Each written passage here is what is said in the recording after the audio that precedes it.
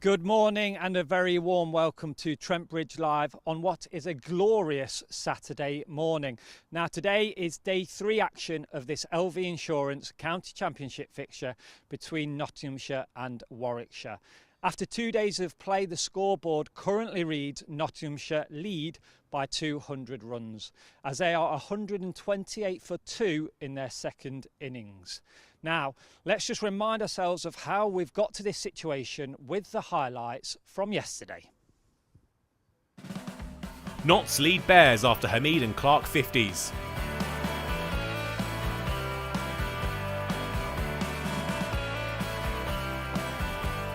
Nottinghamshire were impressive in their first innings against Warwickshire. Patterson White's lower order 50 helped the side reach 273 before Broad and Chappell struck early to leave the Bears on the ropes at 24 for 2. It quickly got worse for Warwickshire. Rhodes out for 22, Broad back in the wickets after a lean winter, the Bears slumping to 30 for 3. But Danny Briggs and Sam Hain put a stop to all that and took the score past 50, and they stuck it out. Their partnership was solid, the early innings carnage was dispensed with, and the pair took a leaf out of their host's book and set about rebuilding. The same partnership reached 3 figures for the visitors, the recovery well underway. And by the time they'd reached lunch, the pair had shared 83 runs for the 4th wicket, and Hain was pressing on towards a half century. The score 113 for 3 at the break. Broad struck again for the 1st wicket after lunch. Danny Briggs, his man, removed LBW for 36.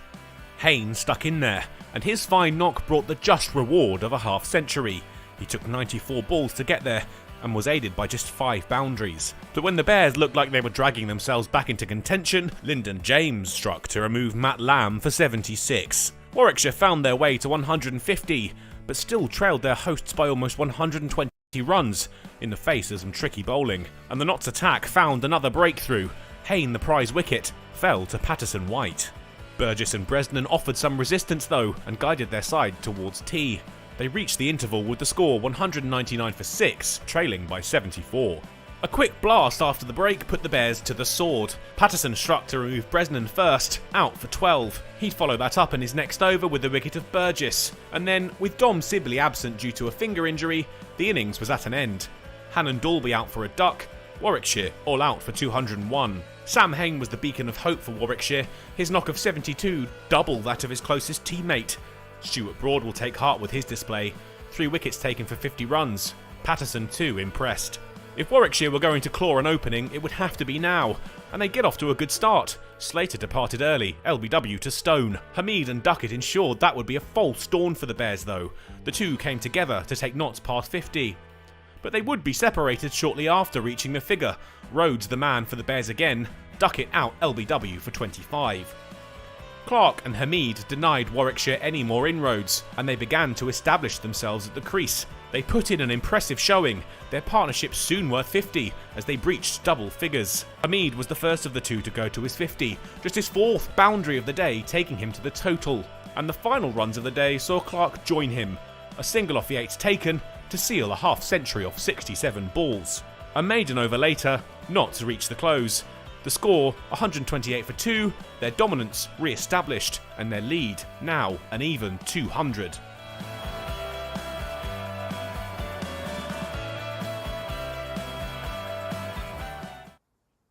So as you saw there, both Hasib Hamid and Joe Clark made their 50s late last night, and that partnership currently stands on 73. Hasib Hamid on 51 not out and Joe Clark on 50. Now today for Nottinghamshire, it is all about time at the crease. Can Nottinghamshire build those partnerships, put pressure on the Warwickshire bowlers and increase that lead? Now the schedule of play today will be slightly different. Tea will still be taken at 1 p.m, but at 3 p.m, both clubs and umpires will take part in a minute's silence as we as a club pay our respects to His Royal Highness Prince Philip, the Duke of Edinburgh. We have been privileged as a club to have welcomed His Royal Highness to Trent Bridge, and today we observe an extended break in play from 2:50 p.m. until 10 past 4 as a mark of respect. Now, you would have just heard in the background there the bell go. Now, that means that play is due to start in approximately 5 minutes' time. The Warwickshire fielders and bowlers are just warming up behind me, and it's now time for me to pass you over to your commentary team, Rob Gurney. But first, it's a very good morning to Dave Bracegirdle.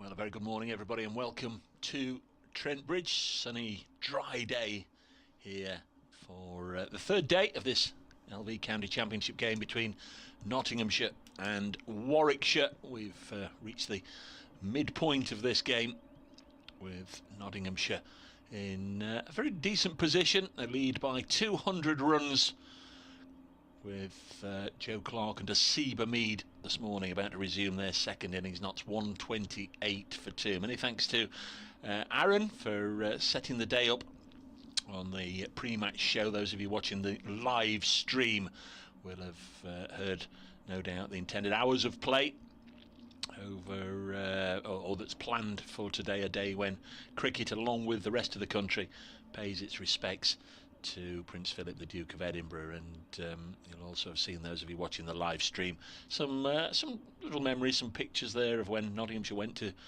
Buckingham Palace in 2010 as county champions and met the Prince, and also the occasions over the years where Prince Philip has visited Trent Bridge here. So a day when we all remember Prince Philip, and there'll be an opportunity to do that in full this afternoon when this game, along with the other 8 county championship matches, stop play around about 10 to 3, and play will resume at 10 past 4. No time lost in the game, because you'll probably be aware we've had 2 long days 1 and 2, both of 100 overs each, and today will go on until 6:30. So that will sort of make up the afternoon period today, when also tea will be taken. So it's all been sorted out, so there's no loss of overs. Players have made their way to the middle. I'm Dave Bracegirdle from BBC Radio Nottingham. Rob Gurney will be joining me in just a moment. He's taken over commentary duties for the second half of this game from Richard Wilford, and Rob away to update listeners to the West Midlands, and he'll be with us in just a moment. Umpires out there are Neil Malinder and Steve O'Shaughnessy. Our scorers, Ian Smith, who does such a fine job also working the screens here, and the Duke, Roger Marshall, is down in the press box as the Nottinghamshire scorer of many years standing, and lovely to have him back doing the notching for Notts after he missed last year the Bob Willis Trophy games. 128 for 2, Nottinghamshire. Clear blue skies overhead.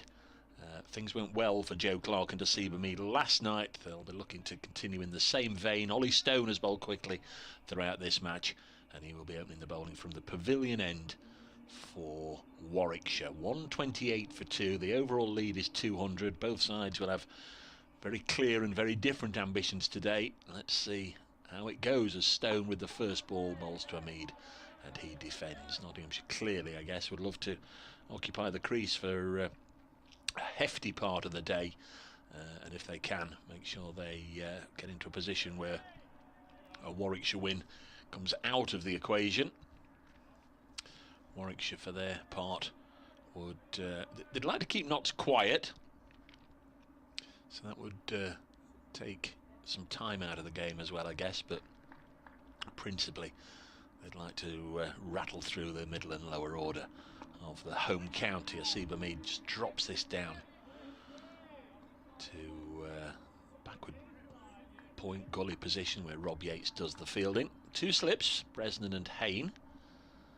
Dom Sibley not on the field, but we did see him this morning. He was out there. He took part in a bit of a head tennis session, and he also did some running, both with the Warwickshire coaching staff and also on his own. You can see he'd got his finger taped up, a little bit of elastoplast on it, and the first run of the morning comes from the 3rd ball of the day, and Hamid clips it down to long leg. There's one thing puzzling me yesterday morning, and again it just emphasises that Bracegirdle is an idiot, because Warwickshire began the day yesterday morning on 24 for 2.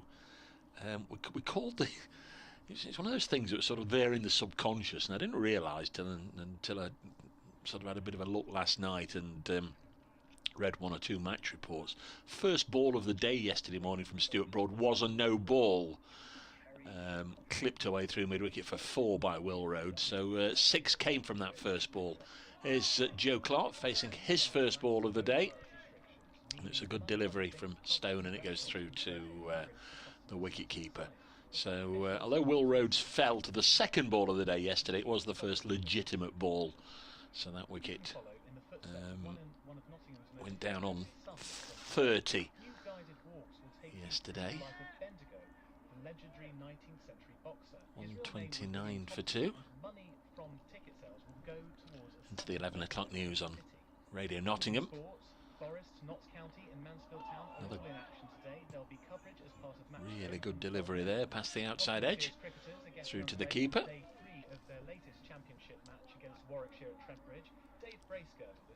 Where we started under blue skies and lovely sunshine as Nottinghamshire look to build on a fairly strong position at the halfway stage of this match against Warwickshire. Joe Clark and Hasib Hamid resuming their innings. They've both gone on to 50. Clark 50 not out, Hamid 52 not out. Hamid has scored the only run so far this morning. Notts' overall lead is 201.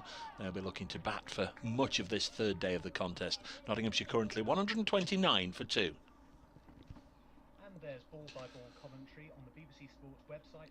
Final ball of that opening over of the day, just pushed into the offside, so Joe Clark remains on his unbeaten 50. Clark, who scored centuries in each innings the last time the Bears were in town back in 2019, but impressive as his feat was, and taking nothing away from it, it was slightly overshadowed by the fact that Dominic Sibley, an unbeaten 200 and a century in the same game, and finished on the winning side. So Sibley clearly top dog in that game. It's not quite been such a happy return to Nottingham for the England opener, injuring a finger on the first day, dropping Stephen Mullaney, and I believe he went away and an x-ray confirmed a small fracture, and he didn't bat in the Warwickshire first innings. I would guess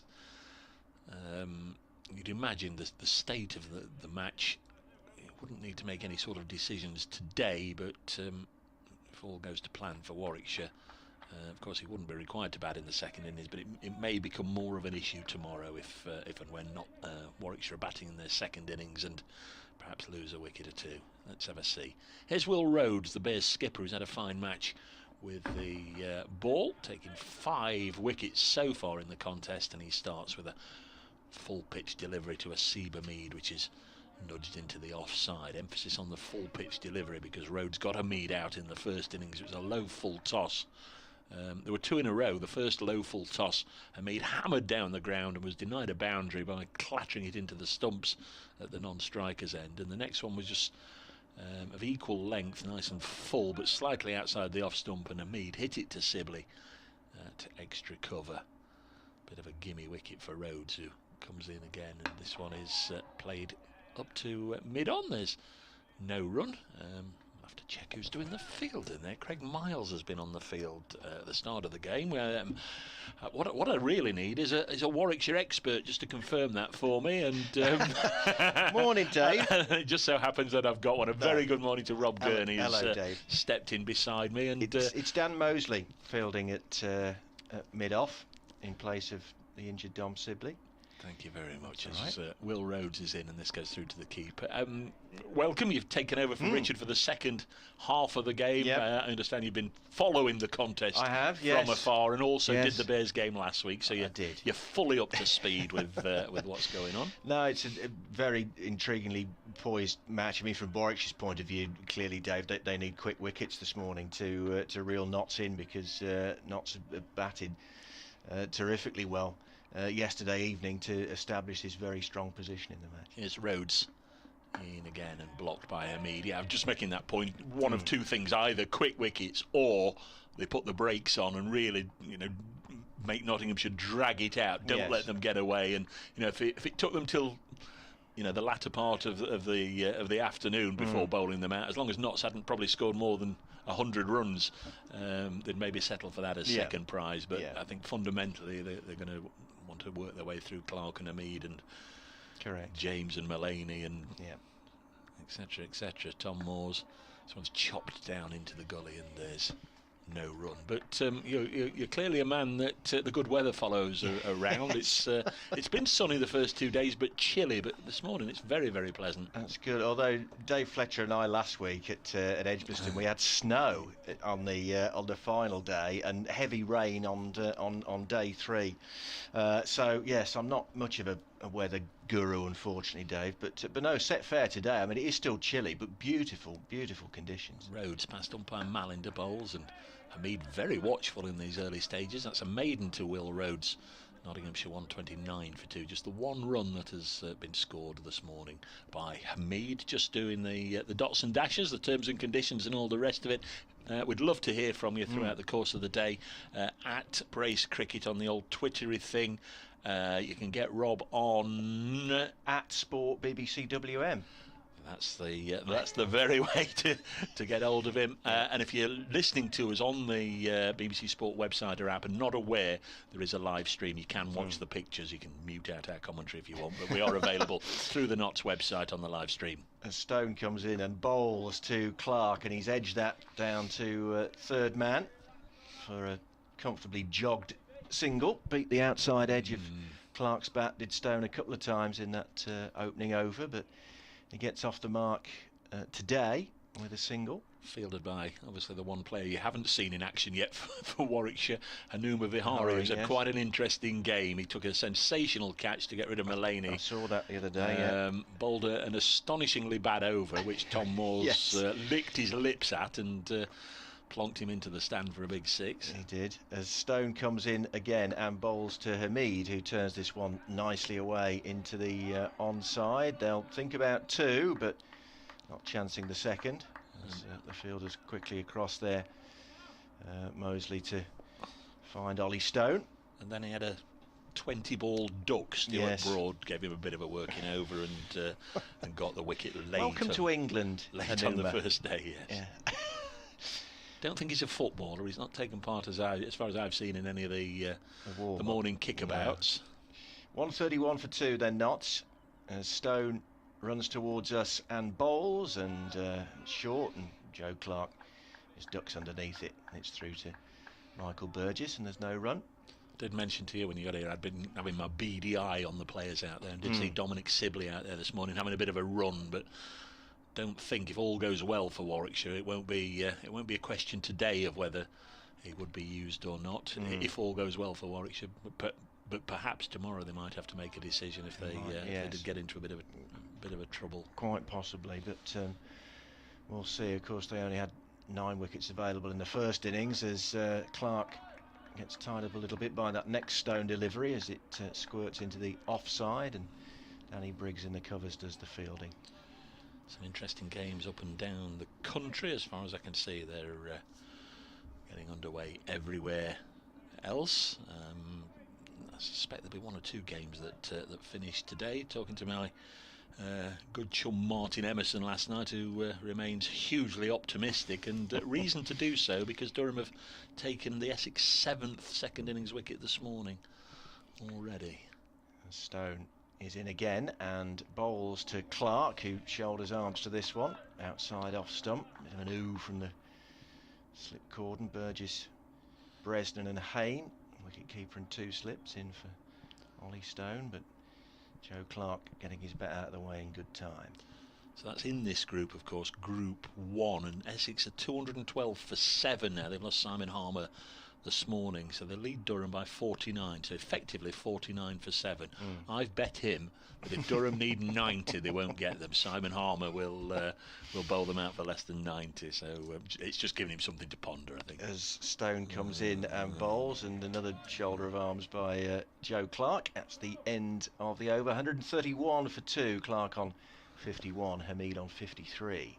Rob Gurney and Dave Bracegirdle with you at beautifully sunny Trent Bridge. All we're missing is is the fans. But one of the things with not having fans in at sporting occasions, we think, and when I say we, I think today from 12:30 onwards has got to be unique. I can't imagine it would have ever happened before that Nottingham Forest playing at home in the city, a competitive match, Notts County playing at home in the city in a competitive match, and Nottinghamshire County Cricket Club at home playing in a competitive match. And of course you can throw the proverbial blanket over the three stadia, can't you, effectively? There's Will Rhodes starting the 4th over of the morning, but both the football clubs kick off at 12:30, and I mean it just never happens that they're at home on the same day. You know, obviously over the years we've had the cricket and Forest, or the cricket and Notts County playing at the same time. Never all three. And once in the winter we've had the two football teams that they clashed on the same day, but I can't imagine if anybody knows different. But you know, you just wouldn't do it because you know this is such an unusual scenario as Rhodes bowls a fullish ball which Hamid, very watchful in defence, plays out onto the offside. So that's from 12:30, and a bit of a spoiler alert, I guess. I will mention the Forest and the Notts County scores, but nothing else. And I know Rob's the majority of the BBC WM teams, i.e.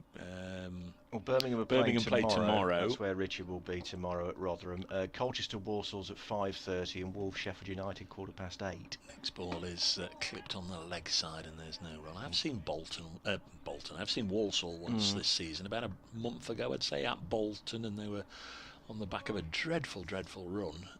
Hadn't won for weeks and weeks, and they were leading 1-0, and then suddenly it just turned around in a flash, and I think there was a sending off. A Walsall player was sent off, and Bolton got a couple to beat them, and I think that was sort of indicative of Walsall's fortunes at the time.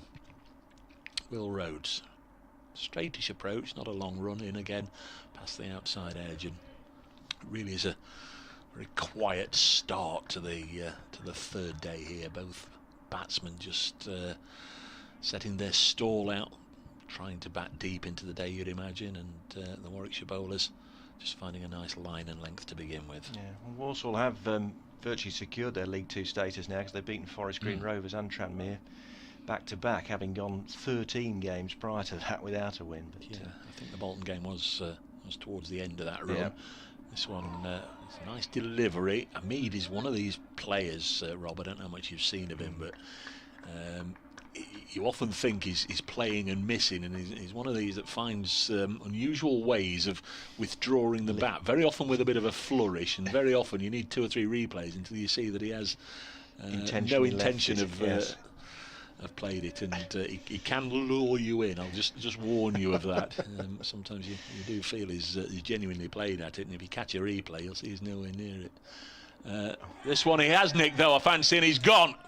And he's nicked that one through, and Will Rhodes' golden arm continues in this game. The 6th wicket in the match for the Warwickshire captain. 131 for 3. Hamid stood there for a moment, just glaring at the umpire, not daring to believe what had actually happened. But I think we all heard a nick, and Michael Burgess has gobbled up a fairly routine chance. Will Rhodes gets the important breakthrough. Hamid out.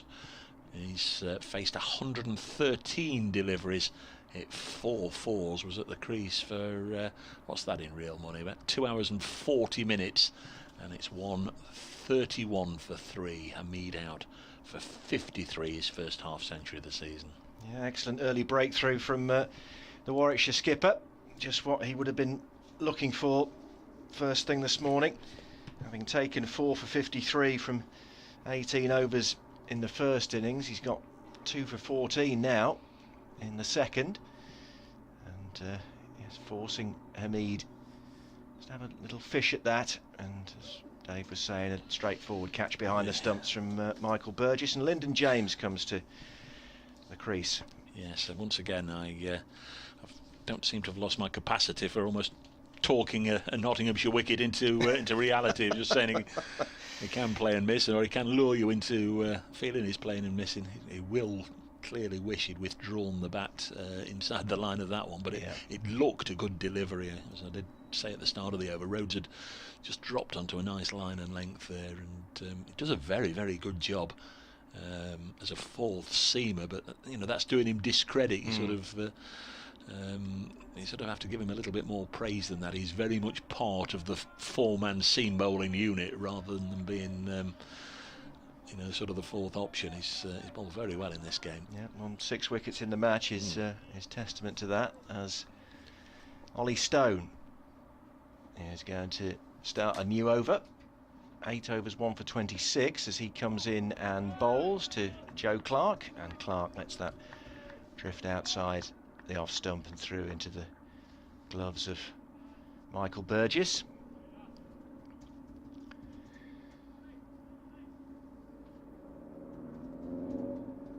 Three men on the offside for Clark, 2 slips, and Vihari down at third man, mid on and a mid off, and a man at deep mid wicket and long leg, as Clark allows this one to pass outside the off stump. Scored centuries in both innings when these two counties last met a couple of years ago. Joe Clark, there's plenty of previous with the Bears, being a former pair, of course. Originally from Shrewsbury in Shropshire, but with Worcestershire between 2015 and 18, not since 2019, and he prepares to face Stone again, who's in, and this one's clipped out off his legs into the onside. Dan Mosley with a chase, it's into the gloves of Burgess, and they come through for a single. Clark under 52, James on strike for the first time, 132 for 3 Nottinghamshire. That's a lead of 204. Yeah, before Clark really got going with Worcestershire, he actually played some minor counties cricket for Shropshire, as have his 2 brothers. So really strong links with that county in the minor counties championship. 3 Clarks, all playing around about the same time. Stone is in. First ball to Lyndon James, who wasn't really following that one down the leg side, just straying Ollie Stone's line there and into the gloves of Burgess. This will be a relatively new name to you. Rob, 22 years of age, comes through the Notts Academy, went to Oakham School, the same as Stuart Broad, and got 79 not out last week against Durham. But his first innings here was quite sensationally run out by Will Rhodes, direct hit. I don't know if you've had the opportunity to see that. it. I did. As Stone comes in and bowls to James, that's a bump ball into short mid wicket, Matt Lamb. And there's no run. Man of Worksop, so very much a young man of Nottinghamshire, Lyndon James. The county. Stone goes back to his mark at the far end from us. Long shadows being cast at Edgbaston. Listen to me, Trent Bridge, as Stone comes in and bowls to James, and that's allowed to pass outside the off stump and through to Burgess. And there's no run. 132 for 3, and the Notts lead 204. 17th of April today. I do like to have a little bit of a look at what that's been with regards to the wider community and the cricket community over the years. I've got a birthday actually from a former Warwickshire player and a former Nottinghamshire player, but it's also Murray's birthday, Matau Murray-Lithrin, and he of 800 wickets. He was born on this day in 1972. So what does that? That makes Murray 49, don't we feel old? Norman Cowan's former Middlesex and England quick. He's 50 today. As I say, there's a Nottinghamshire birthday, and there's a Warwickshire birthday, which I'll mention through the course of this day. Got 1 or 2 vapour trails going over the ground, 1 or 2 holiday in jets. Not that anybody's on holiday. This one goes through to the keeper, but the vapour trails are very evident. 132 for 3. The Nottinghamshire birthday, David Alleyne, He's one of a number of wicket-keepers over the years that sort of came in and found himself as backup to Chris Reed, but Elaine had a couple of years at Notts, 2005 to 2007, played 17 first-class matches. That was sort of the appearance, the time that Chris Reed was playing for England.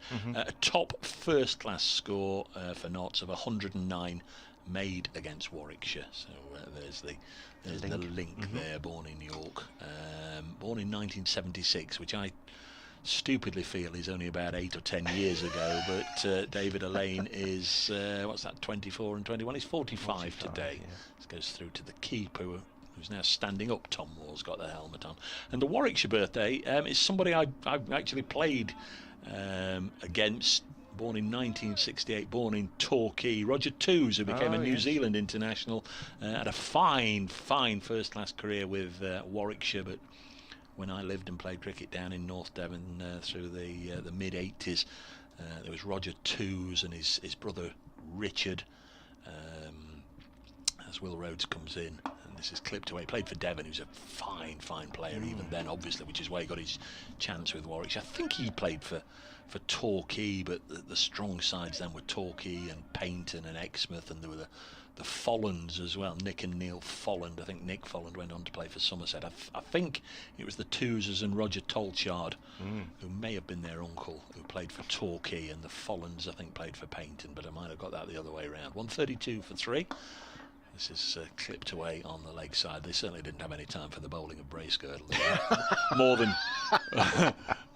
than happy to treat me with the disdain I deserved as Joe Clark clips this away through the leg side out to Vihari. A couple of runs, and Joe Clark on to 54, so he's eased past Hasiba Mead, who was out for 53 over a 2-back. 134 for 3. So there we are. There's some birthdays. Morley, Norman Cowans, David Elaine and Roger Toos. Happy birthday to them. Realise you are knocking on, Dave, don't you, when you read out birthdays like that. This one goes through to the keeper. 1976 is 45 years ago. You know, Norman Cowans, I remember him bowling regularly for England back in the day. He's 50, so yeah, that's at least 25 years ago. Goodness me, time flies. Lovely day, as we've been saying. Day 3, Nottinghamshire, Warwickshire. Will Rhodes bowls again nicely to Joe Clark, who helps this up to Oliver Hannon-Dolby. Interesting that Rhodes has opted to bowl himself at the start of the day, and of course it's paid dividends instantly. Oliver Hannon-Dolby shared the new ball with Ollie Stone in both innings, and obviously we've also seen Tim Bresnan throughout the course of the game, and I'm sure we'll see him before too long. 134 for 3. So we've only had 6 runs this morning in 24 minutes, which has included a wicket. Warwickshire are attempting to put the brakes on a little bit here as Stone continues. A new over, runs towards us and bowls, and Lyndon James gets everything behind that, pushes it back down the pitch where Stone does the fielding off his own bowling, and there's no run.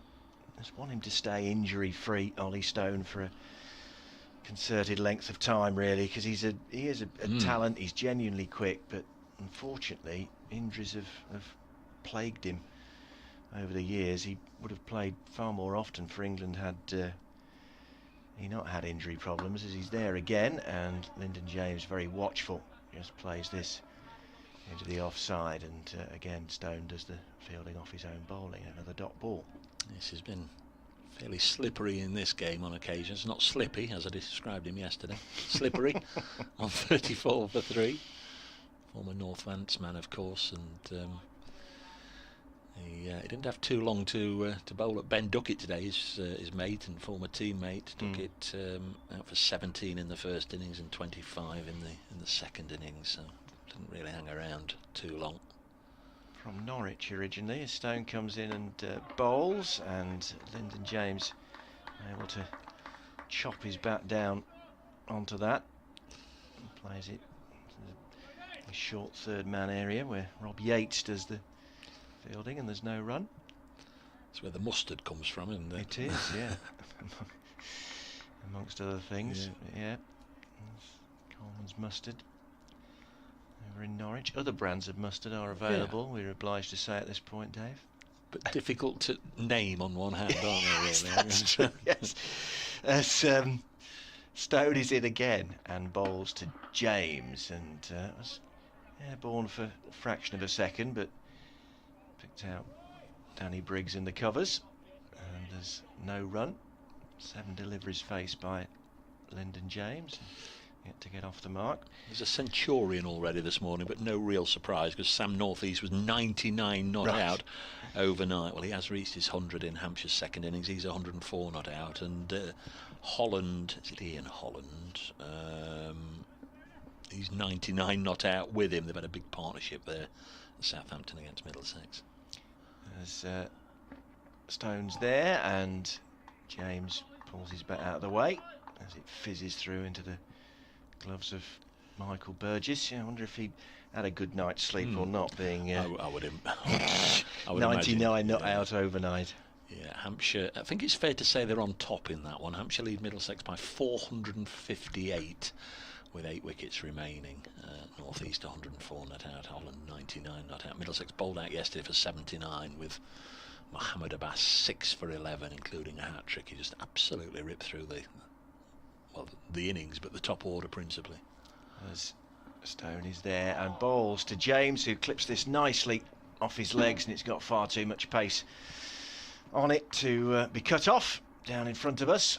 So that's a 4 for Lyndon James, although from Stone's reaction he was a little bit upset that he got the nick on that, but he moves on to 4 does James, and the Nottinghamshire total 138 for 3, which means they lead by 210, so 10 runs added so far today in the 7 overs that we've had. It's an 88 over day today because of obviously the funeral of His Royal Highness the Duke of Edinburgh.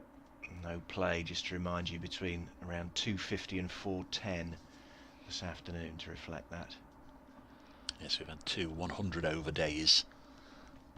Days 1 and 2 to have some additional overs, and we'll go on today until at least 6:30. And first day, I think we were well past 7 last night. Warwickshire really got through their overs briskly after tea, and we were done for about 6:45, I fancy. Here's Will Rhodes. There'll be an update for Radio Nottingham in a second, I fancy, as this is steered out to point. There's a run to Joe Clark, who's on to 55, 139 for 3. Start of the 45th over of the innings, so Notts going along at just over 3 runs and over.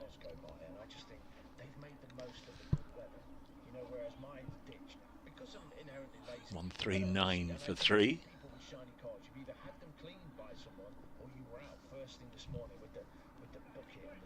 Lyndon James has had to take guard, so brought home the fact he hasn't been down that end before.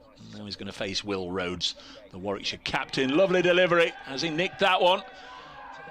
Just having a look at the umpire and not given.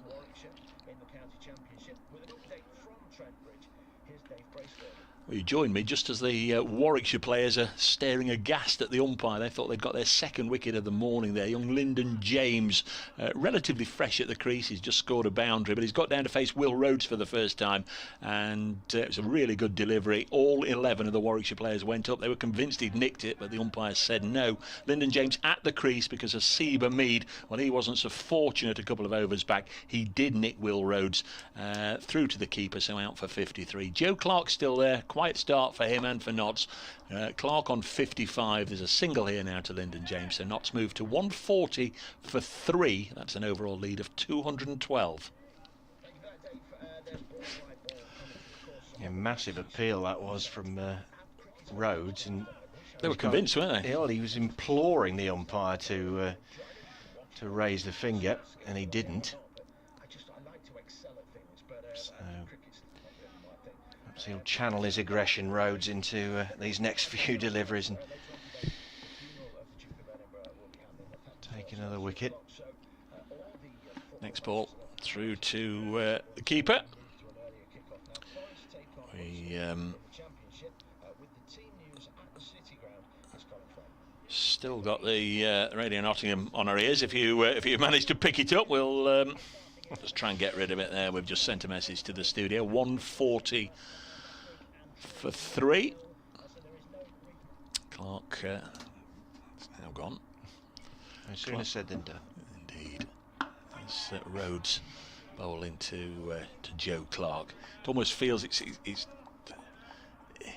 not an occasion where you want to be claustrophobic, because the wicket-keeper has come up there, Michael Burgess, almost breathing down the neck of Joe Clark, metaphorically speaking, and the fielders are just inching a little bit closer. There's Danny Briggs in there at short extra cover, and you'd imagine just trying to exert a little bit of pressure here on Joe Clark, who's had a very watchful start, but he's opened the face of the bat and got this away to backward point for a single. 141 for 3. Where were you 20 years ago today, Rob? Where was I 20 years ago today? Well, I'm sure you don't know, but I'll tell you where I was. I was April here. 2001, yeah. Because here was the first time, 20 years ago today, 17th of April, that I saw Kevin Peterson. It was a pre-season friendly, so the season hadn't got underway yet. Notts against Northants, and it turned into a bit of a slog-a-thon as Paul Johnson, who was a very hard-hitting favourite of Nottinghamshire at the time, and Kevin Peterson decided to out-club each other. They put 294 on together in a pre-season friendly against Northants. Johnson got 168 not out. Peterson, first time we'd seen him, we thought he was a spin bowler, 115 not out pre-season friendly, and that's the first time we saw Kevin Peterson, his debut here in a pre-season friendly 20 years ago today. As Stone comes in, start this next over and bowls to Clark, and that squirts out into the offside, precisely the opposite direction that Clark was intending to play that. Kevin Peterson played, I think, club cricket over in my part of the world, Cannock in Staffordshire, for a while, and of course went on then to famously or infamously, depending on your viewpoint, captain England. He had apparently pulled Nasser Hussain to one side, hadn't he, during an England tour, and said, "Can you get me some cricket?" Stone comes in and bowls to Clark, and that's edged and gone. The finger goes up, and the second Nottinghamshire wicket of the morning goes down. A big roar from Ollie Stone as Joe Clark got the nick into the gloves of Michael Burgess, his second catch behind the stumps this morning, and Nottinghamshire 141 for 4 now. That's a lead of 213. Good reward for Ollie Stone, like Will Rhodes. He's put the ball in good areas. He's challenged the batsman to be brave and to show good discipline, and for the most part this morning, for just over half an hour, Joe Clark has done that. No huge risks taken, but that was just too good. It was a lovely delivery, nice line, just nipping away, having pitched on off and kissed the outside edge on its way through to Burgess. Nice catchable height. Clark had batted for 103 minutes, 96 balls, and it 8 fours, but he's gone for 56. Caught Burgess, bowled Stone, and this is absolutely what the Bears would have wanted this morning. Get rid of the two batsmen who'd held them up last evening, two players that are very capable of going on and compiling big scores, but they've been really held in abeyance this morning. 128 for 2 has become 141 for 4 as Notts captain Stephen Mullaney makes his way out to the middle. Yeah, so Bears with their tails up, so he needed quick wickets today, and they've got a couple in the first 35 minutes or so this morning. If you do want to join in, we can read your messages out via Twitter at Brace Cricket or at Sport BBC WM if you prefer. And Stephen Mullaney, the new batsman, 34 years of age, from Warrington in Cheshire. Played for Lancashire early on in his career, but not since 2010, so been here for 11 years. His highest score was against Warwickshire back in 2019, 179. As the skipper surveys the field. Two relatively new batsmen at the crease then. James on 5, from 11 deliveries. Mullaney about to face his first of this second innings, having made 31 in the first.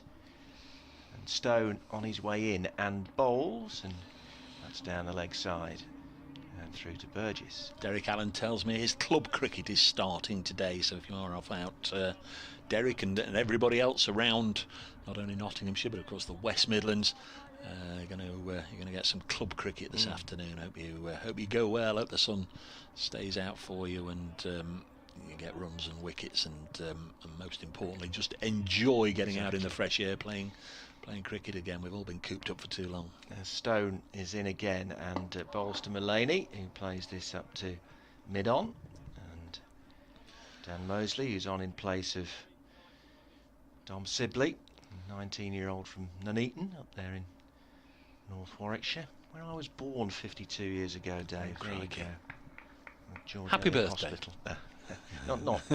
not precisely today.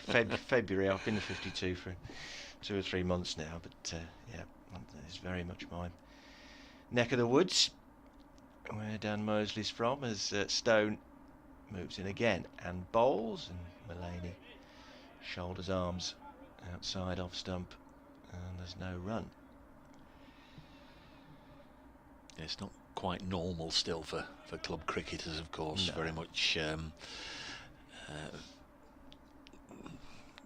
having to obey by all the guidelines and responsibilities. I think cricket tees are a thing of the past, at least for the time being. It's And a shame, isn't it? Because that's the thing about cricket, is it's more than any other sport, such a social game, isn't it? It really is. As Stone comes in and bowls to Mullaney. I suppose rugby union's a little bit like that as well. They are similar, but cricket certainly strikes you as just a big social event that so many people like to get involved in at whatever level, and of course being unable to participate in that way in the last year is a real shame. but even at this level, they can't use the showers here in the pavilion block over there. Players having to come in their training gear and travel home for the showers. Well, Edgbaston last week, the two Warwickshire using the pavilion dressing room was normal, but Derbyshire would change the executive boxes on the far side, which was the case last year as well during the Bob Willis Trophy. Yeah, it's there of course for finals day in October. I bet it was cold. It was indeed. Yes. There's Rhodes starting a new over. This is clipped by Lyndon James out onto the leg side. Is this my end? Yes, it is. I think it is, yeah. Bihari doing the fielding. No, it's fine, Dave. No, it is very much so, yeah. I was describing the Ollie Stone deliveries from the far end. So, where are we? About 40 minutes of play, so Stone probably have another one, but then they might start to have a bit of a look at Tim Bresnan or Ollie Hannon Dolby. Next delivery, fullish length, just played in the V by Lyndon James, up to Dan Mousley at mid-on. Mousley. Mosley. Mousley. Yeah, I kind of edge towards Mosley. Potato. That's it. Tomato. Let's call the whole thing Advertisement. Next ball. Nudged up to said gentleman, the subfielder. Number 80. Yeah. 141 for 4. 2 for 19 Rhodes. Stone now 2 for 31 from 11 overs. This is Will Rhodes' 10th over of the innings.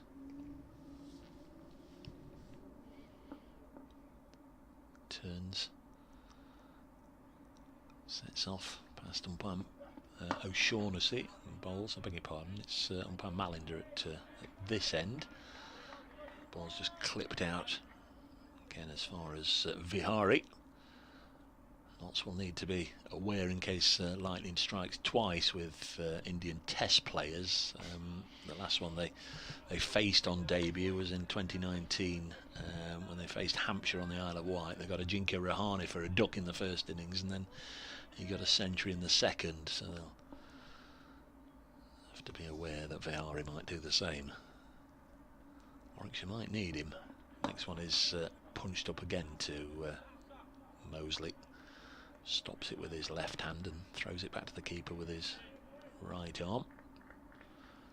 Peter Milan, I understand, is imminent for Warwickshire, and did see one or two thoughts last night that depending on how Dom Sibley is, they might contemplate playing them both for a while. Might well be the case. Rhodes bowls again, nice and full edged. It's going to be 4 runs. Now the Bears have got one slip fielder in, which perhaps is an oversight, because had there been a second one there, it would have been touch and go whether it carried on the full to second slip, but it was a genuine edge and it was in that sort of region. It's gone for 4, 145 for 4, and Lyndon James is on 9, just having a chat, explaining what happened and getting a word or two of advice from his captain Stephen Mullaney at the other end. It would have been a low sharp chance for second slip, as Dave said, had it carried.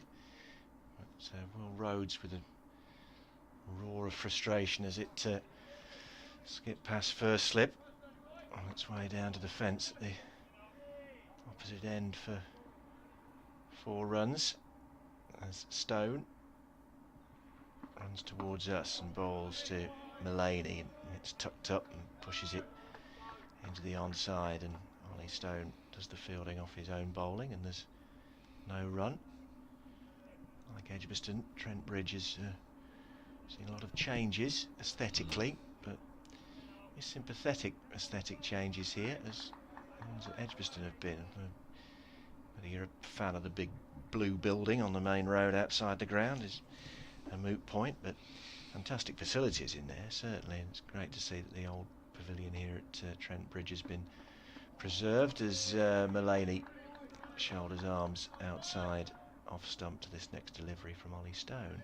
Ian Holland did get that extra run. He's now 108 not out, alongside Sam North East 116 not out the game down at Southampton. Hampshire 239 for 2. There were 2 for 2 in the second innings, so that's a very healthy partnership, and they now lead Middlesex by 480. Darren on Twitter says Norman Cowns is 60, not 50. Did we miscalculate that?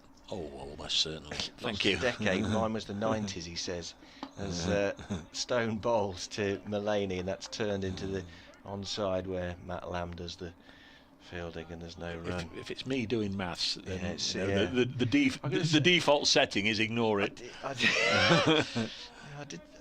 When I was thinking about it, I thought, Norman Cow's a bit longer ago than 25 years ago. Yeah, you're 35 right. years ago. 1961 he was born. Thanks for that. Thanks for that, Darren. You'll be very busy if you're pulling me up all day. Stone comes in again and bowls to Mullaney, who shoulders arms outside off stump, and there's no run. Faced 8 deliveries so far. The Notts captain, but hasn't got off the mark. James 9 from 17 balls that he's faced so far. We've had 17 runs, 17 for 2 this morning. So I see attempting maths again, but I think I can do that one. That's 17 runs in 3/4 of an hour. Yes. Warwickshire have slammed the anchors on as Mullaney pulls this one away. Attempted short delivery, but sat up, and Stephen Mullaney with a short hand pull down to the boundary for 4 runs gets him off the mark. 149 for 4, 221 the lead. Aside from anything else that might just accelerate the decision to take Ollie Stone out of the attack, and that might be to Nottinghamshire's benefit. They often go, fast bowlers often go for 4, and shouldn't have had that extra one. Where in truth he's still bowling just as nasty and as mean as he has been from the start of the day. Good spell this. Last ball of his 12th over, 2 for 35. He's in, and Mullaney leaves that one alone outside the off stump. So 12 overs, 1 maiden, 2 for 35 for Ollie Stone. Nottinghamshire 149 for 4. Lead of 221. The reason I'm almost toppling out the window, having a look down below us, is Tim Bresnan's run down here, and he's taken off his cap and his sweater. So he's either going to come on now to replace Will Rhodes, which I think is what's going to happen, or he is. No, he is. He's going to come on from this end. He is. Yeah, he's dropped his cap and sweater just the other side of the boundary rope, underneath our commentary position. 4 overs, no maidens, none for 24 so far. Not very flattering figures for Tim Bresnan. I'm sure he'll arrest those during the course of his second spell.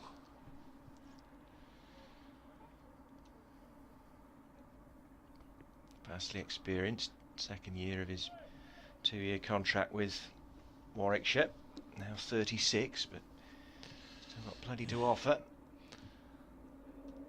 Yeah, there's only leaving Yorkshire because he feels he's holding back the progress of so many youngsters and wants a new challenge, and then a day or two later he was announced as joining Warwickshire. But that little bit of experience he brings, I guess, there's a lot of good talent at Edgbaston, and Bresnan can help nurture that. Bowls his first ball to Lyndon James, who's very much part of the new young talent scene at Trent Bridge. Been skippering the seconds, and has now you would hope and think perhaps got himself a bit of a start in the first 11 here. 79 not out last week. He's also picked up 2 or 3 useful wickets at the start of the season here as well. Next ball sees him push to point, and there's no run. Just quickly again in this Group 1, Worcestershire batting on. They are still in their first innings, obviously. 280 for 7. Ed Barnard, who got a century last week, 23 not out, and Alzari Joseph, the West Indian, on debut for Worcestershire, is 30 not out.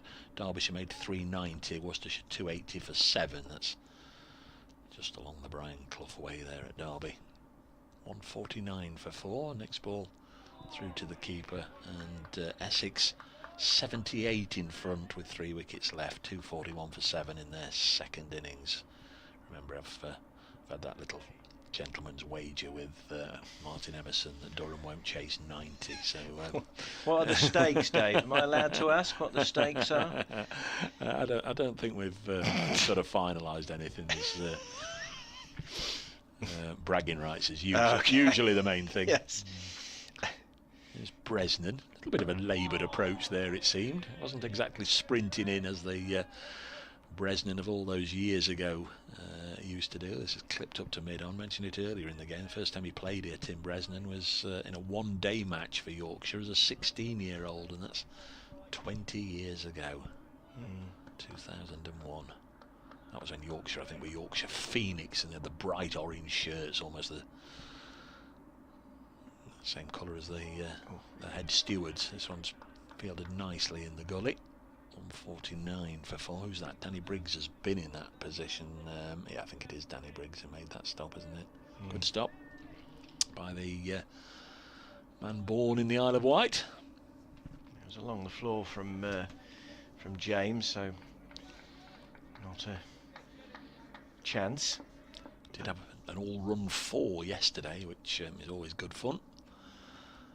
Joe Clark, the recipient. This one's clipped away on the leg side, call it the bread and butter shot, just working it off his hip through the square leg umpire for a single by Lyndon James. Any more on that and it would have gone for 4, but he only gets the single, and had there been a crowd in, they would now be bursting into life and acknowledging and applauding the 150 which is on the board. 150 for 4 knots, leading by 222. Yes, 222 is the advantage for Nottinghamshire, and Ollie Hannon-Dolby is coming on for the first time today. 9 overs, 3 maidens, none for 27. Saw him get a 5 for last week in no time at all against Derbyshire. It was the top 5, the first 5 of the went as well. His figures were 5 for 29 at one point, but he didn't take a further wicket in the Derbyshire innings as Matt Critchley and Harvey Hussain batted really well together to get Derbyshire a draw out of that opening fixture last week. They didn't get any in the first innings here, although he had Hamid dropped an absolute dolly by Rob Yates very early on when he was on tune.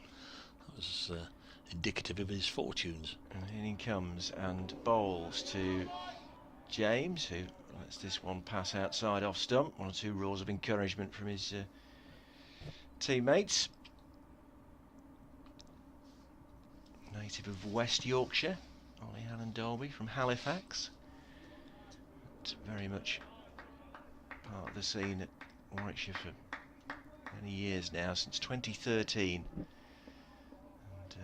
very engaging character he is indeed. Does the Bears pod blast alongside Richard Wilford during the course of the summer, as James goes to chop that one away, but it's cut off impressively by Yates, square of the wicket on the offside. Prevent, well, probably 4 if he'd not got there, Rob Yates, but was perfectly positioned to cut the ball off. 150 for 4 then. 222 the Nottinghamshire lead after they were bowled out for 273 in their first innings. Warwickshire responding with 201 for 9 technically, as Alan Dorby comes in and James plays it up to mid-on. There's no run, very full delivery, but dug out well by James. Should mention yesterday we were obviously reflecting on the over rates, and Warwickshire I think were still showing us -2 or -3 when they went off last night. That's all been sorted out overnight. They are +1, so they've got a little bit of leeway here. Alan Dolby runs towards us and bowls, and James plays this out to Rob Yates again, and there's no run. Point. Lots of chatter in the field this morning.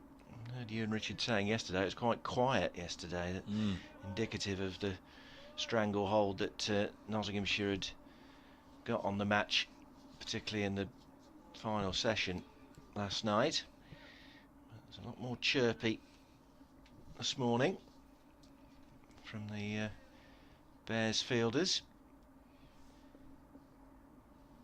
Alan Dolby on his way once more and bowls to James, who gets right behind this and pushes it to Danny Briggs at cover, and there's no run. Southampton, I'm just wondering if there'd be a declaration perhaps, because Sam Northeast has just been dismissed for 118. As it stands right now, the lead is 499. They don't need any more, surely. You're going to set them 500, but I think to bat on would be minimising your own chances, wouldn't it? Slightly churlish perhaps, as Alan Dolby comes in and James, an almost identical shot and identical result. Danny Briggs does the fielding, and that's the end of Alan Dolby's over. A maiden, 4th maiden from his 10th over, no wicket for 27, and Nottinghamshire remain on 150 for 4 after about 55 minutes play or thereabouts on the 3rd day here at Trent Bridge, where their lead is 222 over Warwickshire. Yeah, 22 for 2 this morning in those 50 minutes. Ed Barnard has been dismissed at Derby by Matt Critchley. Worcestershire 282 for 8, so they're 108 behind in that one. Derbyshire drawing with Warwickshire last week. Here's Tim Bresnan.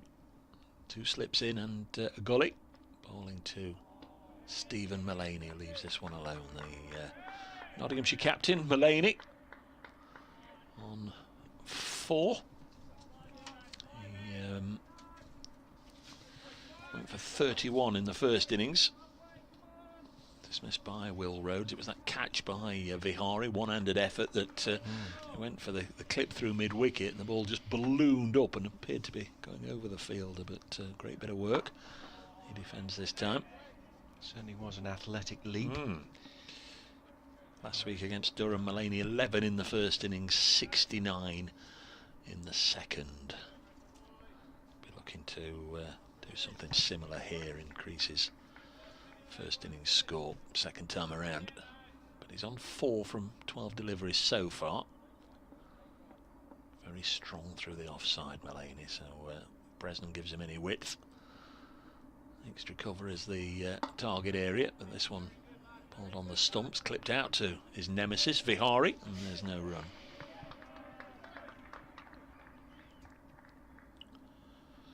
Chris Morley says, Dave, you're going to have to do without me today. I've switched on to see the Haas wicket live, and now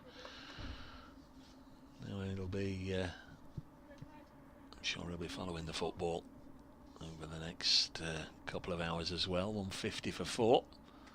Next ball from Bresnan to Stephen Mulaney. Pushed into the spaces on the offside, but no chance of stealing a single. Trent Bridge looking a picture. Credit again to Steve Burks, and of course his big mate Gary Barwell, who's the Warwickshire head groundsman. Yeah. If you're following Gary, a very good morning. We look forward to our visits to Edgbaston later on in the season. 150 for 4.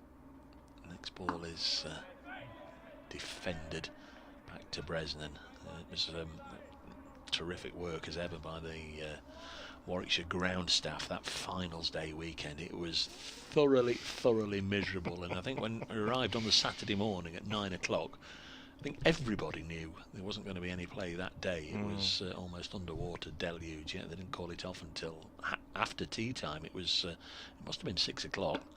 This is played up to mid-on, because I know I'd got a, I thought, well, I can be away by lunchtime at the latest, and I'd got a football match lined up that I was going to go and watch. 150 for 4, but that didn't happen. And then even on the Sunday we had, say it was daft for a 2020 competition, but we had limited overs. The 2 semi-finals were both of 12 overs duration, and the final 16 overs where Notts defeated Surrey. 150 for 4. It's a hand sanitising break here. All the players will do it here in the in the old media centre. That's a good idea. We've got all sorts of different flavours here. What's this one? Calypso. Yeah, a little bit of calypso on my hands here. And mine's tea tree, Dave. Tea tree. Nice. Danny Briggs was just whirling his arms around then. I don't know if he was just doing it as a matter of course while he was waiting for play to restart, or if Will Rhodes has said another couple, mate, and he'll be on. Talking about Edgbaston being in great nick last week, we didn't play from 2:45 onwards on Saturday because of heavy rain. There were big puddles on the square as Alan Dolby comes in to bowl this next over, which is down leg side and through to Burgess, and yet we started on time the next day, and there was more heavy rain overnight as well, so absolutely fantastic work by Gary Barwell and his team. Unfortunately then the weather closed in and forced the match to end as a draw. Like you, we had snow flurries here, nowhere near as bad as those pictures of Headingley and Old Trafford last week. Complete whiteout, but we were forced off for snow here. That's the first time I can remember that. Might get the rest of this over him before I have to hightail it next door for a midday update, as Alan Dolby comes in again and bowls to James, and this is played into the onside where Matt Lamb does the fielding, and there's no run. Of course, the funeral of Prince Philip, Duke of Edinburgh, this afternoon will be in everyone's thoughts. There are some interesting sporting fixtures though, apart from obviously the footy. There's the snooker getting underway at the Crucible today. That starts qualifying for the Grand Prix at Imola. As Alan Dolby moves in again and bowls to James, and this is played up to mid-on for a single. So shy at the stumps, missed. I think he'd have been okay, even if it had been a direct hit from Ollie Stone. Building up his image as a nasty fast bowler there, the more than affable Ollie Stone, lovely fellow, but shied at the stumps and glared. 151 for 4, 223 the Nottinghamshire lead.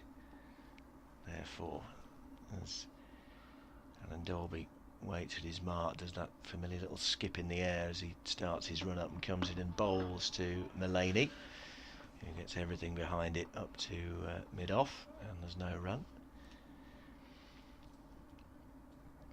2 balls left in this 11th over for Oliver Hannon-Dolby. No wicket for 28.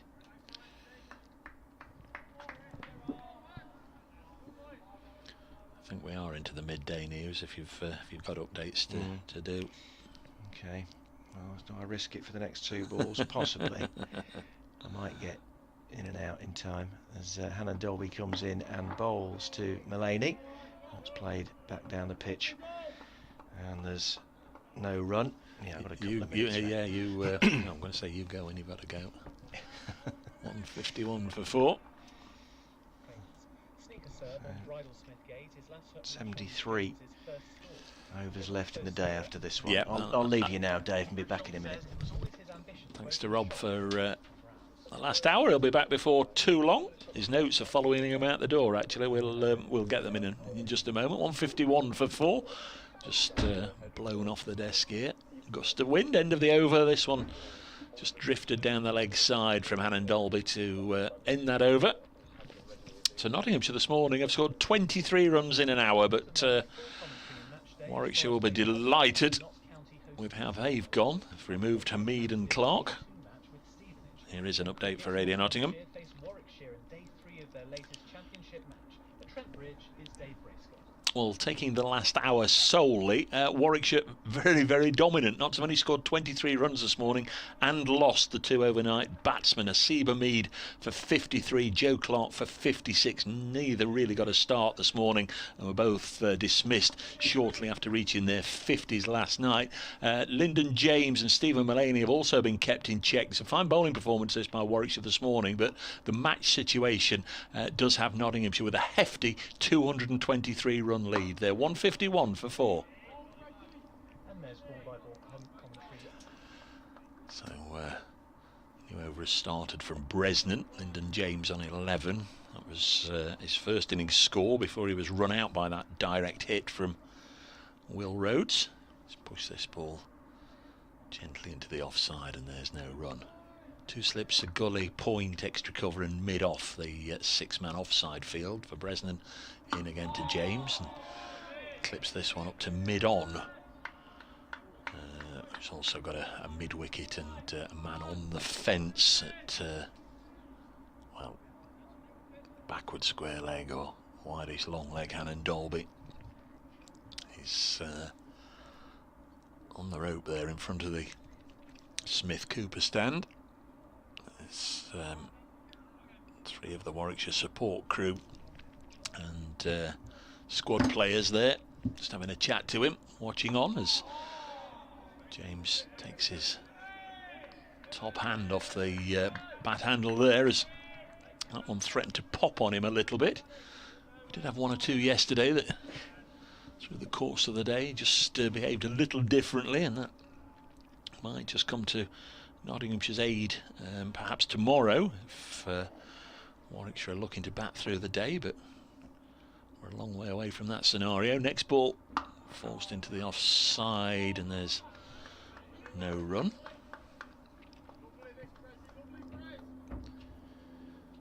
No significant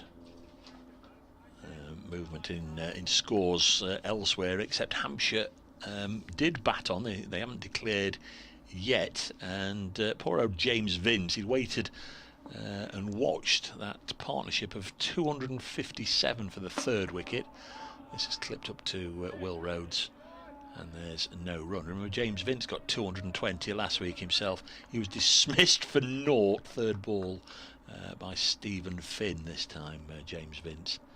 That's got to be galling, hasn't it? Absolutely galling.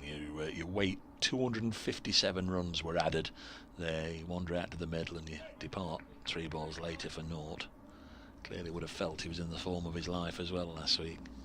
But Hampshire with a lead over 500 over Middlesex.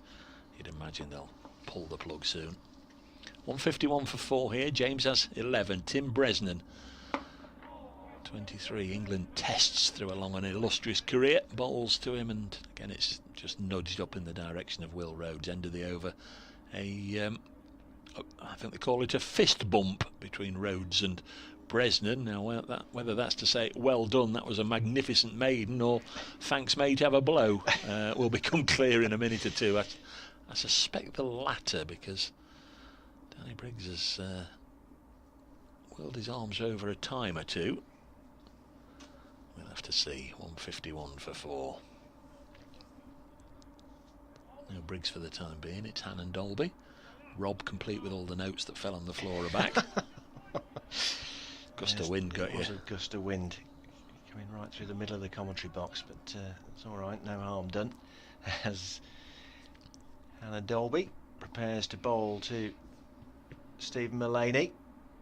He's there now, and Mullaney just allows this to pass outside the off stump and through to Michael Burgess.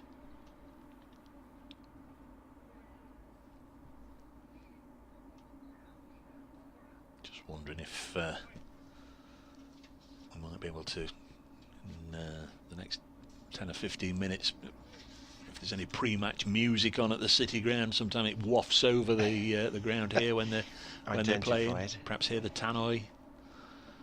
He's there again. Mullaney, everything solidly behind that, up to Rhodes at mid-off. I've been to 1 or 2 football matches this winter where they've actually kept up the pretense of piping in the phony crowd noise. Yeah, I did that at Blackburn last season. It was a very odd experience to sit there. It is. Well, the weirdest I've had was at the start of the season, before Wimbledon's new ground was open. The ground shared at Queen's Park Rangers, if you remember.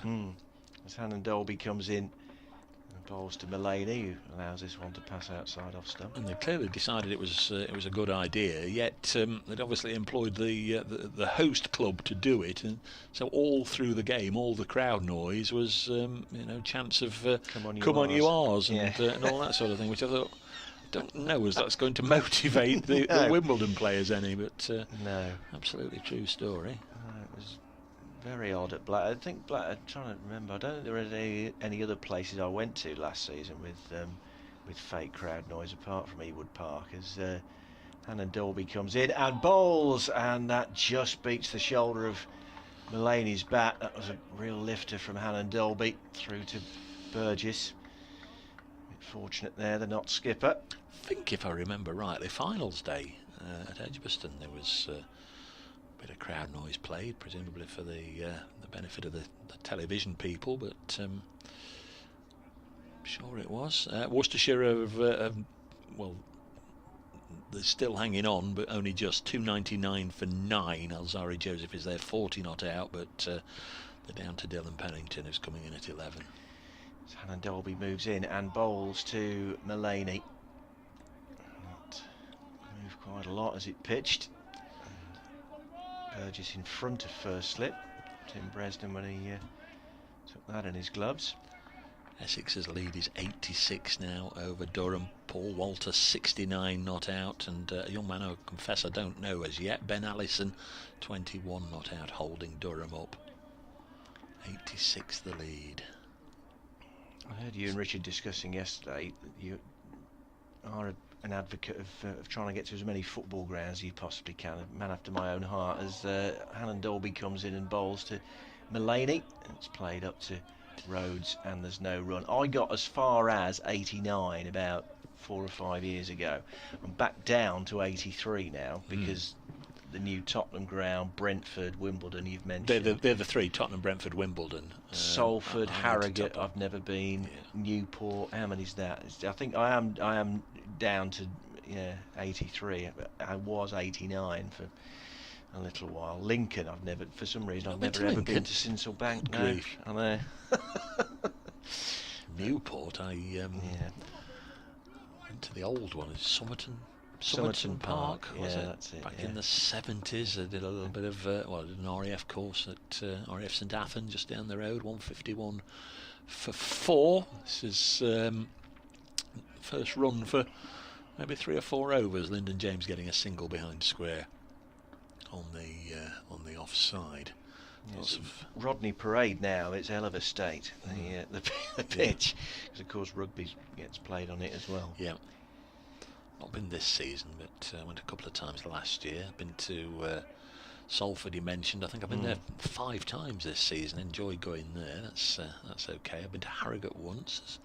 Bresnan is in. Oh crikey! If there's anybody short leg or square leg, that was the end of Stephen Mullaney. That popped on him, just ballooned up on the leg side. How ironic if Vihari, rushing in from mid-wicket, had thrust himself forward and got a one-handed catch to dismiss Mullaney for the second time in the game. But Stephen's taken his glove off here, and oh crikey, oh crikey, oh crikey, in the week of Stokes and Sibley. It's just, he's got his glove back on. I think he's just had a bit of an inspection, but that just exploded off the length, popped on Stephen Mullaney, and he ballooned it up on the leg side. Had there been anybody square leg or short leg, he was gone for all money, and he's clipped this one away in the same direction, but this time emphatically for 4. Nice looking shot. Bresnan is bowling, by the way, so that fist bump was obviously clearly just about the quality of the last over, the maiden. Yeah. It's frustrating for him though, having got that one to do what it did the previous time, and then straying slightly and seeing it turned away the next one for 4 runs. This morning Notts have lost Hamid for 53, Clark for 56.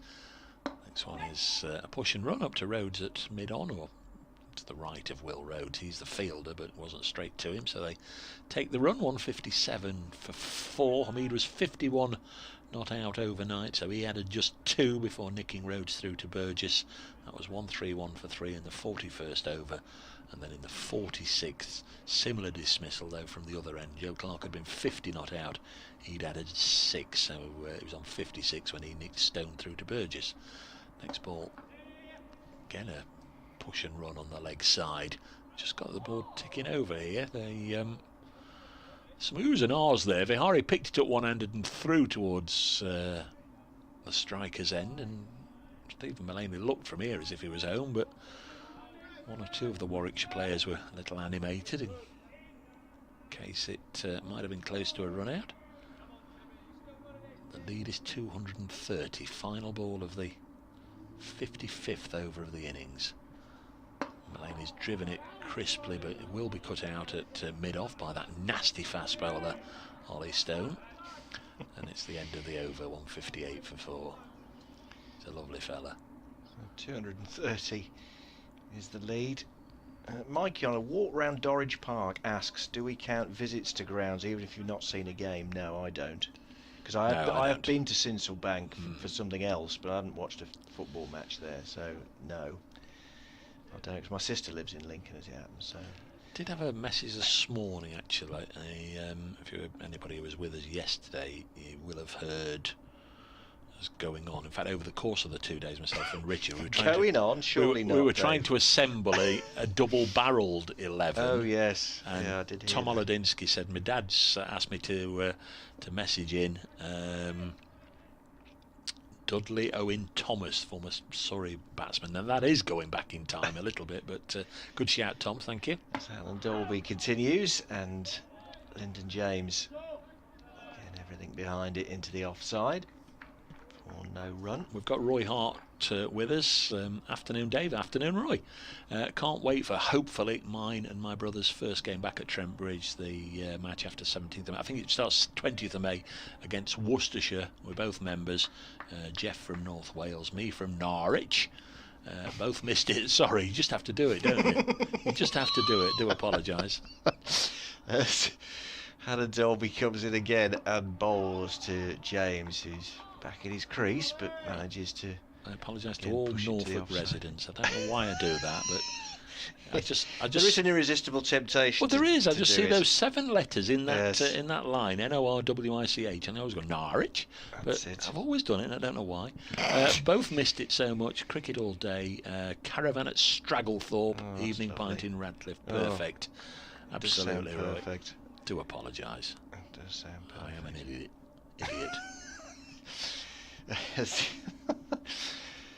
Hannah Dolby is off again. He's in and bowls to James. A big rap on the pad. The bowler, wicket keeper and 2 slips were very interested, but there's a leg by signalled by the umpire. Looked to be going down from here, but we're not in line, are we? But did seem as if that might be the case.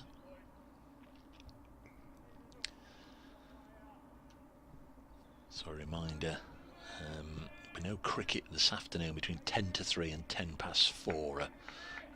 An early and protracted tea interval, obviously, so cricket and the wider community can pay their respects to Prince Philip on the day of his funeral.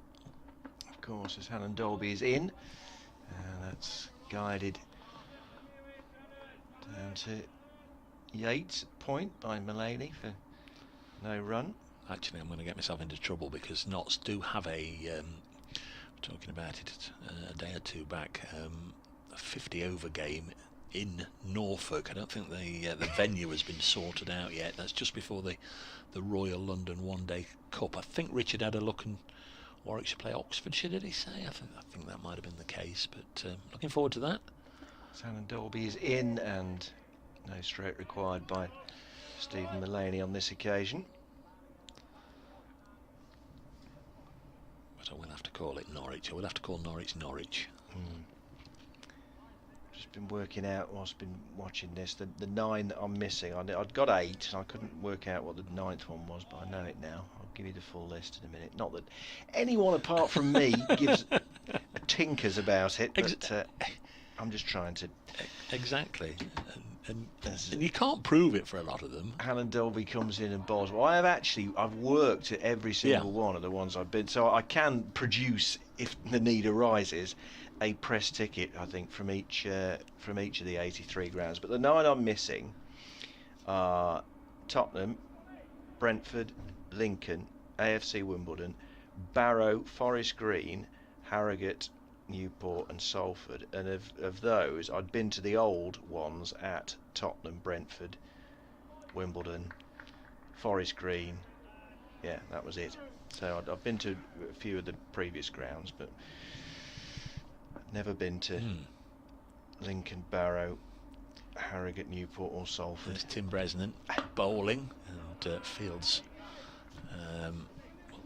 almost literally a split second after he released the ball to Lyndon James. He has to thrust out his hand to stop the ball whistling back past him. An elegant looking straight drive, but well stopped by Bresnan. I've been to Barrow a couple of times in the past for FA Cup games, first, second or third round FA Cup games. It's a very long way wherever you are in the country. It is indeed, even from Carlisle. Next ball is fallen straight and blocked, and I'd always said the next time I get Barrow, I'm going to stop off in Ulverston because again, big admirer of the works of Laurel and Hardy, and that's where Stan Laurel was born, and there's the Laurel and Hardy Museum there, and I did that just before Christmas. Can you do Barrow on Saturday, Dave? I can indeed. This one's clipped to mid-wicket, so I rang them up and are you open, and can I get in, and do I need to book and whatever. Yeah, just come along. It's only a couple of quid, and went in and had a right old good time. And there's a little cinema there which constantly all day is playing the Laurel and Hardy movies, and there's the statue, and having a photo taken next to the statues and all that, and tons of memorabilia. 159 for 4. Next ball from Bresnan is clipped on the leg side. Oh, that's one of those. I think Richard described one of those earlier in the game. You go down to stop it, and the ball misses your hands, and it ricochets off your knee, and everybody out there can hear it just thud into your knee, and I'm sure that happened. He's now rubbing it. Look, we've gone on 40 seconds since it happened, and then he gave it a bit of a rub, hoping nobody else bar me was watching. Did bounce away off Bihari's knee. They didn't get a run though. 159 for 4. Here is Bresnan in again, and this is pushed into the offside. The thing is with that museum, there are thousands and thousands and thousands of exhibits, but I bet there's not one single one of them that would have been anywhere near Laurel and Hardy during the course of their life. There's lots of film posters, there's lots of jugs and ornaments and pottery and glassware and woolen knitted items and everything, except they've got Stan Laurel's birth certificate, because obviously he was born in the town. So it's cut away nicely by Lyndon James for a boundary. It's going to go. I'm sure it's going to go. Yes, just. A couple of fielders in hot pursuit. Matt Lamb leading the chase out towards the Fox Road side of the ground. And they do get 4 runs, 163 for 4. Normally when we see the ground staff on the boundary edge, we're just starting to look skywards and get a little worried, but genuinely the ground staff are out there and they're all flopping on the hover covers. Basking, aren't they, Dave? Basking, that's a good word. It is. You only ever normally get that in association with a shark, don't you? But they are basking in the sunshine. It's obviously a better vantage point to watch the cricket than their little hut away to our left. 163 for 4. Possession break now. Talk about statues. I got one with Eric Morecambe on Morecambe Seafront when I last went there. That's a fantastic statue. That is brilliant. Well, as a kid, I used to think he was hilarious. Well, I still do now. Yeah. But it's very, very funny. I had a phone disaster probably in February. My phone broke, and anyway, it ended up being away with the phone provider for 3 weeks while they fixed it. But they apologised. They'd had to lose absolutely everything. It wasn't a case of I'll send my phone away for repair, I'll download everything on it. It broke, couldn't access it, couldn't get it to start at all, and by the time they got it going, it was all wiped clean. And people have said, they'll be there in the clouds and they'll be there this and that, but all the photos had gone. Dear. As Alan Dolby comes in and Mullaney lets it travel outside off stump. I think Dave will be updating Radio Nottingham listeners very shortly. Yes, I mentioned the 2 Nottingham football clubs. Of course, Mansfield Town playing away at Stevenage today. Just hearing from Jake Gardner giving a preview of that game, and then there'll be an update for Radio Nottingham listeners into match day in just a moment. 163 for 4. 35 runs added in about 85 minutes this morning. As Helen Dolby comes in and fields that from Mullaney in his follow-through, and was going at a fair lick when he got his bowling hand to it, but seems to be okay. I do worry slightly, particularly in the circumstances of this match, when fierce drive like that is cut off by the bowler in his follow-through. And in he comes again and bowls to Mullaney, and a shout for LBW, but like side edge into the pad and down into the onside, so no run. 163 for 4, lead of 235.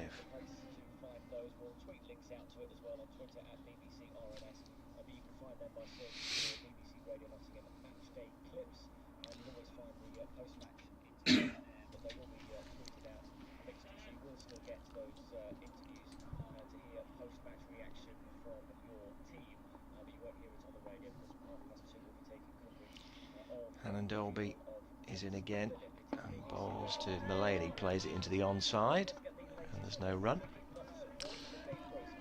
Well, it's been a really intense passage of play this morning here, David. Nottinghamshire 163 for 4, which means they've only added 35 runs in nearly 85 minutes. And all credit to the Warwickshire attack. They've bowled a steady line and length. They've had pressurised fields, and Nottinghamshire just haven't been able to get the ball away. But they are in a strong position. Notts lead overall in this match by a fairly hefty 235 runs. Obviously, they'll want to build through the day and try and get that up over 300 towards 400 if they can, but they did lose Hasib Hamid and Joe Clark right at the start of the day.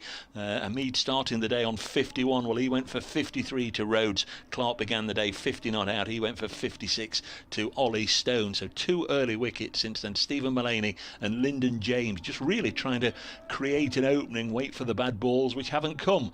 Nottinghamshire 163 for 4, leading by 235.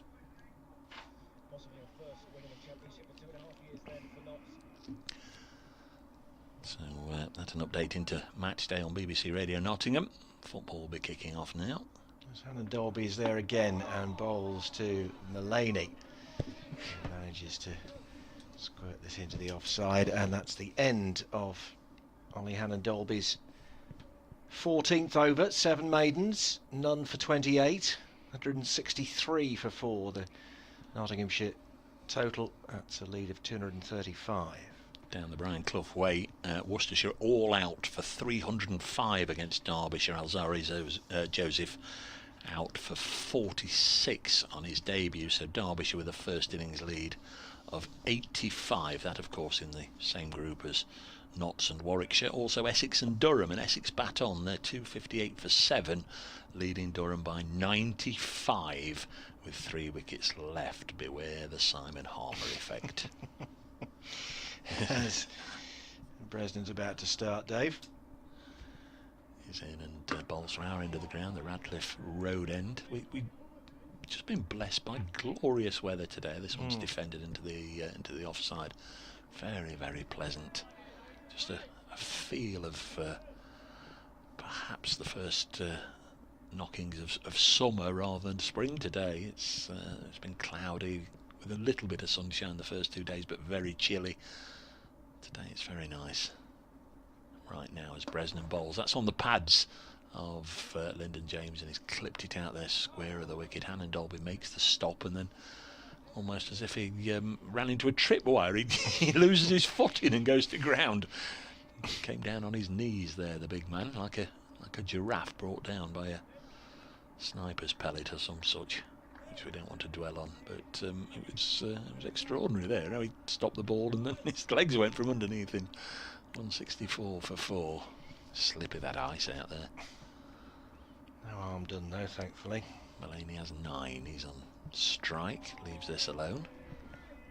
On Mullaney-like as he lets this go through to the keeper, because he's faced 39 deliveries for his 9. Lyndon James has faced 51 for his 18. But this partnership gathering legs now. They've put 23 on, and of course every run they get is an extra one that Warwickshire will have to chase either later on today or possibly more probably tomorrow. Bresnan bowls again to Mullaney, and it's defended. Hampshire have declared on 290 for 4 in their second innings in Group 2. Middlesex need 531 to win. Well, there's been some extraordinary cricket played over the last week or two. That'll be some effort if they get them. Yeah, if Middlesex chase 5-3-1 against Abbott and DeBass. Well done. Next ball defended by Mullaney. I think they'll win it this year. I really do. Hampshire. As long as they've got those two, Abbott and Abbas. Certainly up amongst the best new ball bowlers in the county game, but you know, things happen, don't they? You know, one gets injured, and maybe James Vince or Sam Northeast get called away for England, and you know, things can get railroaded.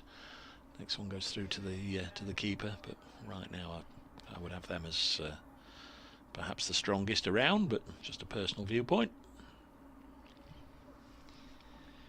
164 for 4 then. At the end of that Bresnan over. 10 overs, 2 maidens, none for 37. His figures at the moment. And Hannon Dolby's going to continue from the far end. 2 wickets to go down today. Hamid caught Burgess off the bowling of Rhodes 53. And Clark also caught at the wicket by Michael Burgess off Ollie Stone for 56.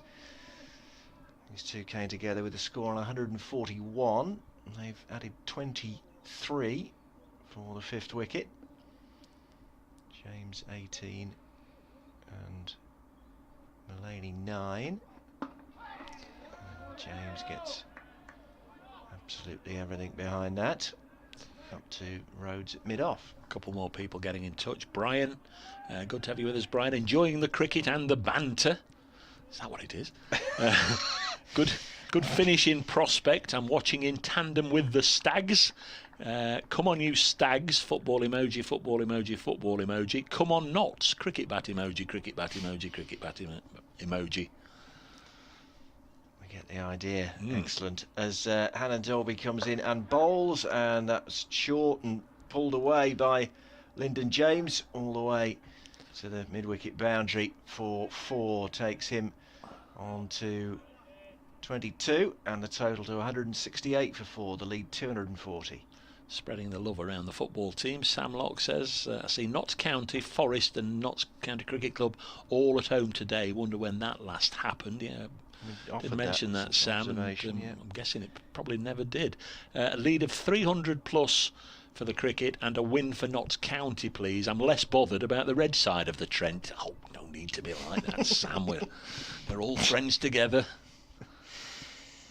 As Hannah Dolby starts his run up again, past the umpire, is in now and bowls to James, who tried to repeat the shot to a very different delivery. It looked like it was a dog leg par 4 there, the way he was trying to almost hook it round the corner.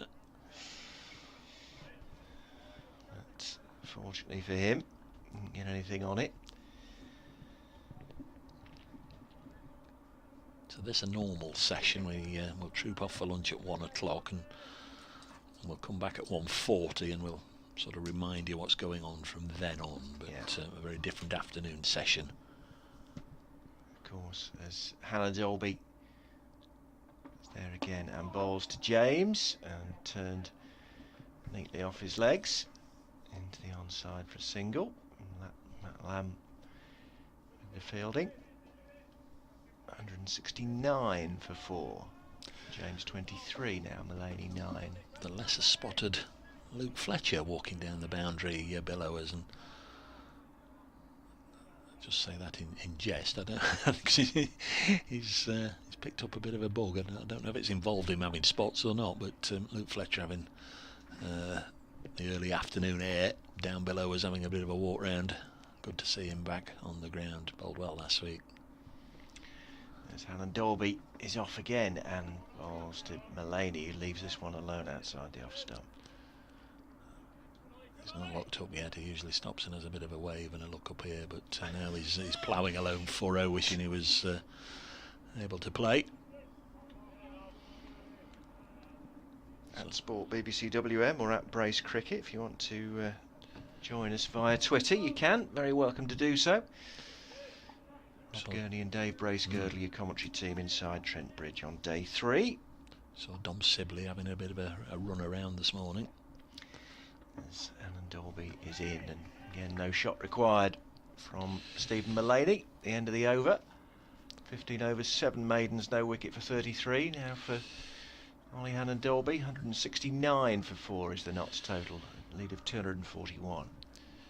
Well, David Fiddler's been in touch. He's sent a picture. I'm set for the afternoon now. He's got more screens than Rediffusion there. I know there are other. I don't know if they still exist. That always used to be the place where you'd go to hire a telly. Radio Rentals was. Radio Rentals was it? The yeah. Place. He's got all his screens set up for football and cricket and heaven knows what else. There's a bit of snooker going on and the Formula One and heaven knows what else. But good stuff, David. Good stuff.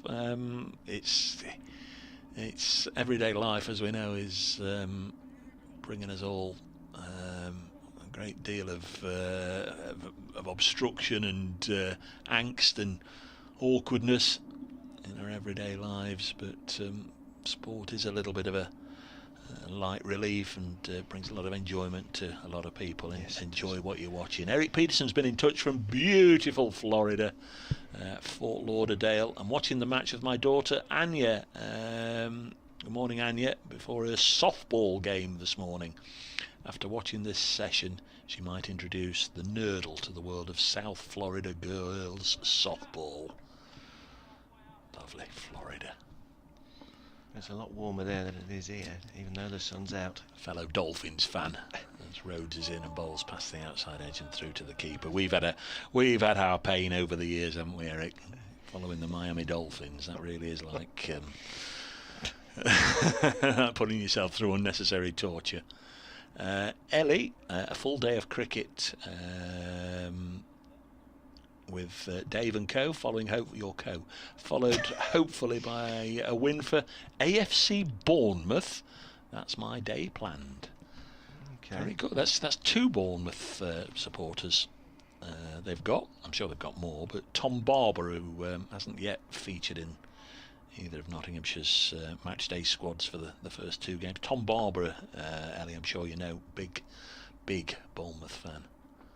Rhodes is in, and Lyndon James on 23 pushes it back to the bowler. And they're away to the leaders Norwich in the Championship at 8 o'clock. How do you pronounce that?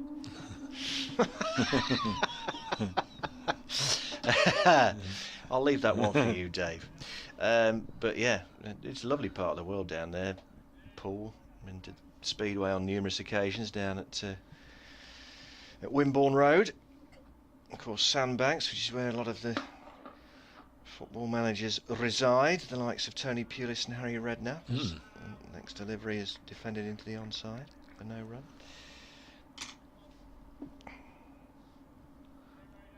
Been to Bournemouth for the football once, and that was a million years ago when Forest got hammered by Bournemouth that particular day. Well, they've turned it round, Dean. It's still on the same site, but it's a different position now, the stadium.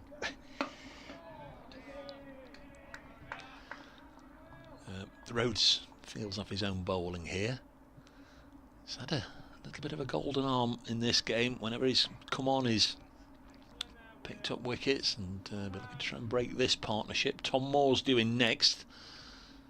Tom with an undefeated 96 last week against Durham. Liam Patterson-White played nicely in the first innings here for his 73 not out. This is played up to Ollie Stone at mid-off. That's the highest score in this game, by the way. Liam Patterson-White's contribution of 73 not out. Sam Hain making 72 yesterday before, incidentally, Patterson-White got him out. Chris Doughty, have your Dolphins had more pain than my Chicago Bears over the last 30 years? Yes. Great to hear fellow long-suffering NFL fans sharing a love of cricket. Thanks, Chris. This one's a lovely delivery past the outside edge and through to the keeper. The Bears have been to the Super Bowl more recently than the Dolphins, Chris. Obviously when William the Fridge Perry was playing. I know that's probably 30 years ago, isn't it? Have they been since? I can't remember. Don't think so. But yeah, the Dolphins won the Super Bowl twice in the 70s and were beaten twice in the 80s, and that's sort of when I got hooked, working with the American servicemen who were absolutely mad keen on NFL. They got me hooked on it, and Fairweather fan got hooked on the Dolphins thanks to Marino, and they've been absolute trash ever since. As Hannah Dolby comes in and bowls to Mullaney, and he turns that up to mid-on for a comfortable single. Ambitious shy at the stumps from Ollie Stone, but no overthrows because Hain was backing up. Dan Marino played himself in Ace Ventura Pet Detective, didn't he, with Jim Carrey? Do you remember that? Yes. Well, there's nobody good enough to play Dan Marino except himself. Hannah Dolby's back at his mark and comes in to bowl to James, and that's swept away very stylishly. It's going to be a long but vain chase for Matt Lamb. It's 4 runs for James. Possibly the shot of the morning. I would have thought so, yes. It was a beautiful stroke. It takes him on to 27, the total of 174 for 4, and the lead 246, beautifully timed. Durham have got a wicket, and it's that one of Paul Walter at Chelmsford out for 77. So the lead is just over 100, 103 Essex with 2 wickets left. In Group 1, hence the relevance of mentioning Essex, Durham and Derbyshire, Worcestershire. Next week Notts go to Worcester, and the Bears are at home to Essex. Hannah Dolby is in and bowls to James, who plays this solidly up to Rhodes, and there's no run. About 20 minutes to go until lunch. if there's one, well, there's obviously 18 sides that want to win in this round of games, but perhaps one above all else, Gloucestershire, they always fancy themselves as being second cousins in the pecking order to Somerset. Well, Somerset in their second innings are 37 for 4, so they only lead Gloucestershire by 40. Alan Dolby's in again, and that's fenced away almost by James. And that's at Taunton as well. Somerset 312 all out, Gloucestershire 309 all out, Somerset 37 for 4 at Taunton. And Gloucestershire beat Surrey last week, so if they could pull off a win over Somerset, they'd be sitting pretty at the top of Group 2 after 2 matches. Early stages, sides vying for positions. 2 balls to go in this Hannon Dolby over. He's there again and bowls to James. Up to Stone at mid-on, and there's no run. It's Mick Newell watching, who's just gone round the corner at the far end, perhaps trying to look from his office. Better say he's had a fabulous haircut, looks the part. And I say that because last week against Durham, Martin Emerson mentioned that as he walked down below us that perhaps he looked in need of a haircut, and then Mick popped up to see us. He was on the gantry a minute later on the TV gantry outside our window. Hannon Dolby completes this over, 16th and the 62nd of the Nottinghamshire innings, and it's taken down the leg side by Burgess. 174 for 4 is the Notts total at the end of that over. James 27, Mulaney 10, and the lead therefore 246. You have to be aware of what you say and about who, because they might be listening to you. Kevin Tilstone, hello Kev, 2 laptops and an iPad on the go. Well, the tablets are available, I guess.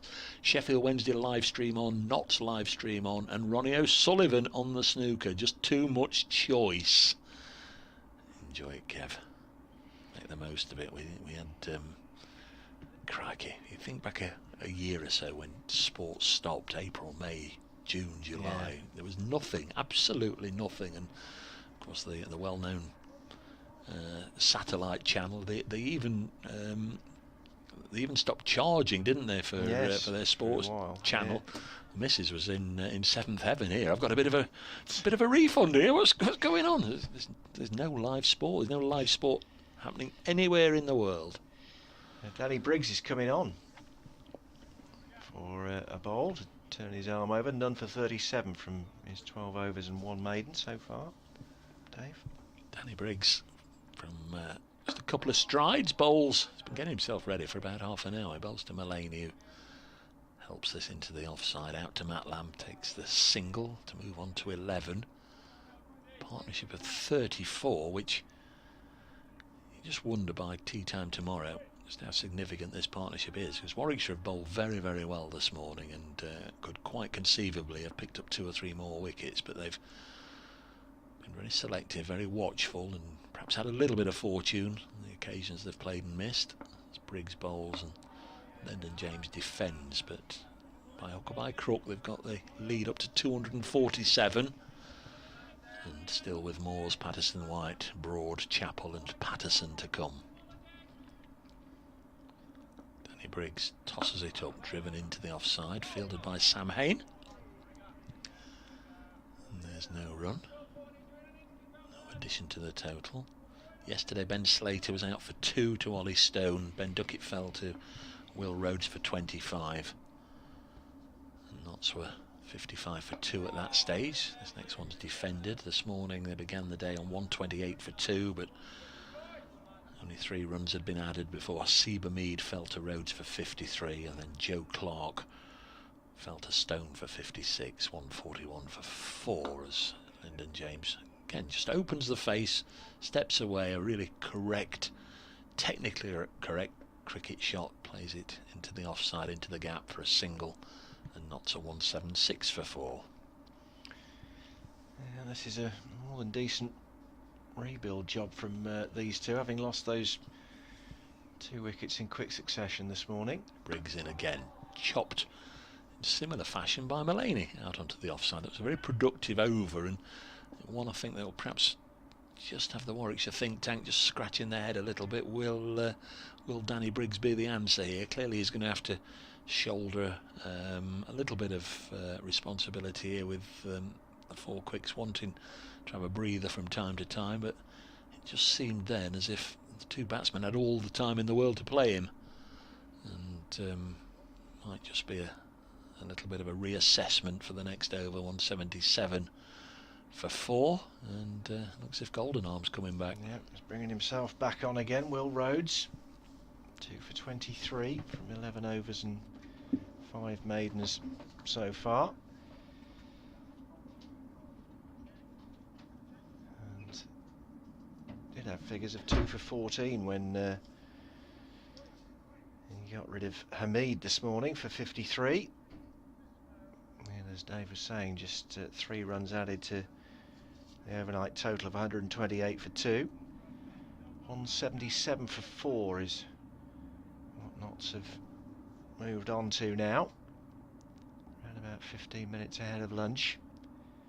And Rhodes comes in and bowls to Mullaney, who's back in his crease, but manages to play the ball straight back up the pitch to Rhodes. 6 wickets in the match for him so far, having taken 4 for 53 in the first innings. He's there again and bowls.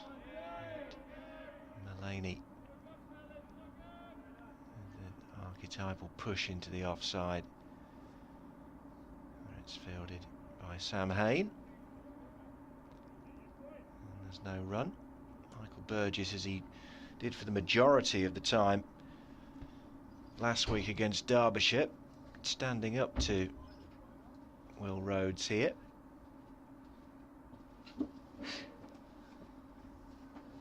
Mullaney on strike, Rhodes in again and bowls, and it's the same result, just to push into the offside where Hain does the fielding.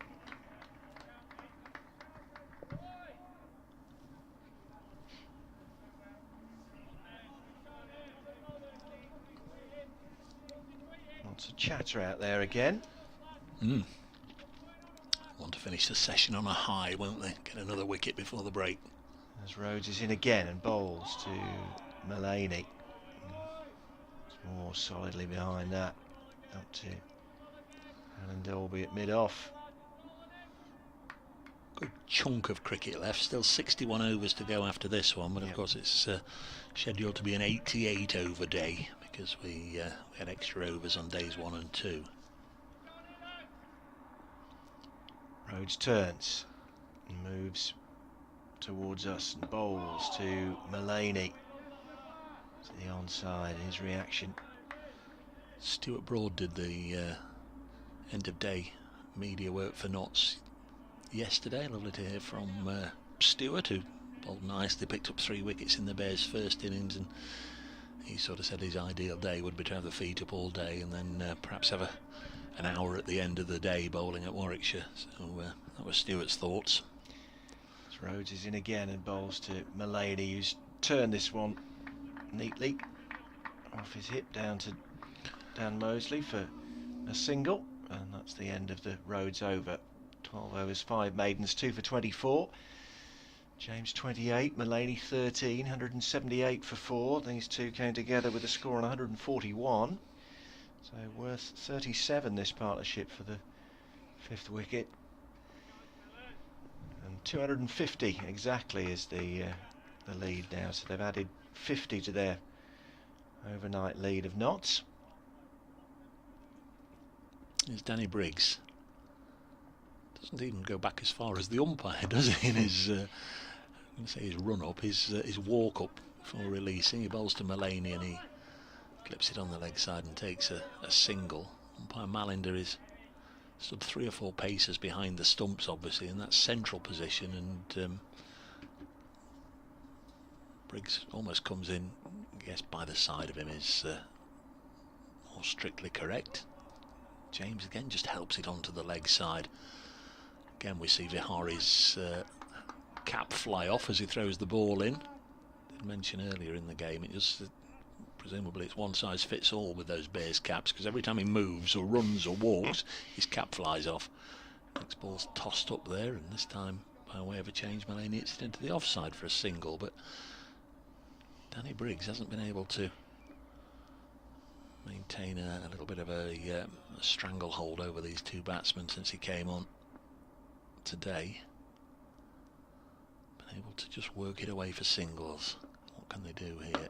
Pushed that one through a little bit, didn't he? And Lyndon James hit it straight back along the carpet to the bowler. Those greenish tinges we could make out in the strip have long since gone. Pale brown colour now, 181 for 4 as Briggs again fields off his own bowling.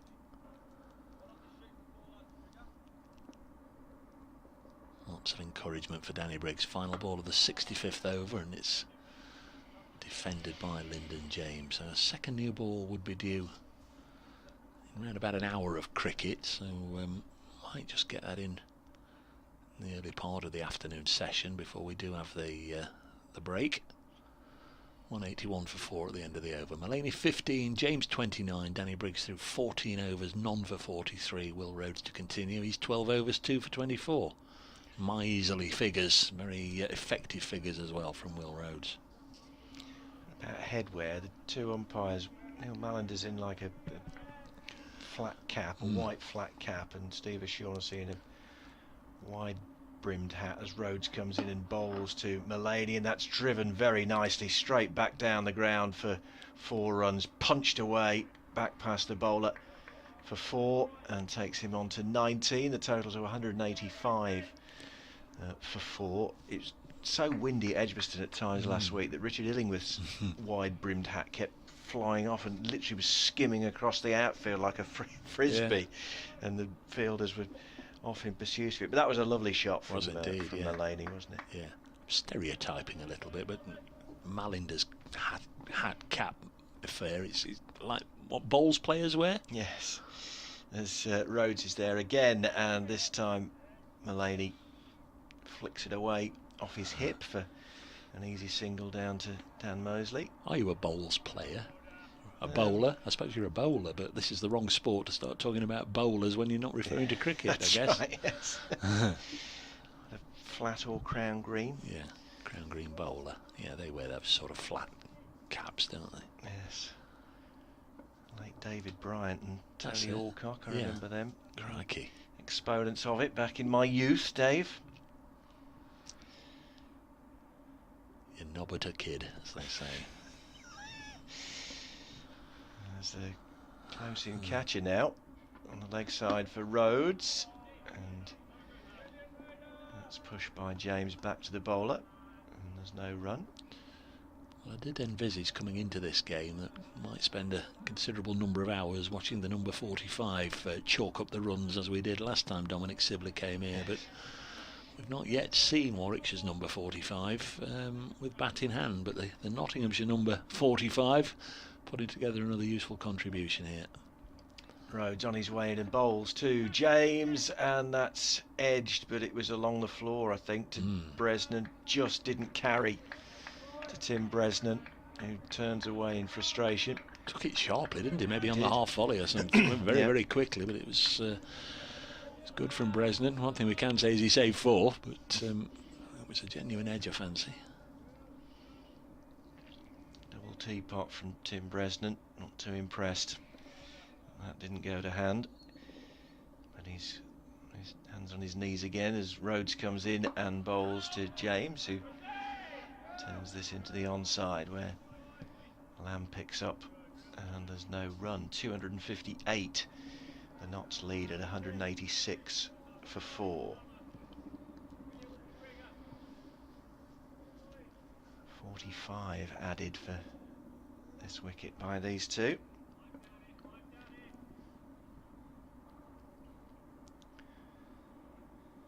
Rhodes again and bowls to James, who just kind of prods it down to Vihari. There's no run, the end of that over. 13 overs, 5 maidens, 2 for 29 now for Will Rhodes. Danny Briggs is going to continue. Did notice in the TV schedules for today there was one satellite channel showing live T20 cricket. Oh, I wonder what that is, and clicked on it, and it was Nepal playing the Netherlands today. Good. As Danny Briggs is going to start a new over, 186 for 4, and it's defended. And I now see the result: Nepal defeated Netherlands by 9 wickets. There was a time, obviously, when the Netherlands were, involved in the domestic white ball competitions in this country. 186 for 4, and they were quite strong and whatever, but. Now there's a lot of countries playing catch up and a lot of caught up, including Nepal, who've defeated the Netherlands today by 9 wickets. It's defended. I'm not sure where that was. And I'm even less sure now I've seen the Tribhuvan University ground, Kirtipur. Might be in Nepal, but Netherlands have been soundly walloped there. 186 for 4 by Nepal. And of the Netherlands side, remember Ben Cooper, Bas de Leyde, Peter Zayler, the captain, Paul van Meekeren, who played for Somerset. That's about it of the names I recognise. This time it's defended, but they were so strong at one stage, the Netherlands. They'd get a lot of South African first-class players, wouldn't they, with dual passports and whatever, playing for the Netherlands. But they've been well and truly touzled by Nepal today in a T20 international. 186 for 4 as Briggs ends the over. Mullany 20, James 29. The partnership is 45. I make it about 4 minutes to 1 o'clock. So Will Rhodes is going to bowl if they've got to face the ball back from the boundary a time or two, or if a wicket falls or there's some extensive gardening. This might be the last over of the session, but otherwise we might squeeze one in from Danny Briggs in a moment or two. Kirtipur is an ancient city of Nepal, Dave, located in the Kathmandu Valley, 5 kilometres southwest of the city of Kathmandu. One of the 5 municipalities in the valley, as this next delivery from Rhodes is played solidly up by Lyndon James for no run. Well, you want somewhere different for your pre-season tour next year. It's a Assuming we can travel. 50-minute flight, though. That's not quite so attractive.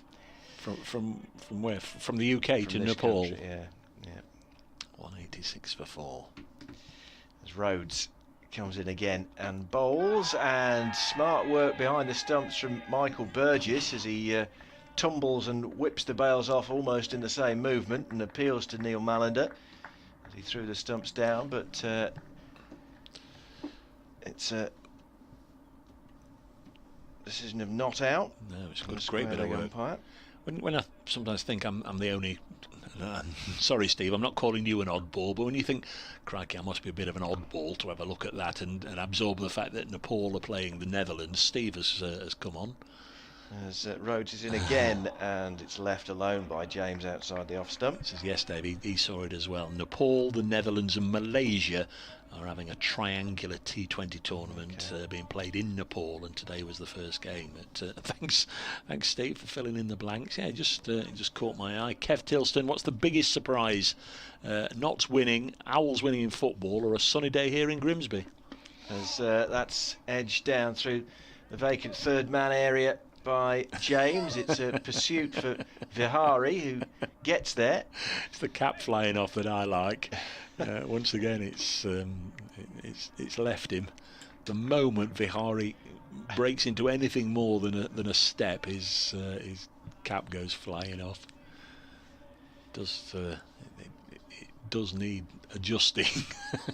And Rhodes already on his way in and bowls to James, who again gets solid bat behind that, up to Briggs, and there's no run. It wasn't like this when the BCCI gave me my India Test cap, he thinks. Well, we're approaching lunch, just about to tick round to 1 o'clock, and Will Rhodes is in to Lyndon James and up to Danny Briggs. And there's no run, 188 for 4. The lead is 260. Looks as though we're going to have one more over before lunch here. Not making light of the fact, I'm sure Viari will be very proud and pleased and privileged to have got the Warwickshire cap, and I'm sure he'll be aware of the history, the fine players that have worn it over the years, the overseas players. We were talking about the West Indians, Canai and Calichuran and Murray and Lance Gibbs and of course Brian Lara. This time it's defended. Billy Ibadullah, the Pakistan Test player. But the only Indian I can think of, and I'm sure you or your listeners would be able to remember me, and that's also because he played for Notts. Dilip Doshi, the slow left arm spinner, former Indian Test player, goes through to the keeper. But I'm guessing over the years that the Warwickshire will have had more Indian Test players. Manish Prabhakar played for them. Yeah, for there a we while go. As well. 188 for 4. Final over of the session, undoubtedly, so no risks. Mullaney pushes it into the offside and there's no run. Thanks for your company this morning, and for everybody that's taken the trouble to get in touch with Rob and myself. Genuinely appreciate you being out there. Absolutely. And been a warm glow being received via the messages over the course of this match. 188 for 4, as this time it's defended by Stephen Mullaney.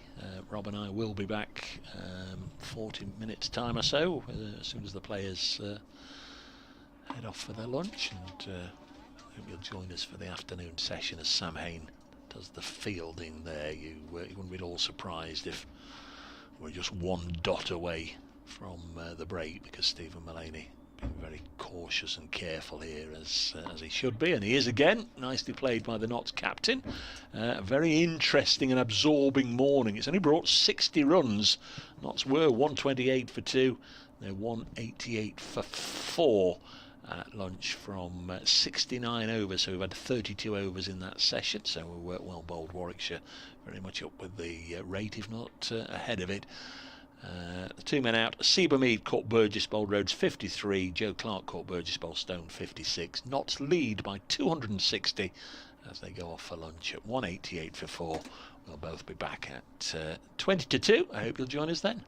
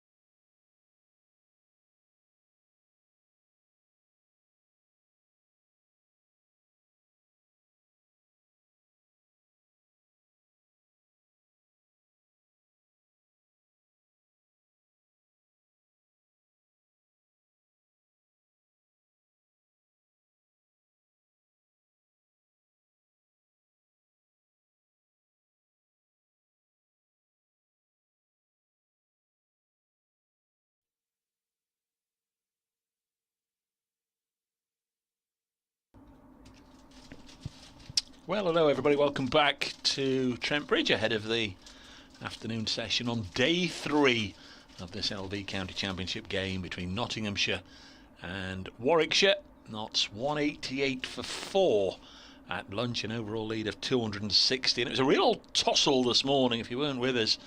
A real old battle between bat and ball. Just 60 runs came in the 2-hour session. A couple of wickets early on sort of set the tone. A very good session for the visitors. Warwickshire bowled really well. On another day perhaps they might have picked up 3 or 4 or even 5 wickets in the session, but Lyndon James and Stephen Mullaney, Nottinghamshire's 5th wicket pair, they certainly had a very watchful approach. They were content to leave alone anything that they didn't have to play at, and very rarely were presented with anything short or wide. It's been proper good old county championship scrap, which I've very much enjoyed, and hopefully Rob Gurney has too.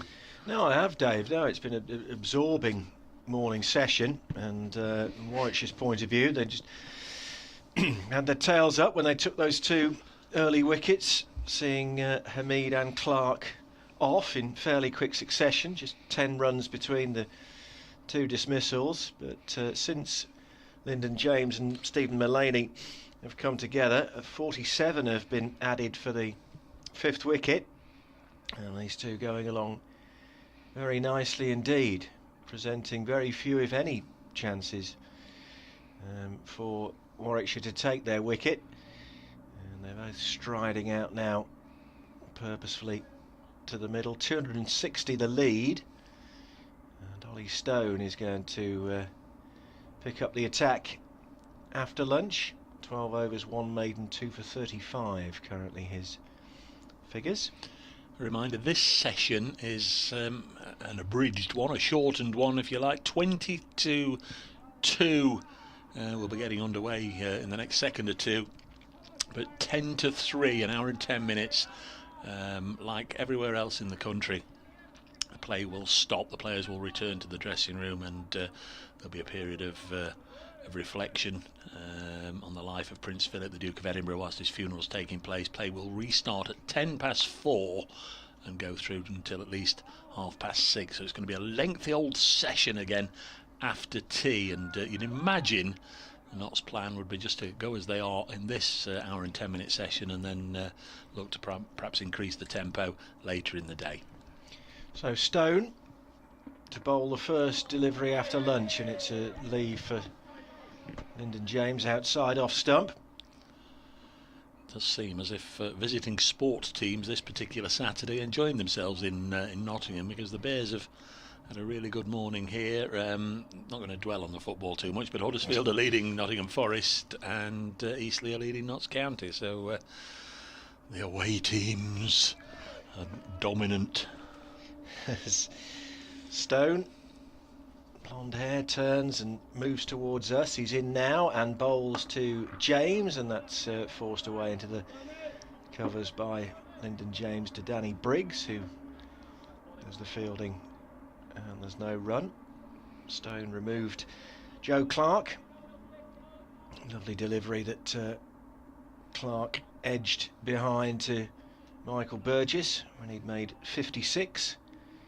96 deliveries, including 8 fours. Haseem Hamid, the other man to go this morning, also caught behind off Will Rhodes for 53. 113 balls he faced and 4 fours. Stone in again, and James ducks out of the way on its way through to Burgess. Another handy contribution this from Lyndon James. He's just slotted in nicely 2 previous first-class matches before this season. He played one against Essex in 2018, and then he didn't feature again in 2019. Last year, just the 1 game away at Grace Road against Leicestershire. But that's 79 last week against Durham. In his Stone, and that tucks James up, but he's able to play it into the offside for no run. You'd imagine sort of set him up for a bit of a run in the side. 28 and 79 not out last week, and a wicket. And when he came on yesterday, of course, with the ball, a wicket with his very first ball. That's just the sort of start you want as a young all-rounder, and he'll be looking to cash in here. Of course, in the first innings, he was seen off by a brilliant bit of work from Rhodes, running him out with a direct hit. Stone in past umpire Shaughnessy and bowls. It's a big appeal, but goes unanswered, and will be given instead as a leg bye. It was a determined shout from bowler and fielders. Umpire's call, maybe. One of those that might just have clipped the leg stump, but it gave the impression it was going down. Maybe that was because Lyndon James had moved across his stumps to try and clip it down. But Ollie Stone certainly wasn't shy in asking, was it? Bellowed out a roar. 2 for 35. He has got rid of Ben Slater yesterday. LBW for 2. And here he comes again to bowl to Stephen Mullaney this time, and Mullaney's able to leave that comfortably outside the off stump. So the end of the first over after lunch. 13 overs, 2 maidens, 2 for 35 for Stone. Nottinghamshire 189 for 4, just the one leg bye coming off it, so it goes down as a maiden against the bowler's name. James 31, Mullaney 20, and Danny Briggs is going to continue. Yes, doesn't take long to get through his overs, but we'll try our level best just to bring you up to speed with elsewhere. In Group 1, Derbyshire 26 without loss in their second innings against Worcestershire. That's a lead of 111. Essex bat on 277 for 8 at Chelmsford against Durham. That's a lead of 114. Here is Danny Briggs then bowling to Lyndon James on 31. He defends the first ball. In Group 2, Somerset 52 for 4 at Taunton against Gloucestershire in the second innings, a lead of 55 with 6 wickets left. Briggs bowls, nice looking push into the offside again by James. At Southampton, Middlesex in the last innings of the match now 30 without loss, needing a further 501 to beat Hampshire. Hundreds there for Holland and North East today. Before the declaration, next ball is met with the straight face of Lyndon James' bat, again playing defensively. Surrey 365 for 4, replying to Leicestershire's 375 all out. That one at the Oval. Briggs in again and well defended once more by Lyndon James. 189 for 4 it remains here. Glamorgan 88 for 3 in their second innings, still trailing Sussex by 108 in Cardiff. Briggs bowls and James defends. It's almost like we're seeing the same replay, Rob. Ball after ball after ball here. Briggs dropping it on a spot, and then James just applying sound common sense and huge tactical expertise. Next ball again blocked. Well, he rattles through the overs. It was a maiden, 189 for 4, and as alluded to there, very, very little difference between any of the deliveries. 2 scores to bring you. Yorkshire 114 for 2 in their second innings at Canterbury. That's an overall lead of 228 over Kent. And at Old Trafford, Lancashire 163 for 3 in their second innings, an overall lead of 291 against Northants. Thank you, Dave. Dave Bracegirdle and Rob Gurney, your commentary team inside Trent Bridge on this third afternoon of the LV Insurance County Championship match between Nottinghamshire and Warwickshire. Nottinghamshire all out for 273 in their first innings. Warwickshire without Dom Sibley due to his broken finger responded with 201 for 9 effectively, and now Nottinghamshire 189 for 4. We're 2 overs in, and now they've decided that the stumps at this end aren't level, and they've just had a bit of a rejig there. That should have been done 2 overs ago, surely, because the wickets haven't been broken, have they? No. Odd. Anyway, Stone is on his way in at the start of his 14th over and bowls to Mullaney, who forces this even down into the offside, but it's cut off at point by Rob Yates, and there's no run. We've got a happy clapper somewhere, can't see who it is. Richard always told me to look out for Sam Hain if there was somebody clapping frantically like a seal, but that definitely wasn't Sam on that occasion. second slip. Tim Breston at first. In the covers, look, in the covers. Danny Briggs. Yeah. Rob Yates at point, mid on, mid off, mid wicket, and a couple of fielders on the boundary down underneath us as Mullaney circumspectly plays this up to Will Rhodes, and there's no run. Bahari's at third man, and it's young Dan Mosley, isn't it, who's on for Dom Sibley. Yes, I think he's one of the noisy ones as well. It seems to be coming from down below me somewhere. Stone shining the ball on the front of his trousers before setting off towards us, and bowls to Mullaney, and just got the bat out of the way in the nick of time there. Stone was on his way up appealing, but quickly stifled it as it fizzed through to Burgess, but that was a close call for Mullaney. Yes, if your heart missed a beat there, then Rob Gurney's the name. Was perilously close to nicking that, wasn't he? Or certainly appeared to be. Your namesake was having a bowl at lunchtime. Harry was out there, so to him had Wasim again, who obviously in the country and spending a bit of time with the Notts bowling coaches.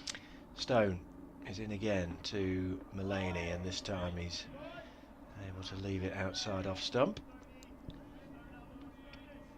20 from 74 deliveries, James 31 from 95 balls faced at the other end. Should mention Luke Fletcher as well, of course. Good to see him out there. He may well have played, but reported in with a bit of illness on the first morning. Bowled nicely last week.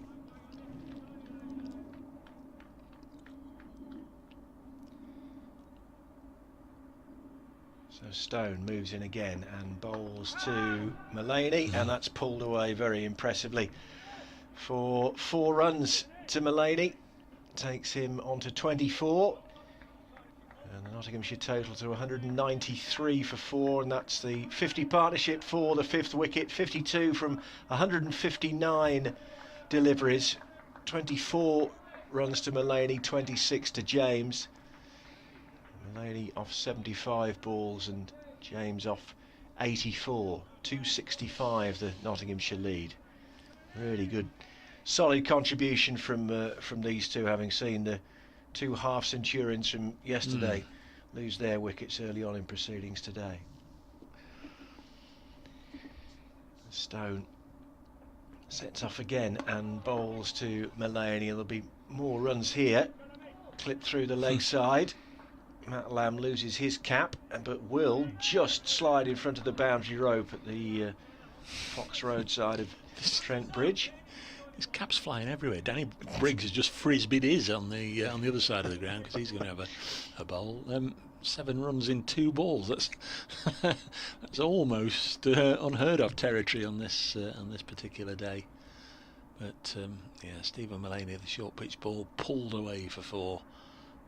That's one of his strong areas. So too the extra cover drive. 196 for 4. Yeah, Matt Lamb was doing a passable impression of Vihari there, setting off to run, and his cat went flying off. So Briggs to continue. We'll be bowling to Stephen Mullaney, who's on 27. This partnership of 55, and that's going to be the first run that Briggs has conceded since lunch, I think, with Mullaney forcing it on the offside. Always say it, but spoiled here at Trent Bridge. The previous over, when that 50 partnership came up, I think no sooner had the ball hit the bat than it was up on the screen. Ian Smith doing a tremendous job as usual with the screen. It's defended on this occasion by Lyndon James, but all the details are up there. And I say it, we're spoiled here with the facilities, the scoreboard facilities, and how good they are. Everything you could want. This one's clipped to mid-wicket, and there's and there's no run.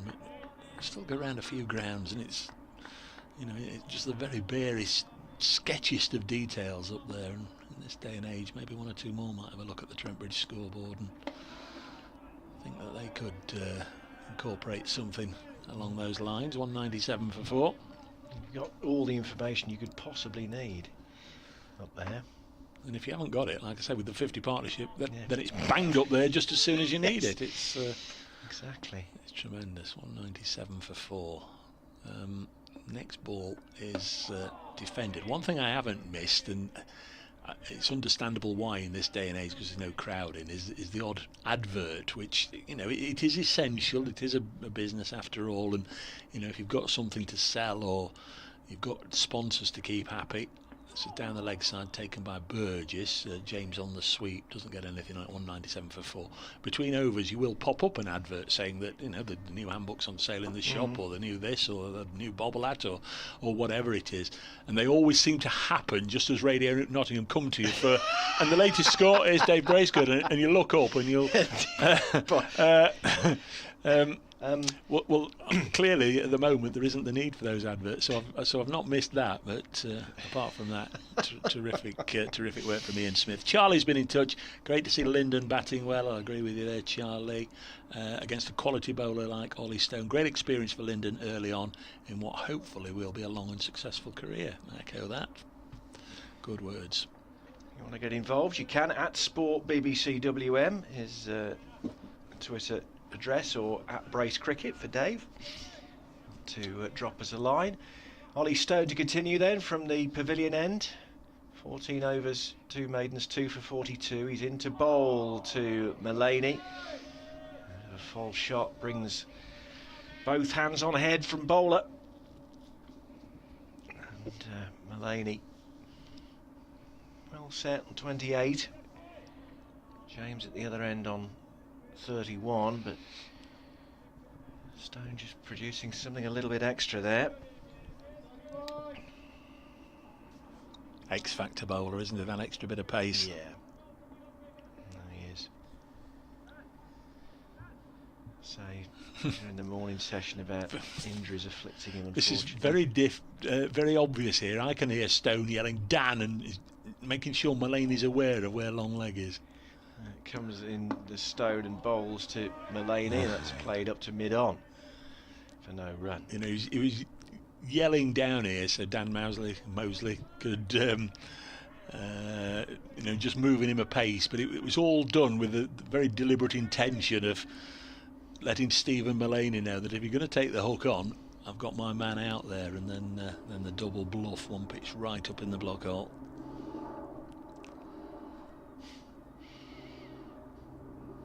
Stone.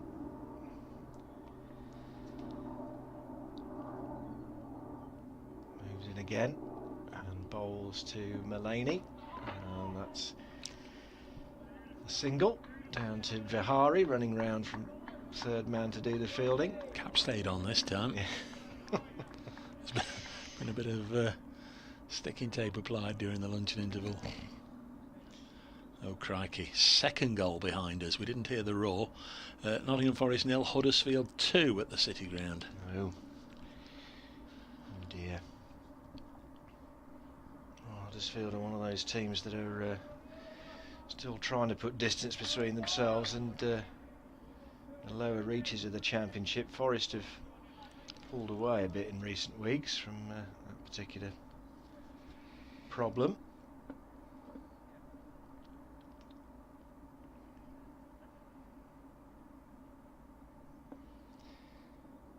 Stone. James waits and he's in and beats off stump into the gloves of Burgess.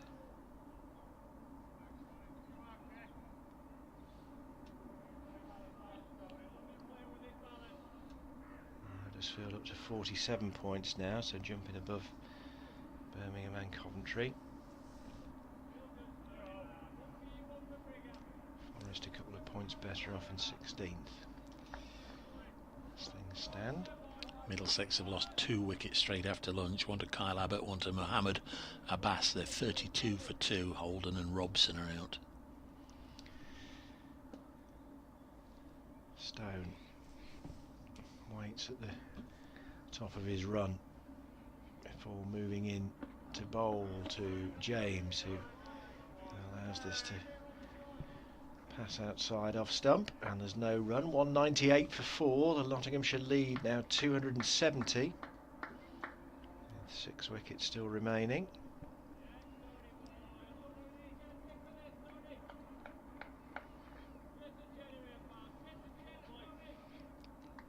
They call it moving day, don't it, the third day? Yes. And oh, don't they? And it does look as if Notts are just trying to get themselves into a position where they can really try and press for this elusive first win since June 2018 tomorrow. But as we saw last week with Notts batting through the final day, it's not going to be easy to both sides out on that. Stone in again, bowls to James. A big shout, he's gone.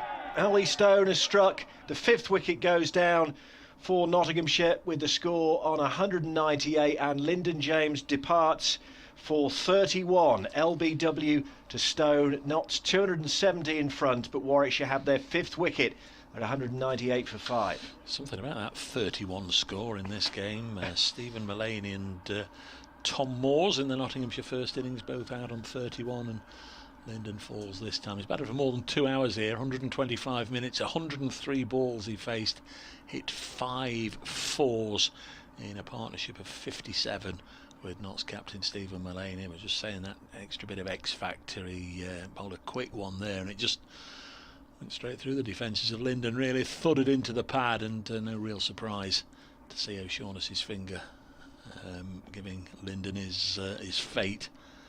And that's a really important breakthrough. You fancy for Warwickshire, the lead only 270. As Tom Moores makes his way out to the middle, the Notts wicket-keeper batsman who wasn't dismissed in the first match. 96 not out and 7 not out against Durham, but as I just said, he got 31 not out in the first innings here, so he's averaging a not too inconsiderate 130 odd so far for the season. Dave's been in touch on Twitter. He was a correspondent from Driffield up in Yorkshire at Edgbaston when Dave and I were doing the game last week. So still not won the battle between Disney and cricket with my daughters. Shame about the Bears' performance given last week. Felt pretty positive, but great to see cricket in the sunshine. Expecting some crowing messages from Notts fan Modular Dave soon. So we shall see. We shall see. But yes, Moore's the new man. But 57 that partnership for Notts. Very good going between those two, but Warwickshire have broken them up. And Mullaney on strike. Danny Briggs and Will Rhodes in a conversation about how to potentially rearrange the field here. That wicket coming from the final ball of the 74th over as Danny Briggs comes in, bowls to Stephen Mullaney, a push into the offside, so he's away, or rather he's getting a single to move on to 30, but that brings Tom Moore straight down onto strike. Yeah, just mentioned 74 overs have gone, and Ollie Stone bowling and bowling quickly, and I mean just taking a wicket. You just wonder about that second new ball and Will Rhodes' thoughts, because he sort of got himself into a little bit of a situation here, starting with Stone straight after lunch. You'd imagine they're perhaps going to give Danny Briggs a lengthy old spell here and not take the second new ball. Bears over 8 is +3, so they could do with a few overs from this. I beg your pardon, it's +3, so they're all right. So Moore's on strike. His first ball is defended. 199 for 5. The lead 271. But it's an interesting one, isn't it? I mean, it's paid off. Stone's got a wicket, but yeah, it's an interesting one for him to start straight after lunch with the second new ball so close. This one's mistimed by Tom Moores into the ground. It nearly bounces up as high as he is.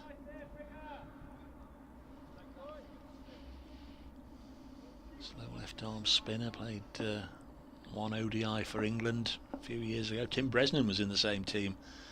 Here he comes again and bowls, and it's defended. 5 on the leg side to the left-hander, Tom Moores.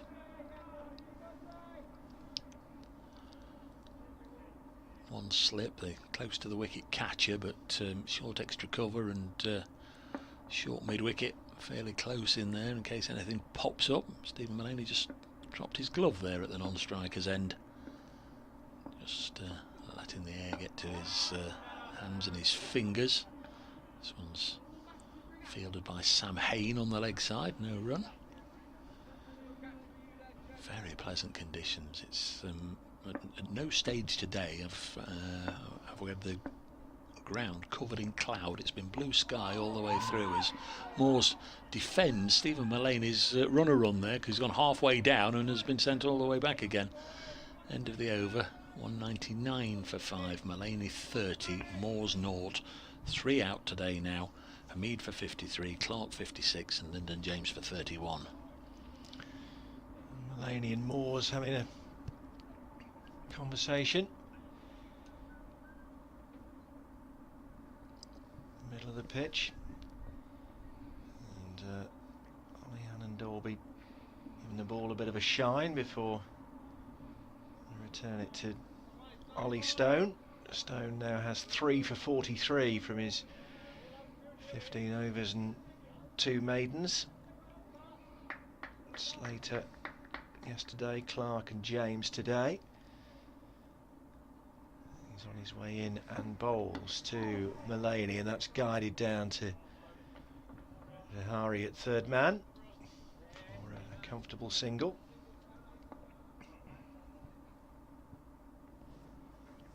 Darren says needed that wicket as the game was disappearing. New Bears 200 up for Notts, so they lead 272.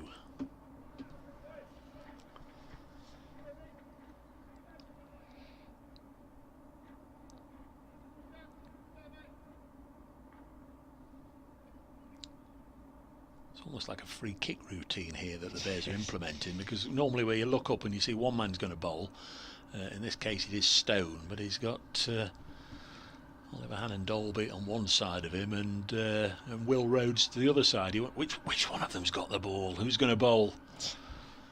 You have to say right arm over or right arm round, don't you? But you don't have to say who it is who's going to bowl. And it's the left-handed Moores, you can hear tapping his bat at the crease as Stone comes in, and that's edged through the third man area. Mosley cuts it off, just be a single. Twice in the last game we had overs that had to be finished by somebody else, as first Jake Ball went off injured halfway through an over, and then Brett Hutton the same for Nottinghamshire. So they were down to the bare bones towards the back end of the Durham second innings.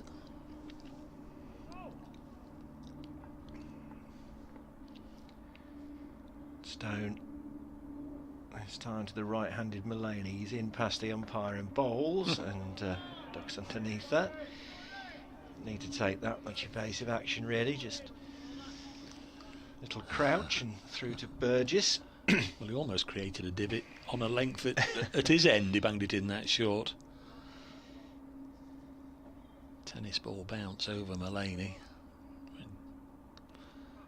Difficult to envisage how he would play that, but there are 2 out on the hook. Should he elect to take him on, you just wouldn't imagine that Mullaney would, unless there was something that only got up high enough for him sort of to pull through mid-wicket rather than try and help it down to long leg or deep backward square where the 2 fielders are.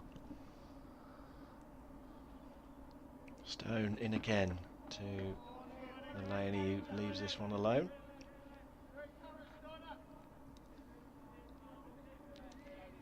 Very disciplined innings this from Mullaney, but he's moved on to 31, and that is the score they've had to be aware of. Mullaney was out for 31 in the first innings. Moores went for 31, and now Lyndon James.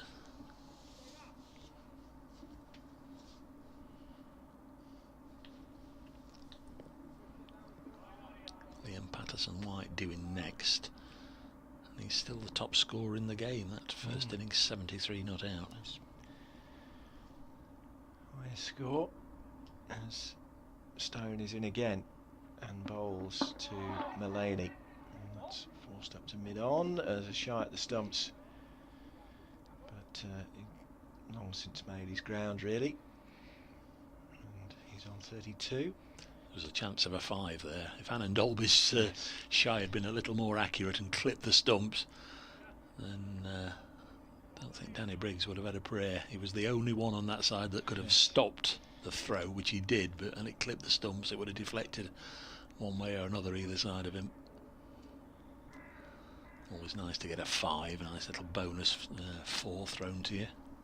There was a 5 in the first innings, wasn't there, when it hit the helmet? Yeah, penalty runs. Yeah.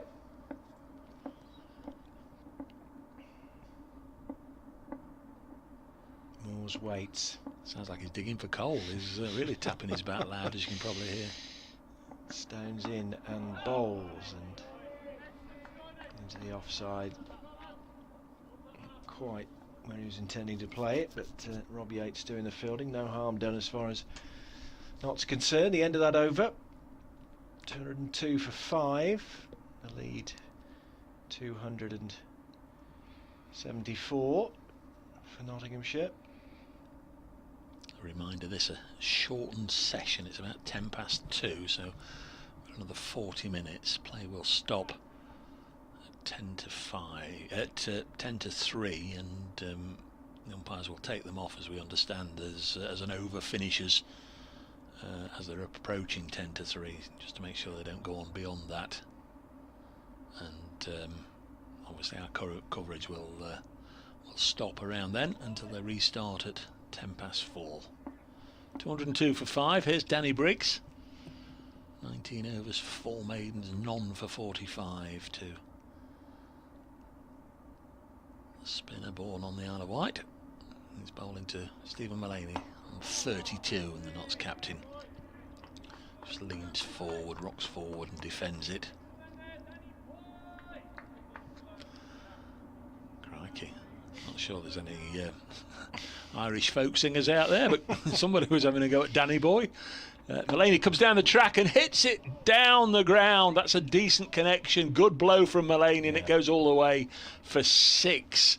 Just down to the, as we look down to the lower right of the Radcliffe Road stand. Didn't quite make it into the seats, but cleared the rope, crashed into the boards, and Stephen Mullaney celebrates by dropping his trousers. And he's been doing that a fair amount. He's obviously got a problem with his athletic support, shall we say? A wardrobe malfunction. He's done that 2 or 3 times in the last couple of overs, but he's got time to properly adjust himself now, because it's taken a while for the ball to be fetched back from that last lusty blow.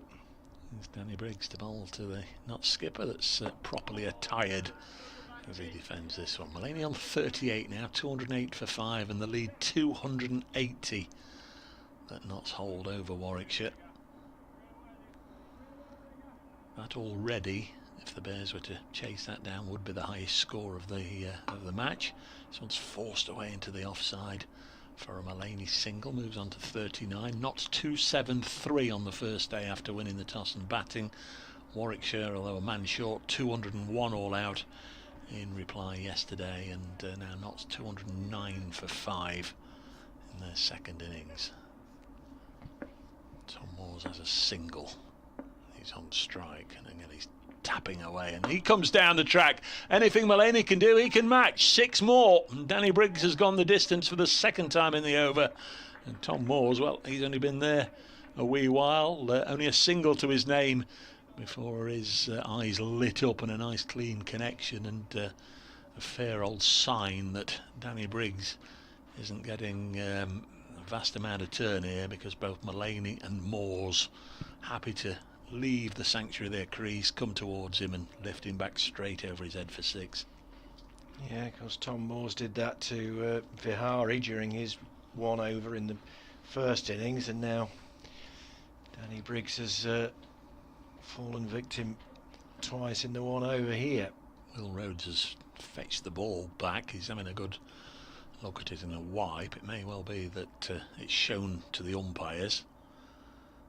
Maybe Warwickshire won't mind if it's been damaged a little bit, but we're in the 77th over, so it's a moot point whether they'd want the ball changing now anyway, because they're going to get a new one, or they can potentially take a new one in around about 3 overs time if they want.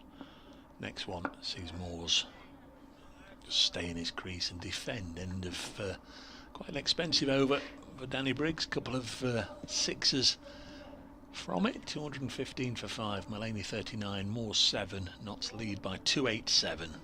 Yeah, no wicket for 58 from 20 overs now, and 4 maidens for Danny Briggs. And Notts moving along quite nicely again. Having lost Lyndon James, LBW to Ollie Stone for 31 after a partnership that was worth 57 between him and Mulaney.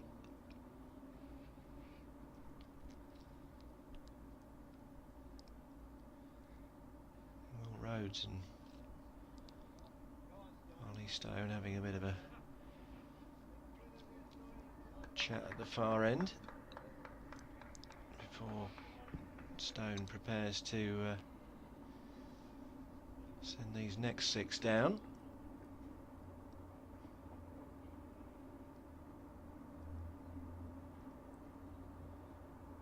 And he comes then past the umpire and bowls, and Mulaney clips this one away for an easy single to the arm of Matt Lamb. Moves him into the 40s off 90 deliveries.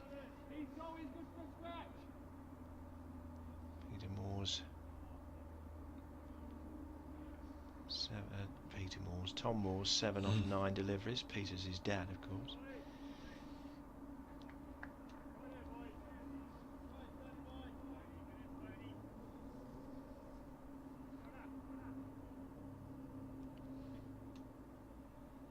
Again, quite a long conversation between captain and bowler at the far end.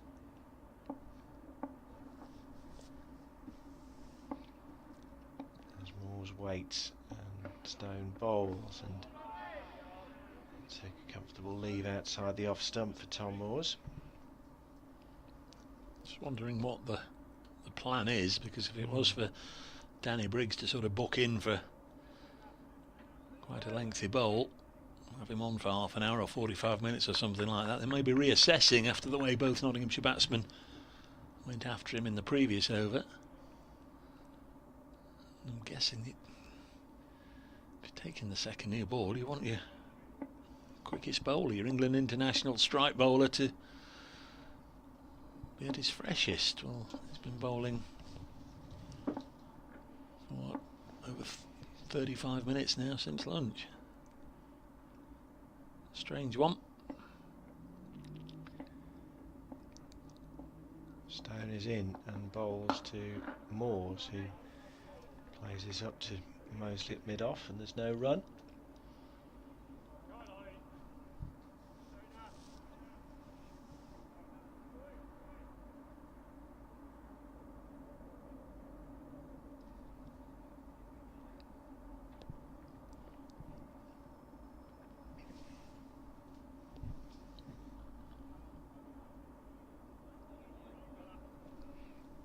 Gentleman in the William Clark stand away to our right with some tools. He's been working for the last hour or so, fixing one or two seats, which is always a good sign, I guess.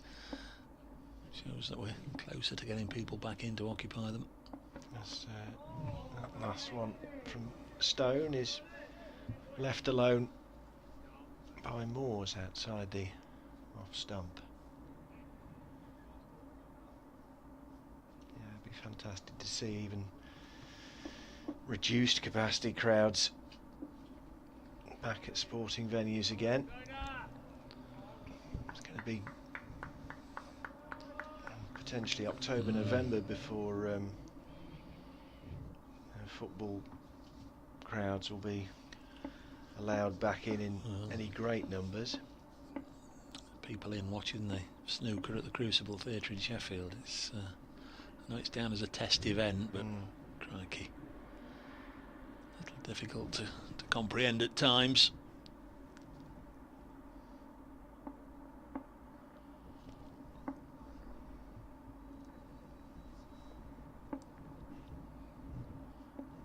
Here comes Stone once again, bowling to Moores, and a bit of a push at that, but crucially didn't make any contact. Through to Burgess.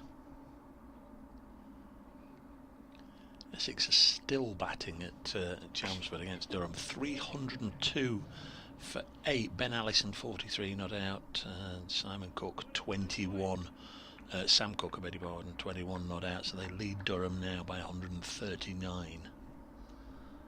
Again, from afar, it just looks like a day where they're sort of grinding out a run, every run vital to both sides. Some very interesting cricket up and down the country. Middlesex have lost another one in pursuit of about 1 million to beat Hampshire. They're 40 for 3. 5-3-1, I think, was the target. They're 40 for 3. Ollie Stone, this the last ball of his 17th over, comes in and bowls to Tom Moores. Plays it out onto the onside, and there's no run. 216 for 5 then at the end of that over, the 78th of the Nottinghamshire second innings. Mullaney on 40, Moores on 7, and Notts 288 in front. Danny Briggs is walking purposefully up to take his position to have a bowl. A couple more wickets have gone down at Taunton. Somerset 76 for 6. Interesting scorecards. Somerset 312, Gloucestershire 309, so fairly even on first innings. And now Somerset 76 for 6 against their West Country rivals. Must be doing a bit down there then on this third day, you'd presume. 216 for 5. Danny Briggs talking to Will Rhodes. Just having a look. No, there's nobody down below us, so they've not been tempted to post a long on. Hey, now I said that. Captain Bracegirdle has got on the walkie-talkie to Captain Rhodes, and Oliver Hannon-Dolby, who's the size of a skyscraper, has been sent down to patrol the boundary rope down below us. I think I'd have done that, Rob. There's Briggs into bowl to Mullaney, and it's defended. Been clubbed away for those 2 massive blows in the previous over. Needs a good comeback in this one. Mullaney has 40. Briggs bowls to him, and he's clipped this away for a single. I don't know what I called him yesterday. Was he Mr. Tickle or something? Oliver Hannon-Dolby. He's got great long arms, hasn't he? Stretch, was he the rubber? Yes. The rubber man. 216 for 5. Tall man. Oh, Mullaney with a one-day shot for 4. He's gone down on one knee and just deflected it. In fact, I've gone early. It's going to be cut off. Didn't run all the way down to the pavilion as quickly as I thought it was going to do, and it's been dragged back, and they only got 2. But a little bit of improvisation from Stephen Mullaney. Just helping it down the leg side with a little bit of a scoop shot down on one knee. 218 for 5. Just needed just a slightly heavier touch and it would have gone away for 4. The lead 290. And I think Danny Briggs is waiting for Stephen Mullaney, and Stephen Mullaney is waiting for Danny Briggs. Not sure what happened there. But then he comes from his 2-step walk up and bowls, and Mullaney defends. Briggs none for 60. That's Oliver Hannon-Dolby. Go on, Ollie. Go on, Ollie. And a good clap down below us. Mullaney will cut this to point, and he gets a wicket. Mullaney's gone. Danny Briggs gets one, and he turns. And whatever Hannon-Dolby said, clearly had some influence, because all the celebrations focus around Oliver Hannon-Dolby and what he's just said. I didn't pick it up, but he was giving it plenty, and everybody else has sort of high-fived now Hannon-Dolby in the celebrations. The catcher was Rob Yates, the bowler was Briggs, but clearly something was said there that either amused everybody else or maybe was a little bit of tactical nuance. Go on, Danny, you'll get him caught at point or some such. I don't think he actually said that, but maybe that's been inferred from what happened. Mullaney caught Yates, bowled Briggs at the crease for over 2 hours. Faced 95 balls, 4 fours and a 6, and the Notts captain has gone to 8 for 6 with the lead on 290. Rob Yates was in the right place at the right time, wasn't he? Yes, it was straight to him. Forced away into the offside by Mullaney, but excellent innings from him. 42. But as you said, Dave, whatever Oliver Hannon-Dolby was yelling from the boundary, got the desired effect with the wicket straight away. So 4 wickets remaining now for Nottinghamshire, and Liam Patterson-White, fresh from his 73 in the first innings, is coming out to bat at number 8 for Notts now. 2 new batsmen at the crease for the first time in a while once again, since Eden and Clark were dismissed in quick succession this morning. 2 lefties at the crease together, of course, Tom Moores and Liam Patterson-White, and they're just having a bit of a chat to discuss their tactics. Now there's 1 ball left in this, the 79th over. I guess also discussing tactics, at least in his own mind, if not with some of the senior counsel amongst his teammates. Must be Will Rhodes. What do you do here? 2 new batsmen, second new ball due, yet Ollie Stone's been bowling for 3/4 of an hour.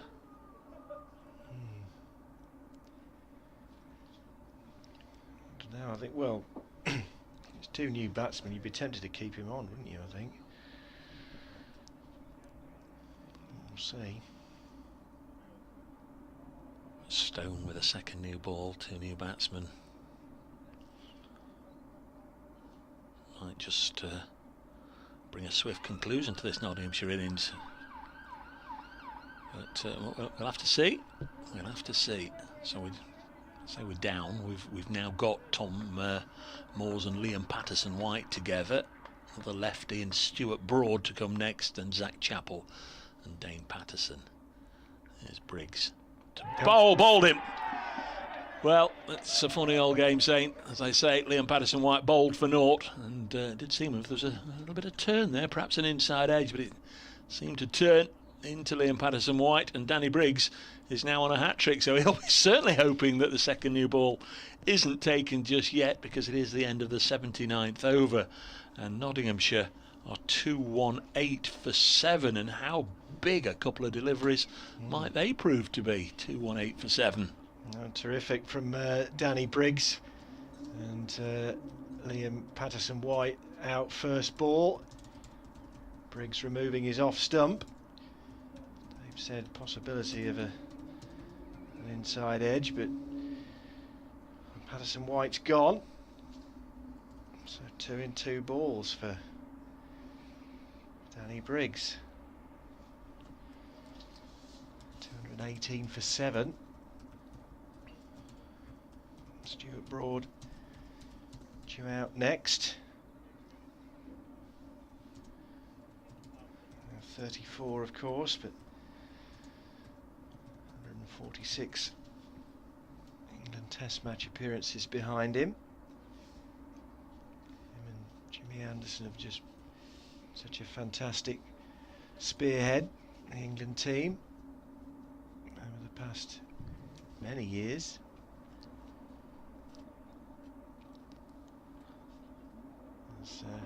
Patterson-White having just come all the way down the pavilion steps, has to go all the way back up them again.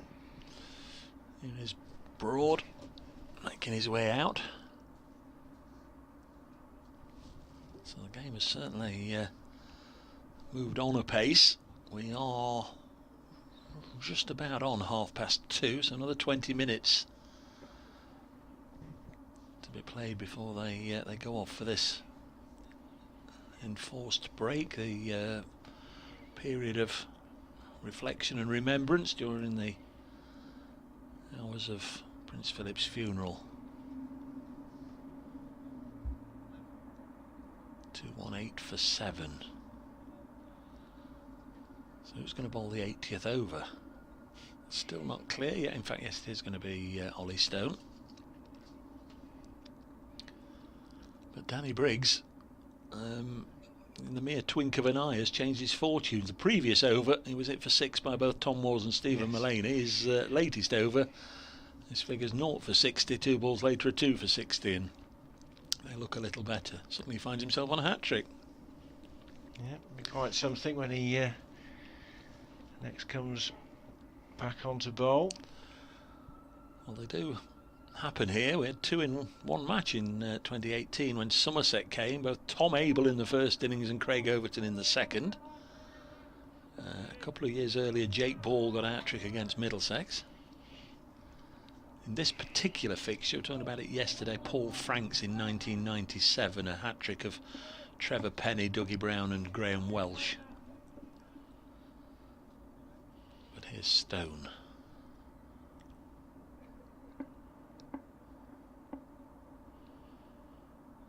From the pavilion end, running towards us and bowling to Moores, and that's laid down short third man and Rob Yates. Sometimes you almost know when you are about to get a message, and it happened then. Liam Patterson-White's dad just sent me 2 words. Oh dear. Yeah, exactly, Dan. Not to worry. If he gets a 5 for later today or tomorrow, you'll be Cock a hoop again. Yeah, exactly. As Stone comes in and bowls to Moores, who ducks underneath this one. Its way through to Burgess. Bit of fire in the Warwickshire bellies now. I'm just thinking he should get a ticking off there for bullying. That was a particularly ferocious delivery aimed at the head of Tom Moores there, wasn't it? 218 for 7 knots, 290 the lead. Day 3 here at Trent Bridge, with Dave Bracegirdle and Rob Gurney in the commentary box. Intriguing afternoon session on the penultimate day. Stone moves in again and bowls to the left-handed Moores, who leaves it outside the off stump. There is a theory that I don't necessarily buy, but there is a theory that you increase your chances of winning if the side batting last has a little bit of something to go for, something that they feel they might be able to chase, because it just won't be block, block, block, but don't necessarily go along with that with this much time left in the game. Notts would have welcomed getting up to 400 in front, and in so doing virtually putting Warwickshire out of the game, but they've got a bit of work to do to get anywhere near that. They're not at 300 yet. 290 the lead. Stone motoring in again past the umpire and bowls, and that's a solid enough stroke into the offside from Tom Moores. He has bowled well, hasn't he? Yeah, 3 for 47, but very few poor deliveries. The good line in length the vast majority of the time. Quick. Yeah, there's been no sort of release balls, nothing down the leg side that you can just tickle away for a nice easy 4 just to keep your board moving and damage his figures a little bit, and there's been no edges that have flown away down to third man or anything. He's either targeted the stumps or targeted the batsman. He's bowled very well indeed. He comes again and bowls to Moores. Played into the offside. Good energy, Stoney. A cry from one of his teammates. One delivery left in this, the 18th over of Ollie Stone. 3 for 47 currently he has. And then presumably we're going to see the hat-trick ball start the next over for Danny Briggs. You of course will have the honour of guiding him through that. Played well, Briggs, as a night watchman, of course, with the bat. 36 he scored, batted through the entire morning session yesterday. Here is Stone in to Moores, who shoulders arms outside off stump. Did move back a little bit after went past the bat. But there it is, 218 for 7 then. Stuart Broad yet to score, will be on strike to face the Danny Briggs hat-trick ball. Yes, as I said, he's Will Rhodes has got this completely wrong, hasn't he? He shouldn't have started with Stone. He should have just had a few overs and then taken the second new ball and brought him back then. No, none of it. He's got it absolutely right. There's been pressure from Stone from one end, and though Briggs did go for a couple of sixes, he's kept the batsman playing and eventually got his reward. Let's see if he can get further reward and see if he can bring you a hat-trick. Too close in catches then. Stuart Broad prepares to face Danny Briggs.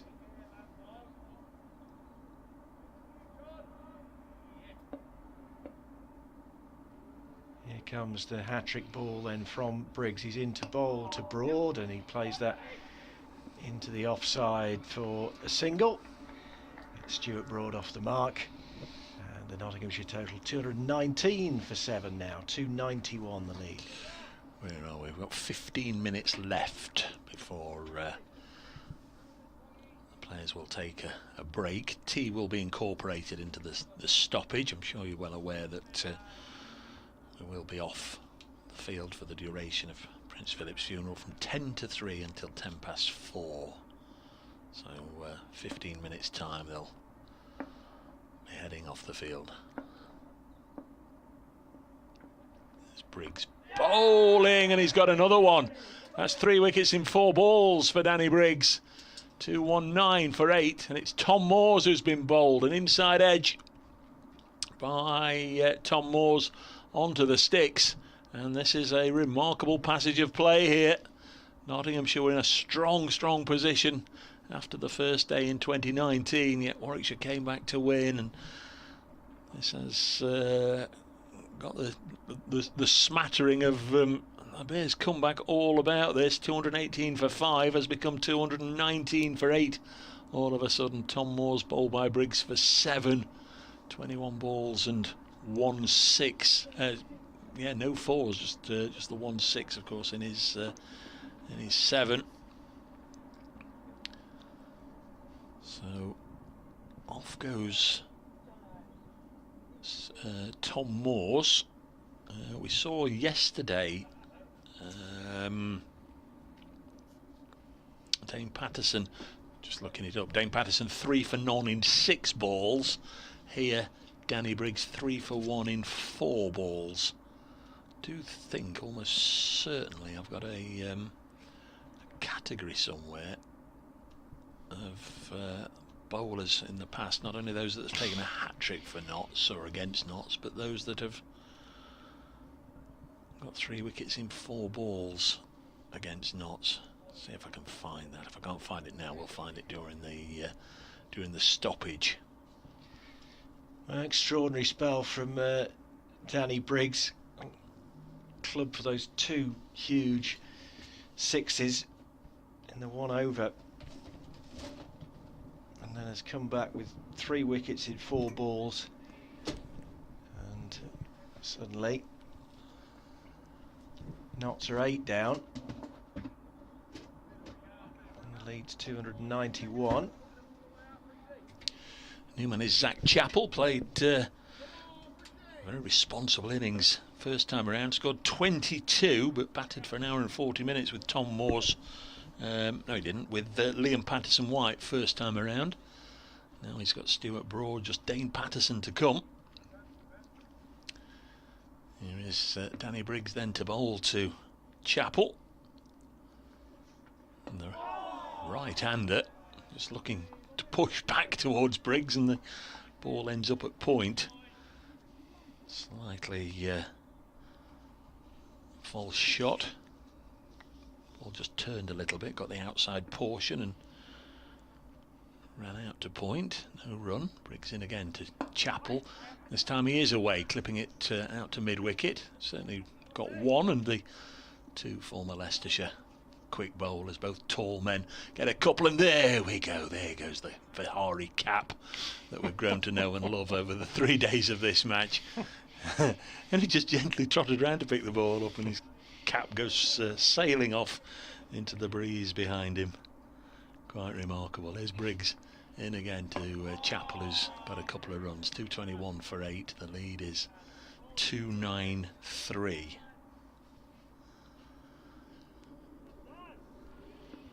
Game has certainly moved on a little bit in this session between lunch and right now. Smooths and Ars to end the over. 221 for 8. Yeah, so two, again, new batsmen at the crease. Saw Ollie Halland-Dolby doing a lot of stretching in that last over. And he is going to come back on to bowl. Stone 18 overs, 3 for 47. I don't know what his figures have been since lunch, but they've been absolutely terrific. He is getting a rest now. And Halland-Dolby's coming on. 16 overs, 7 maidens, none for 38. His current figures. Well, like an idiot, I've said I've got something and I haven't. What I have got is Nottinghamshire hat-tricks and 3 wickets in 4 balls. I found it here in the new Nottinghamshire Cricket Annual, but I haven't got what it's when it's been done for visitors. I'm sure I can find it somewhere, but it's not been done by a Nottinghamshire bowler this century, in the 21st century. Obviously there's been the hat-tricks for Gurney and Jake Ball. 3 wickets in 4 balls against Notts by a visiting side. I've not got. Perhaps Mike Goulder's listening and has got that information. Be nice to have. When was the last time, apart from the hat-tricks by the Somerset players, that somebody got 3 in 4? Oh, Halland-Dolby comes back and is into bowl to Broad, edge to Sam Hain at second slip, and Broad has gone, and that's 9 wickets down for Nottinghamshire. Ollie Halland-Dolby strikes with his first ball coming back on from the pavilion end, tempting Stuart Broad to edge to Sam Hain at slip, and Notts 221 for 9, 293 in front. Halland-Dolby's first wicket of the match, and I'm sure he'd agree it's been overdue. So Notts need something from Patterson. They lead by 293. Yeah. Crikey me. 198 for 5, well, in fact 198 for 4, and then 198 for 5, 218 for 6, 218 for 7, 219 for 8, 221 for 9. And they just can't get it right, can they not? If the top order fail, the lower order wag. And when the top order do put some decent runs on the board or get them into a decent position, then it doesn't happen for the lower order. There is Dane Patterson on his way out. A second ball duck in the first innings. Caught Lamb bowled Bresnan.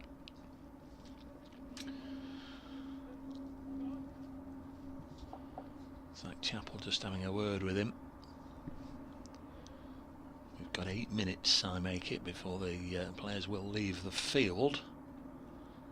I suspect we'll have if the wicket doesn't go down, I suspect we'll have the 5 balls in this over and 1 more over, because I know they don't want to be playing after 10-3, so they'll probably do that. So 11 balls Notts have got to survive here, I would suggest, before the break, but clearly the wheels have come off over the last half an hour.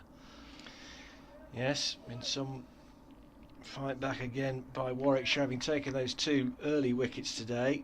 Hamid 53 and Clark 56. James and Mullaney in a 57 partnership for the 5th wicket, as a full delivery from Hannon Dolby is just about defended by Patterson. James went for 31 and quickly followed Mullaney 42.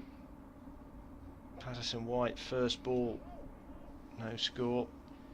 Moores for 7, 3 wickets in 4 balls for Danny Briggs, and then Broad edging Ollie Hannon Dolby to slip for just a single.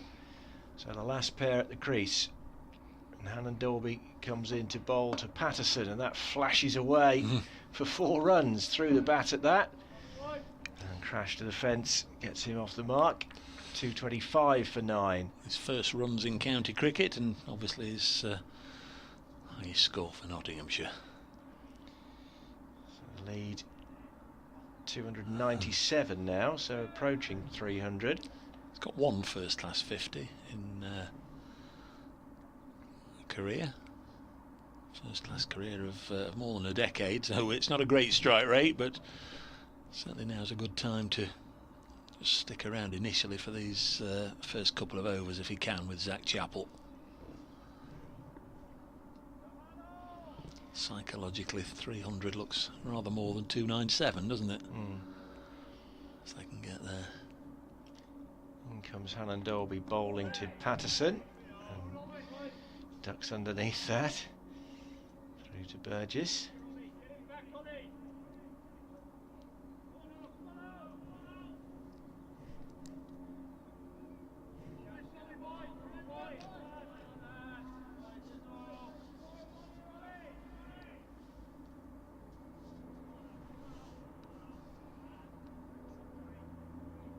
Players will be lining up in a moment of reflection at 3 o'clock, but that will be during the interval. Hannon Dolby comes in, and Patterson forces this into the offside. And Briggs is there at cover.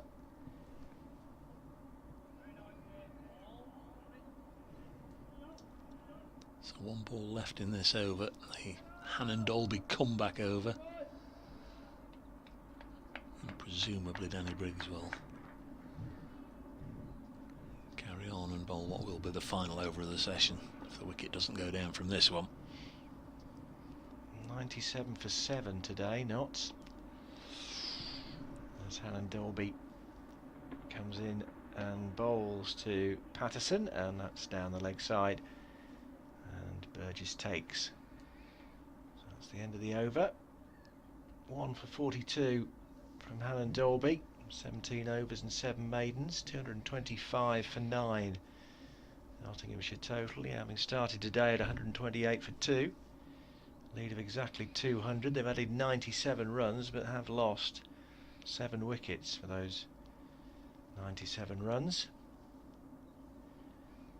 It was key for Warwickshire to dismiss Hamid and Clark at the start of the day. They did that, and then there was cricketing equivalent, I guess, of stalemate for the rest of the morning session. Just 60 runs came as Lyndon James and Stephen Mullaney tried to preserve their wickets and just keep the board moving at any opportunity they could. But since lunch, both have fallen, and they've been followed back to the pavilion by Patterson, White and Moores and Broad.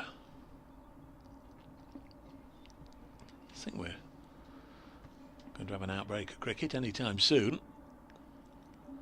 Crikey, they've taken their time, those sorting out this over. It is going to be Danny Briggs. Zach Chappell's on strike. Were this session to be running for another hour or so, we might see Zach Chappell play a shot or two, but I'm sure we won't, as it's going to be the last over of the session. Be just looking, I think, just to try and survive as Briggs bolt. Well, I say that, and he's played the ugliest attempt at a reverse sweep you could wish to see, and he's somehow played it to extra cover. Although when he'd gone down on one knee, he was sort of hitting it, I guess, to the left-hander's mid-wicket, straight to Rob Yates. Extraordinary attempt to play it. One to work out in the nets. Now he's played and missed, and he's not exactly giving the impression here that he's going to be absolutely rock solid through the remainder of this over. Two very undignified attempts to play the ball. Here's Briggs in again, and now he's given it a bit of a wallop down the ground, and it's gone one bounce for 4. So Zach Chappell's tried a reverse. He's played and missed, and he's freed his arms and helped it away for 4. The lead is now beyond 300 for Notts. 301. And just take the day's tally into 3 figures as well. 101 for 7, as Rob was pointing out. 3 balls left. 83rd over of the innings.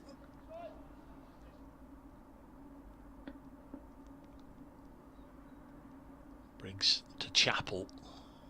What will he try and do now? Well, he's taken a single. He's given Dane Patterson the opportunity to see out the final 2 balls of the session.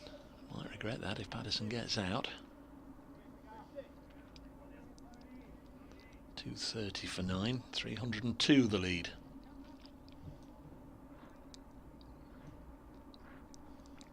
Forecast good for the remainder of the day and tomorrow, so you'd imagine with 4 full sessions left, and this evening's one a lengthy session, that we're going to get a result one way or another.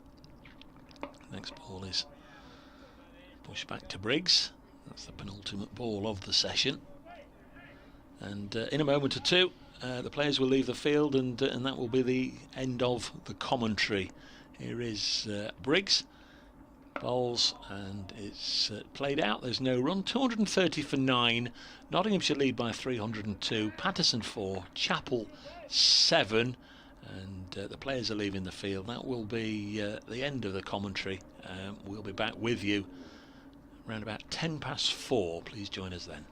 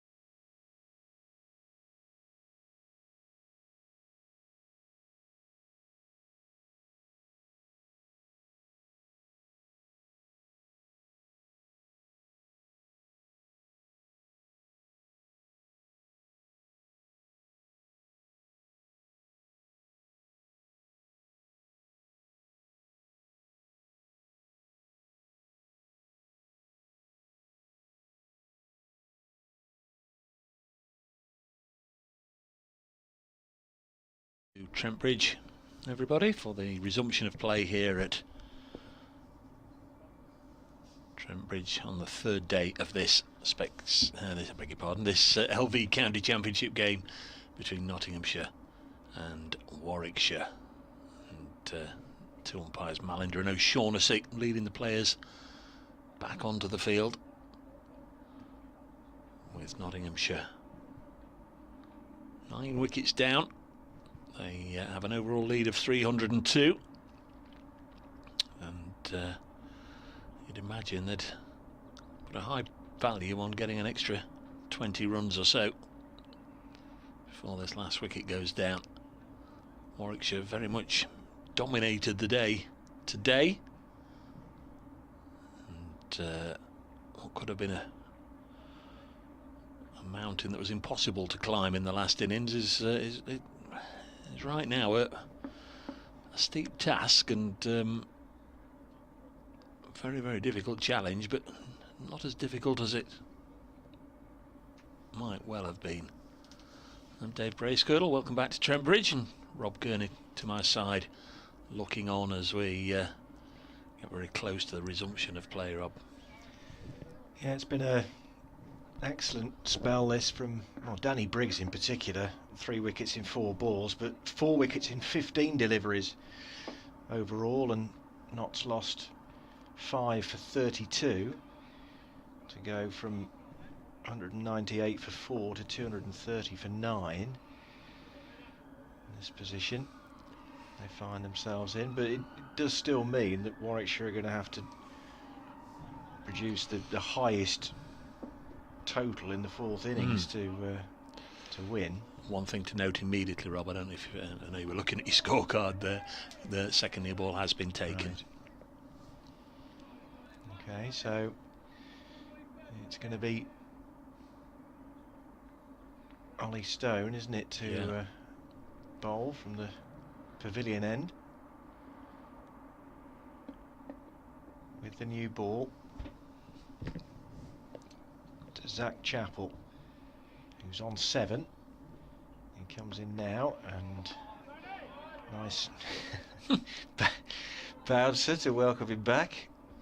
Kept doing that in the first innings to Chappell. I don't know if their paths have crossed in the dim and distant past, but kept bouncing him in the first innings. I was looking forward to the response, but Chappell didn't get the opportunity. He wasn't bowling when Stone came to the crease, and he wasn't there long. He was not out. The innings finished straight away. He's on his way in again to bowl to Chappell, who lets this one go outside the off stump. It's a 42 over session, so in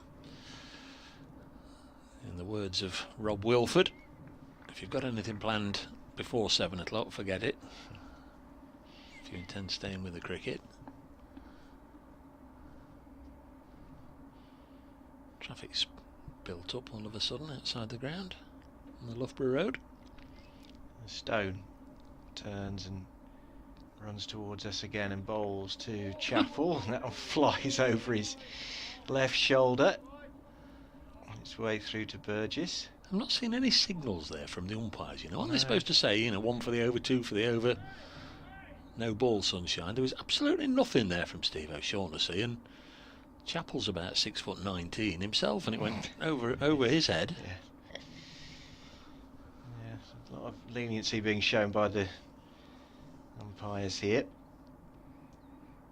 as Stone is on his way in again and bowls to Chappell, who gets a solid bat on this out into the offside where Will Rhodes does the fielding. In fact, we've mentioned 1 or 2 cricketing publications and books and what have you over the course of the season, and I got home last night and didn't bring it in today. Typically I got it home last night, and my Playfair Cricket Annual, I didn't get around to sending off for it until last week when I realised it was arrived. I think it does say that the height in there, if you can just have a peep at Zach Chappell, what it officially says. As Stone comes in and he's sent that one down, and he's been no balled this time.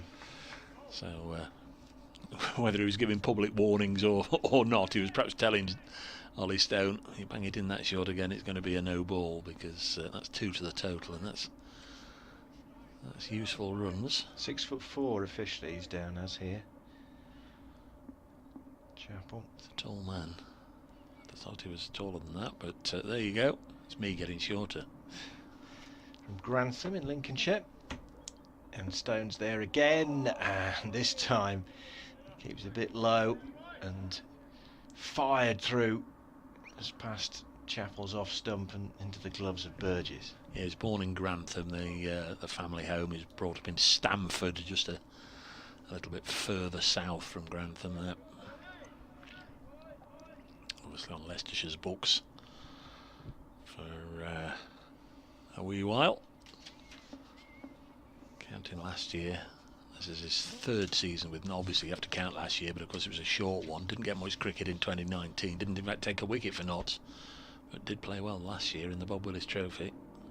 Stone is there again, and that just beats the shoulder of Chapel's bat. Eventful over.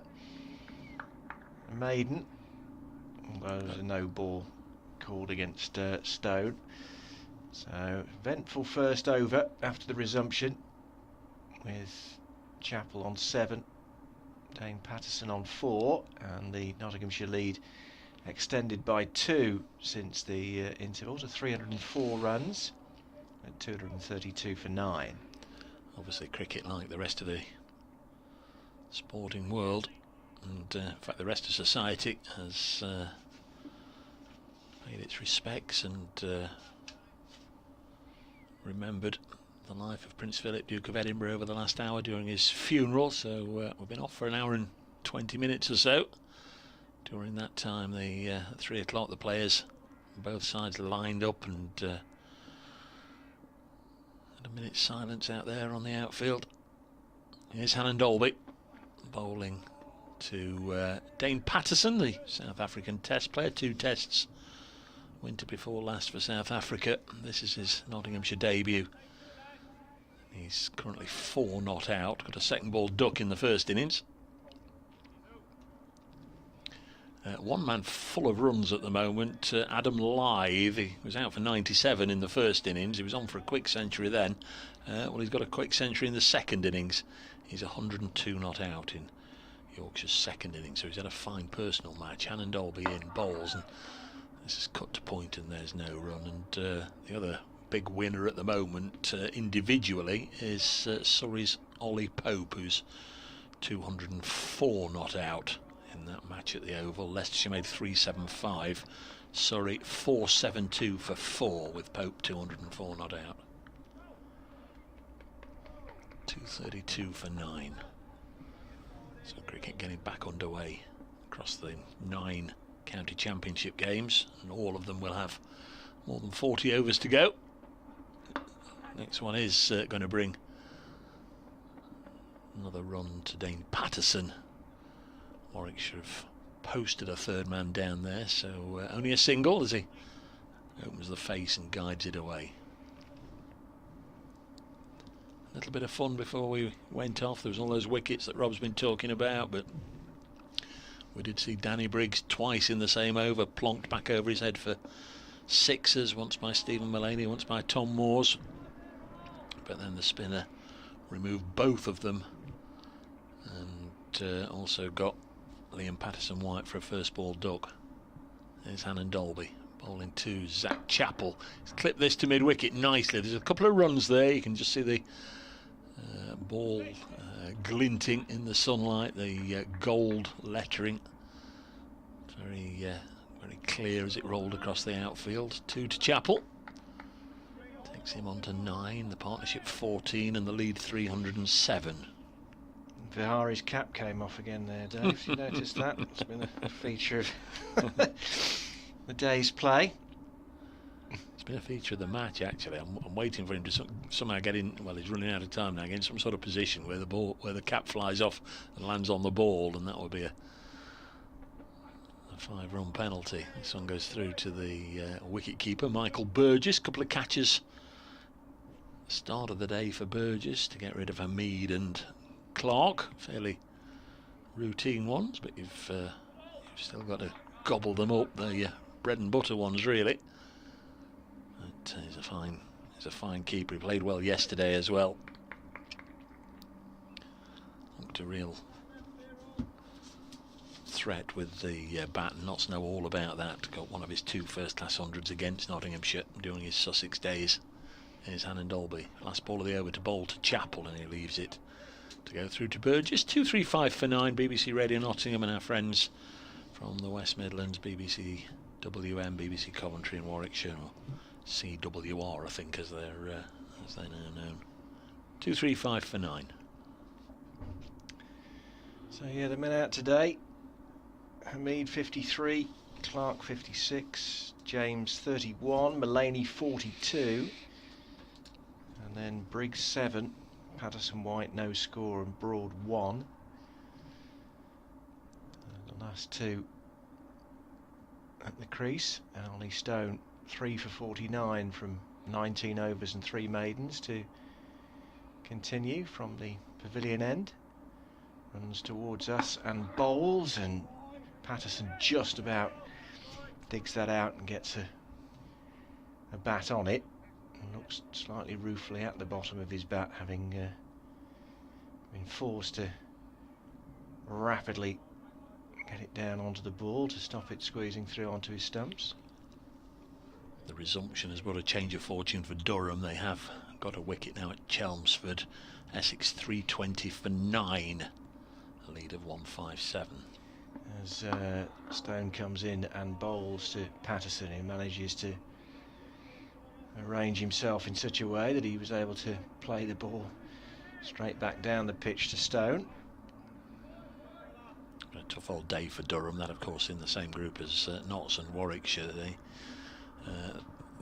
The reigning county champions, if you like, and the reigning Bob Willis trophy holders, Essex, were only 46 in front with 4 wickets left at the start of the day, but they've really ground out a decent score, leading Durham now by 159 with 1 wicket left. Stone in again and bowls to Patterson, and a big swish at that. He looks to the skies, Dane Patterson, but didn't make contact. Through to Burgess. Emergency service activity. It's a fire engine, in fact. It is, yep. A couple, in fact, on the Loughborough Road. Kitten stuck up a tree, hopefully. Hopefully nothing more than that.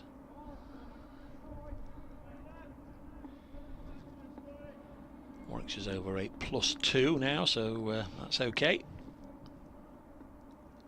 Stone comes roaring in again to bowl to Patterson, and he's played that back over the bowler's head, and 4 runs. A vain chase for Will Rhodes, down to long off, and Patterson on to 9, and the total 239 for 9. I think it was Stephen Mullaney clapping on top of the pavilion there in the seats in the sunshine, and roared well done, Pato. Lead 311. Everyone's a bonus.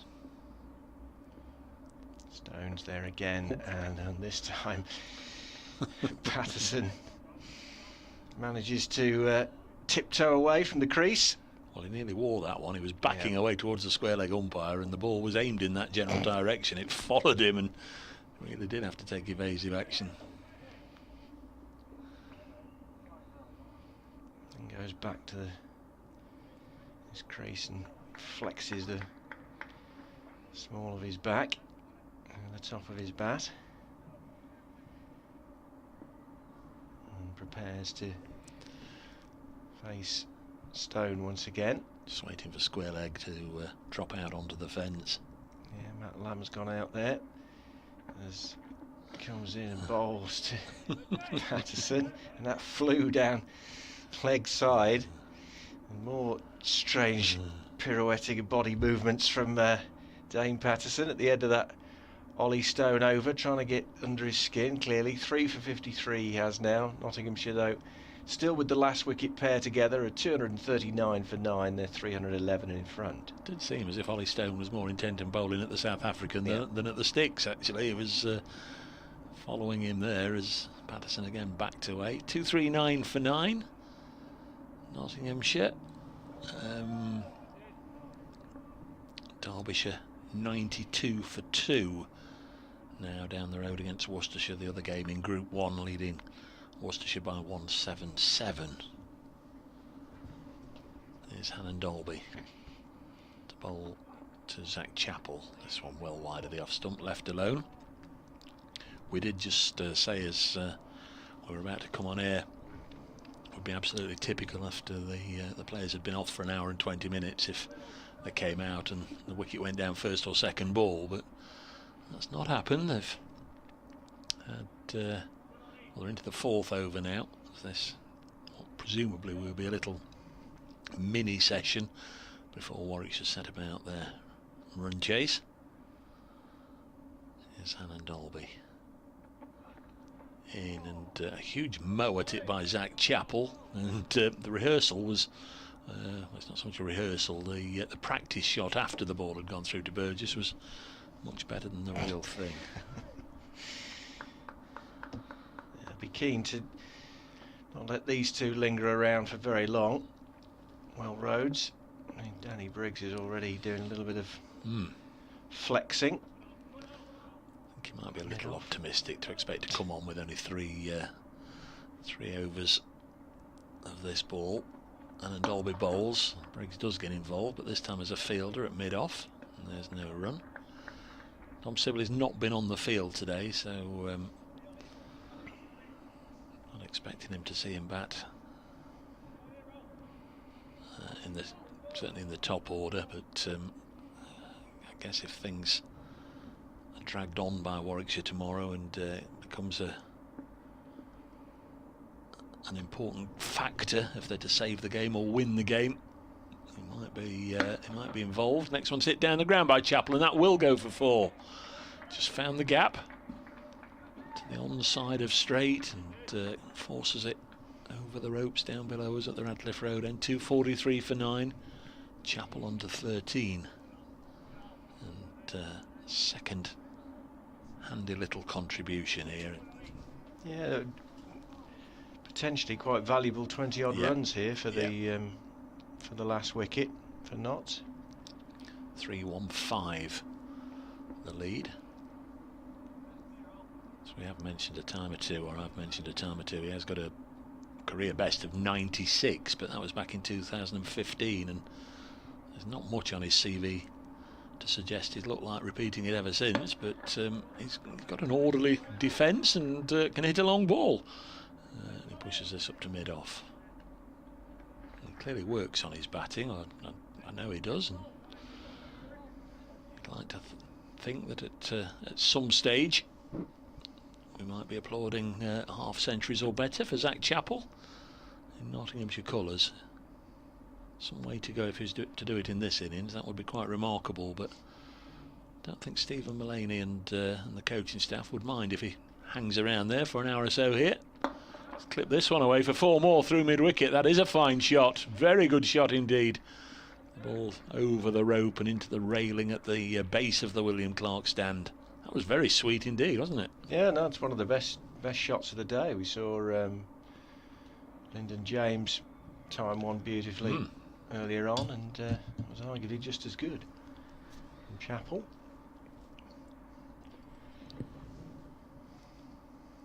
So yeah, 26 in this partnership worth. 221 for 9 when they came together. Yeah, the Bears would need 320 if the wicket goes down now. I'd say it would be a big ask, considering it'd be the highest total in the 4th innings to win this match.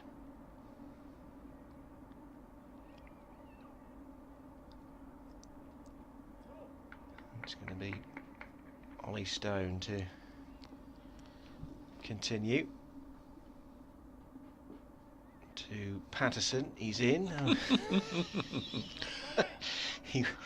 He went to kind of fence that, or maybe even cut it away. In the end, just ducked out the way. But so the mind games have started again. I think he was trying to play the old Brendan Taylor uppercut over the slips, and if you look where Vihari has been positioned down to our right, he's at well, a shortish third man.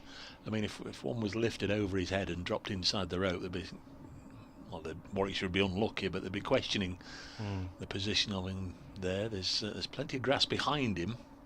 Stone is in again and ends up flying down leg side once more. And Patterson taking some evasive action. There's plenty of better judges of a game of cricket than me that might just be saying full and straight. For one thing, Patterson might not be able to reach it if it was full and straight. He's practically nowhere near the cut strip when Chappell lets go of it. It's quite extraordinary. Two young men really fronting up to each other here. Certainly are. And Stone is on his way in again to Patterson, and he's given that an almighty clump back over the bowler's head. And Rhodes is chasing, but in vain, and that's 4. So advantage Patterson in this little mind game that's going on.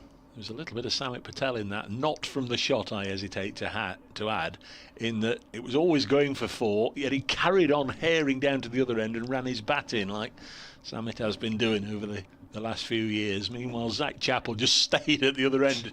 He knew there was no point in running. 251 for 9. 323 the lead.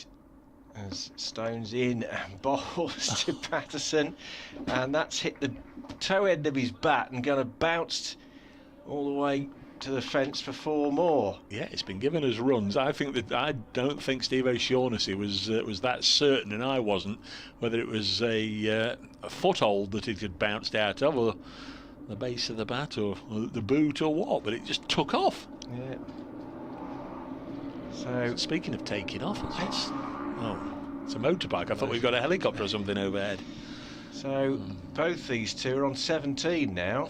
And suddenly Will Rhodes is having to go and have a chat with Ollie Stone. The lead 327.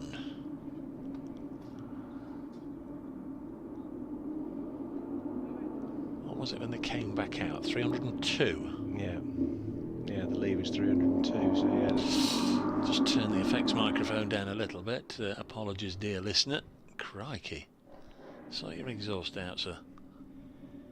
Sounds like the one that comes past our house about 4 times a day. I didn't quite realise we were as close to Donington as we obviously are. Crikey. Anyway, here we go again.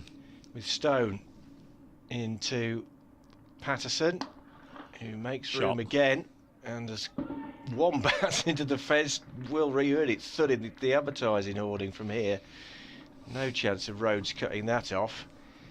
And Patterson on to 21 from as many deliveries. 259 for 9, 331 the lead. That is the trouble when you do decide eventually to go full and straight. He's got his eye in a little bit now. That was a sweet bit of timing and a really good connection. He's obviously got a good bit of wood there, and he's got a good eye. Has been peppered a bit here by Ollie Stone. Final ball of the over. A little bit of fun. 331 the lead. Suddenly his figures are 3 for 65. Yeah. Stone. And apart from the motorbike, he's just gone a little quiet out there as well. As he comes in and Patterson's on the move, and he's ended up just dinking that up to mid-on for 1. And that's the end of an eventful over again, with Nottinghamshire moving on to 260 for 9, 332 the lead, Patterson 22, Chappell 17. So 39 now, this partnership worth. Very, very useful. Of course, it comes off the back of those stands, those partnerships that really didn't last very long at all. 4 wickets going down in 15 balls as Notts lost 5 wickets for 32 runs. Well, Danny Briggs is coming on here to try and get rid of this last Nottinghamshire wicket. Record 10th wicket partnership for Notts against Warwickshire. Features somebody that was a firm favourite both at Edgbaston and here.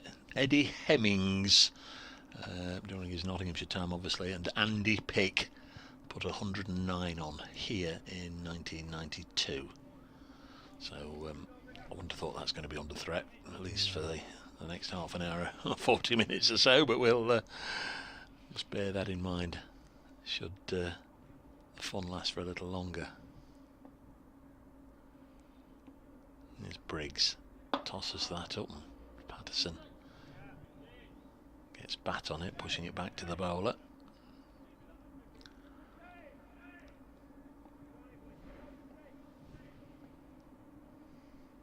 It's 3 wickets in 4 balls for Danny Briggs, and he's this one's gone high up in the air, and a chance for Oliver Hannon-Dolby. This is going to be the end of the innings. Well taken by Hannon-Dolby, and Patterson goes for 22. Zach Chappell is 17 not out. Notts 260 all out. That's a lead of 3-3-2. Triple Nelson to win this one for the Bears. Danny Briggs gets a 4 for 68 for the spinner. He's had a fine game, but he's also had a fine turnaround because he was none for 60. He finishes 4 for 68. Patterson 22 he made. Caught Hannon-Dolby, bowled Danny Briggs. Batted for half an hour, 24 balls, hit 5 fours, 260 all out. 3-3-3 needed to win the game, which will be good going if they can get them. Warwickshire, as I say, the highest score in the 4th innings of this match to win it. Notts having been bowled out for 273, and Warwickshire responding with 201, albeit that Dom Simley couldn't bat because of his broken finger. And Notts, their 2nd innings, 260 all out, leaving the Bears to score 333 to win. So the Notts scorecard in this 2nd innings: Slater, LBW, Stone 2. Hamid caught Burgess, bowled Rhodes 53. Duckett, LBW, Rhodes 25. Joe Clark caught Burgess off Stone 56. Lyndon James, LBW, Stone 31. Mullaney caught Yates, bowled Briggs 42. Tom Moores bowled Briggs 7. Liam Patterson White bowled Briggs first ball 0. Stuart Broad caught Hayne off Hannon-Dolby for 1. Dane Patterson caught Hannon-Dolby off the bowling of Briggs for 22, leaving Zach Chappell 17 not out. There were 4 extras, 2 leg byes and 2 no balls. Total 260 for Nottinghamshire. And the bowling: Hannon-Dolby 19 overs, 7 maidens, 1 for 53. Ollie Stone 21 overs, 3 maidens, 3 for 66. Tim Bresnan 10 overs, 2 maidens, no wicket, 37. Will Rhodes 14 overs, 5 maidens, 2 for 31. Danny Briggs 23.2 overs, 4 maidens, 4 for 68. And Rob Yates just the 1 over for the concession of 3 runs. So the position in a few moments' time is that Nottinghamshire lead by 332 runs in the match, so Warwickshire will need 333 to win. And they'll be back out there, I'd imagine, in about 5 or 6 minutes' time, and as soon as they do return, we'll pick up commentary. Those of you watching on the live stream will be able to see pictures, and those of you listening in on the BBC Sport website and app, we'll leave the effects microphone on, and as soon as the players are back out there, we'll pick up commentary.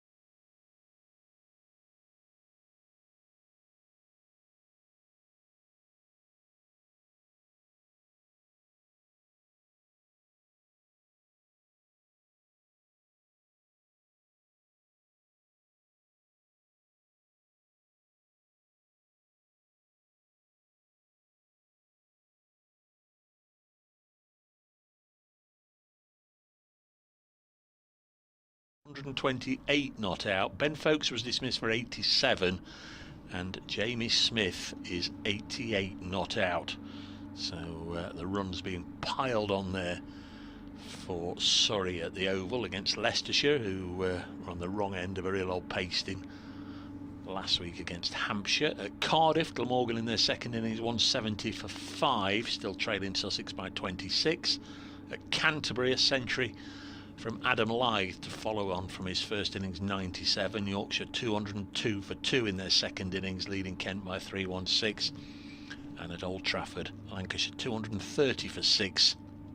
They lead Northants by 358 with 4 second innings wickets remaining. Well, we've got there. The umpires are on the way out to the middle. I think I've got a little bit of hiccups from somewhere, so we'll wait until Rob creeps up behind me and goes boo, or some such. There's lots of remedies, isn't there, for getting rid of hiccups? Hold your breath. Yeah, drink from the back of a glass. Oh yes, yeah, that's always a good one. Boo. That's it. Yeah, shock always seems to do the trick for me. Anyway, these will take a lot of getting, these runs. It'll be some achievement if they do make it. And of course, they've only got 10 players, because we don't expect, unless in extremis they need Dom Sibley. Be even more of an achievement if they were to get them. Just going to have a little look here at Will Rhodes, who's going to face the first ball. In Nottinghamshire's first innings, Will Rhodes 18 overs. In the second innings, Will Rhodes 14 overs. Skippered the side, he's involved in every decision, obviously every bowling change and everything, and opening the batting. He's got a huge workload here, hasn't he? Yes, he really has. He has, and he's got 4 slips to contend with, facing Stuart Broad's first delivery from the pavilion end. He's in now and bowls, and that really lifted on Rhodes, fizzed past the shoulder of his bat through to Moores behind the stumps. I venture to say it's a little easier skippering aside out there in the outfield than fronting up to Stuart Broad, as you say. We've seen some fine fast bowling in this match. Ollie Stone and Zach Chappell and Stuart Broad, and we've had nagging accuracy from Oliver Hannon Dolby and Rhodes, Bresnan, even Patterson. He came to the party late in the Warwickshire first innings with 3 wickets. And Broad comes in again, and it's a leave this time by Rhodes outside the off stump.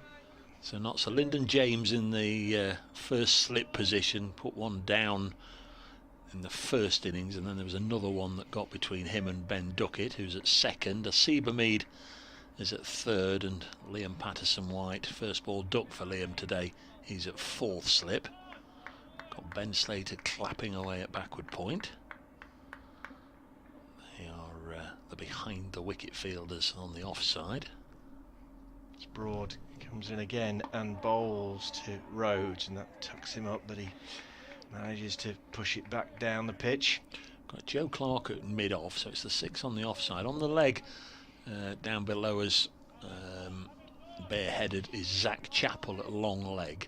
Dane Patterson is a wide-ish mid-on position, and Stephen Mullaney is stationary, catching at a shortish mid-wicket. We've seen Mullaney mid-on or mid-off throughout the game, but that's an interesting position, and he is there in a catching position.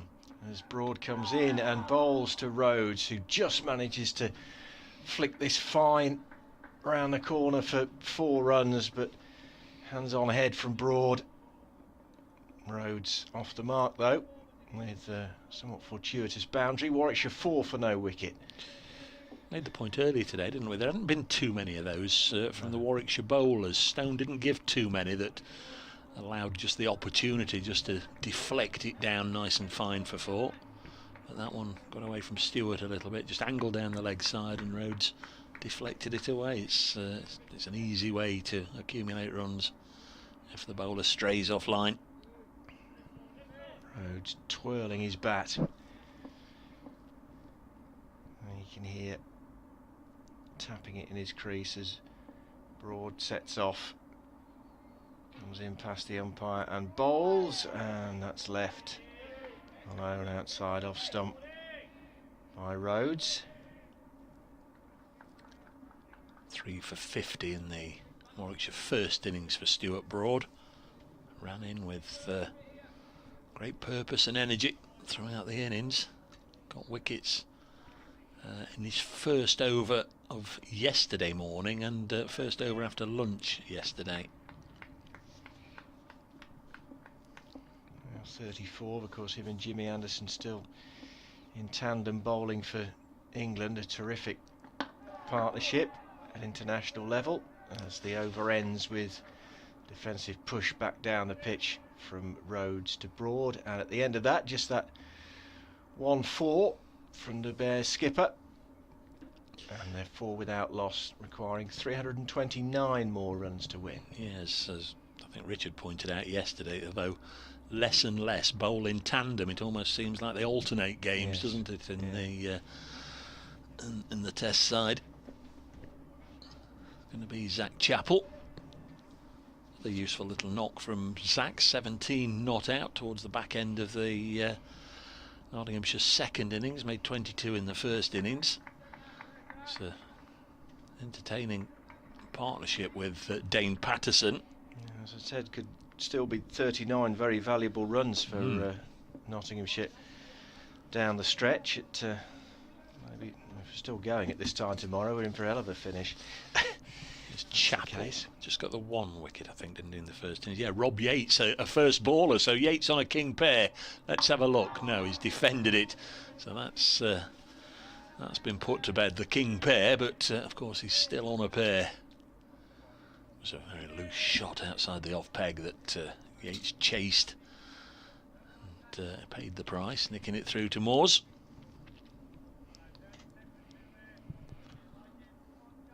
Would normally be batting 3, of course, because of the absence of Dom Sibley. Numa Vihari batted 3 in the first innings. He's also on a pair. Rob Yates defends into the offside.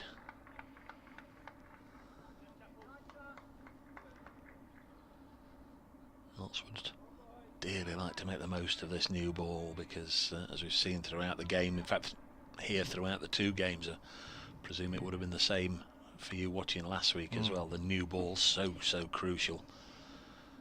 If you can get a wicket or 2 early on, it makes your task so much easier. Once you're in, it's a little easier for the batsman. Chappell bowls, and it's a good full quick ball which Yates clipped out onto the leg side to Joe Clark. Derbyshire in the second innings last week was 71 for 5, and Warwickshire looked odds on to win, but a combination of weather and Matt Critchley and Harvey Hussein's batting on the last day meant that that possibility was removed. Durham need 168 to beat Essex. They are 0 for 1. Will Young out first ball. Warwickshire 4 without loss. Will Young, the evergreen Will Young. It's a short bang through to the keeper. Can I get away with that? Can I get away with that? Tremendous. He's on debut, of course, the New Zealand international. Didn't arrive at Durham in time to play in the game here at Trent Bridge last week, so he's making his debut, but not one to forget, not one to remember personally, but I guess if Durham win, he'll be learning the words to the Bladen Racers a little later on. I do fancy Essex, must admit.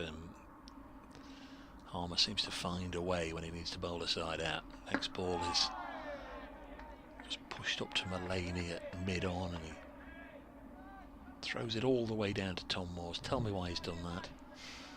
It's sort of a rhetorical question, because I've been asking it for years and years, why the ball is hit up to the mid-on or the mid-off fielder who can just lob it to the bowler who's a couple of paces away, yet they hurl it all the way down to the other end, and then they have to start working on the ball again, polishing it. If If they didn't keep throwing it about, there wouldn't be so much damage, surely. Cricketers and routines, isn't it? I suppose that's what they. There's Chappell bowling, and a single taken here by Rob Yates. So he's off the pair, clipping it behind square on the leg side. Does mean that we're facing Stuart Broad in a moment, but at the end of Zach Chappell's first over, none for one. 5 for no wicket then. Warwickshire, 328 more is the target to win. After Notts were eventually dismissed for 260. Incidentally, I did say I would try and find out last time a visiting bowler took 3 wickets in 4 balls, and unable to, and so too one of our great stats men, great man of the club, Mike Goulder, who we communicated with during the break, and he's only got all the details for the Nottinghamshire bowlers who've done 3 in 4 balls, so we can't help you. As Broad comes in, and everybody was up there behind the stumps as it flew through to Moores, but Yates got away with it. It's certainly the best since Overton and Abel both took hat-tricks in the same game in back end of 2018 here. And 3 wickets in 4 balls doesn't happen as often as you might think it does. Jamie Smith of Surrey has now got 100, first of his career. Broad in and bowls to Rhodes, who just lets this, Yates rather, who lets this travel outside the off stump and through to Moores. Shadows starting to lengthen. Sun's been out pretty much all day, Dave, today. Yeah, it's been a lovely day. Tremendous. A little on the cool side still. We are in mid-April, so that's to be expected, but no great cloud cover, or it certainly hasn't been overcast at all today, as Broad comes in and balls. A big shout for LBW against Yates, and the umpire says no. And everybody was up then. They were getting behind the bowler, and Stewart needs no second invitation to have a good old yell, a throaty yell and a roar at a possible LBW victim at the other end. Not in line, as I keep saying, but did look a decent shout. I'm not sure what that would have looked like to those of you watching on the live stream. Seemed to be back-legged, didn't it? Yeah, he may have got a life there, Rob Yates. Very confident those behind the stumps. As Broad comes in again and bowls to Yates, and this one he turns into the onside. Mullaney does the fielding, and there's no run. Inwardly he'd have been glaring at Steve O'Shaughnessy, going, don't give it, don't give it, don't give it.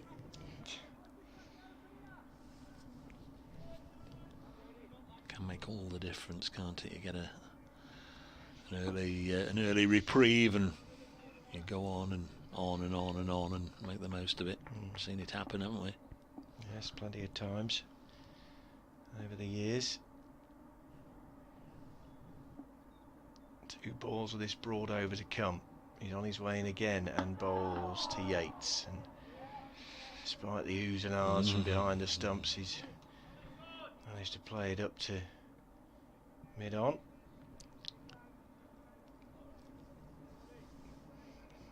Patterson. So 31 overs to come after this last delivery. It's not many if you say it quickly. You assume it's a 7 o'clock finish today, you might yeah, quite you possibly. might be about right. As Broad comes in and bowls, and Yates lets that one pass outside the off stump. That is the end of the over. Stuart Broad with a maiden. No wicket for 4 runs from his 2 overs, and Warwickshire 5 without loss. Rhodes on 4, Yates on 1 in pursuit of 333 to win. I'm sure we haven't got any Durham supporters choosing to follow this game rather than theirs, but Also, if you've got a shilling on Durham winning that game, I would suggest you turn away now. Durham are 0-for-2, with Alex Lees having been dismissed by Jamie Porter. So both openers out for 0 and in pursuit of 168. A dreadful, dreadful start. 0-for-2. That might just be the start of an Essex fight back in that game, and the start of Essex's real campaign to dominate the county scene again this season. This one's sent down by Chappell, and Will Rhodes, the Bears skipper, plays it into the offside. I say it can't really get any worse, but of course it can. It could be 0-for-3, or like Middlesex were the other day. Was it 36-for-6 or something ridiculous? Quite extraordinary. 5 without loss. Martin will be delighted, no doubt. I'll get it all later on, I'm sure. Unless he's gone into hiding. He thought he'd be going home today. Chapter and verse. He might yet. There's Chappell bowling. That will keep a little low. It certainly gave that impression. Chopped down into the gully region. 5 without loss. So Warwickshire went with Hanuma Vihari at 3 in the first innings, and then of course that was the end of the first day, because Danny Briggs came out as a night watchman. Sam Hain batted at 5, Matt Lamb 6, Michael Burgess 7, Tim Bresnan 8, Ollie Stone 9, and Oliver Hannon Dolby 10. There was no Dom Sibley. 5 without loss. Chappell wide of the off stump and through to the keeper. Rhodes has 4, Yates has 1. Get the feeling you're being watched, and from the back of the box, one of the lovely ladies here at Trent Bridge. Empty the bins, excellent. Just come in. That's and what we need.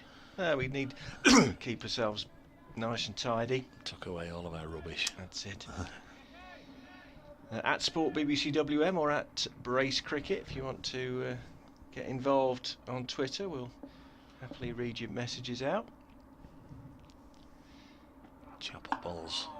Again, Rhodes solidly behind it. Not a good day for the football supporters of this fair city, with both sides losing. So let's hope the cricketers can bring a bit of cheer over the course of the weekend.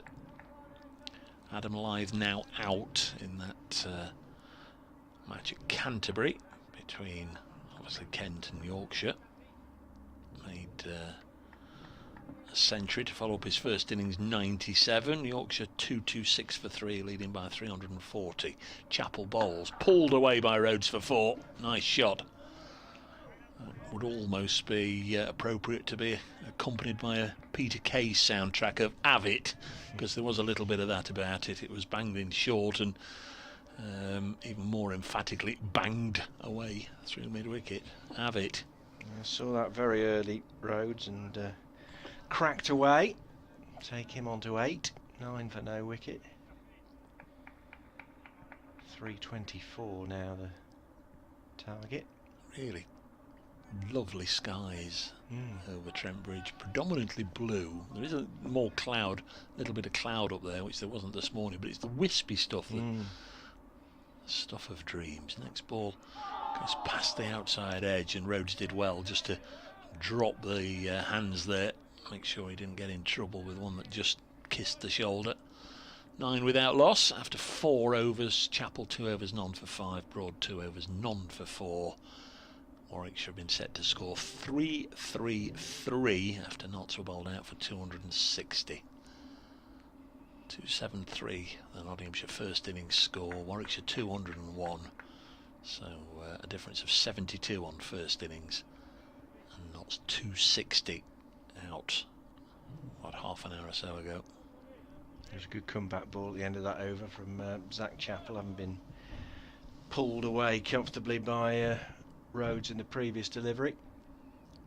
It's Broad to continue from the pavilion end. Comes in now and bowls to Rob Yates, who shoulders arms outside off stump. Another big ooh from the slip cordon. as it went past the edge of his bat. It's a bit of a challenge at the moment for Rob Yates, isn't it?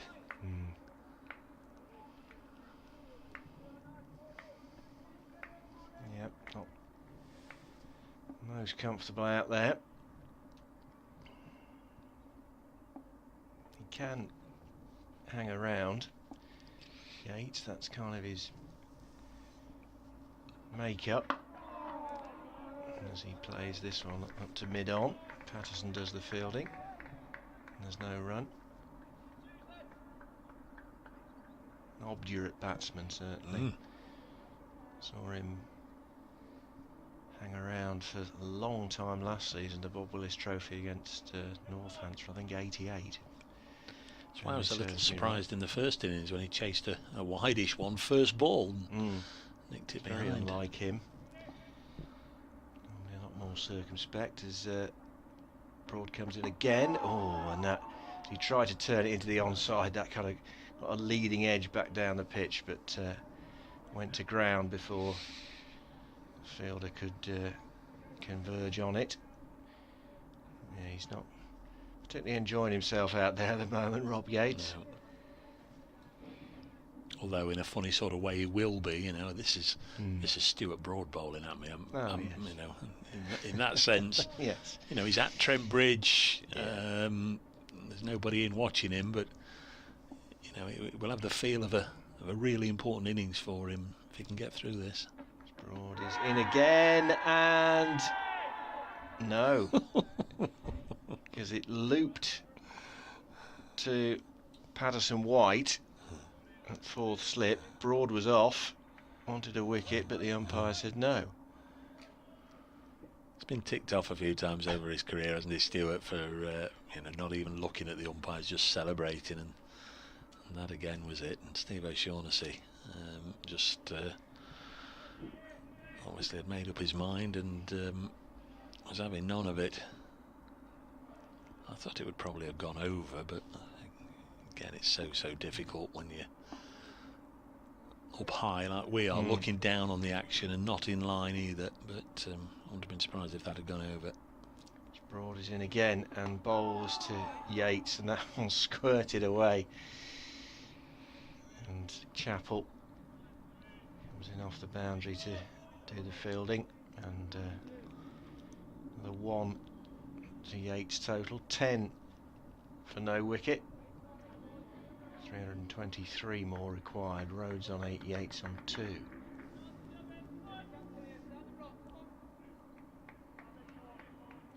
Really important, I think, for Notts that Broad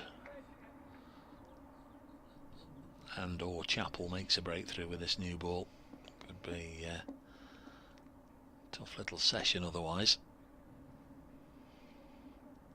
Broad sets off again, motors towards us and bowls to Yates, who turns this into the onside but picks out field at mid-wicket Mullaney, and that's the end of the over.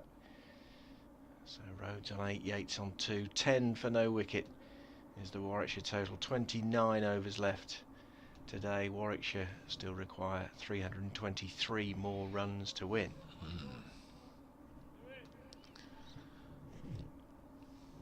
This morning a Seba Mead 53, Joe Clark 56 were dismissed in the early stages of the day. Remember, they'd both reached their half centuries last night, so didn't get starts this morning. Lyndon James and Stephen Mullaney hung around till lunch as Zach Chappell bowls to Yates, pushing it up to mid-off, and then both fell. It was 198 for 5 when Lyndon James was dismissed by Ollie Stone for 31. Stephen Mullaney then became the first of what turned out to be 4 victims for Danny Briggs, and 198 for 4, 260 all out. From 218 for 5, 260 all out. It was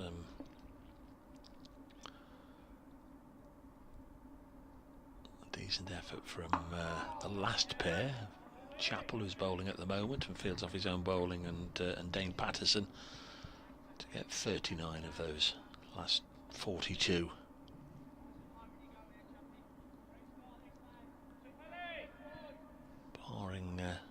something miraculous. We'll be up and at it again tomorrow morning, 11 o'clock start. Normal last day timings tomorrow, 11 till 1, 1:40 till 3:40, and 4 o'clock through to the end of the game. There's Chapel, wide of the off stump. Bowling quickly again, but not quite got the radar right. That was a bit of a waste of a delivery. Lots of effort, but wide of the mark.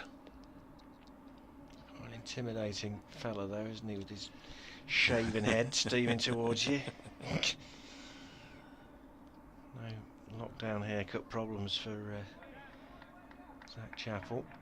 Ollie Pope has been dismissed for 245. Jamie Smith 120 not out. The fact that it's only a few minutes ago since I said Smith had just got his 100 and Pope was 208 or whatever, I fancy they're really trying to get on with that.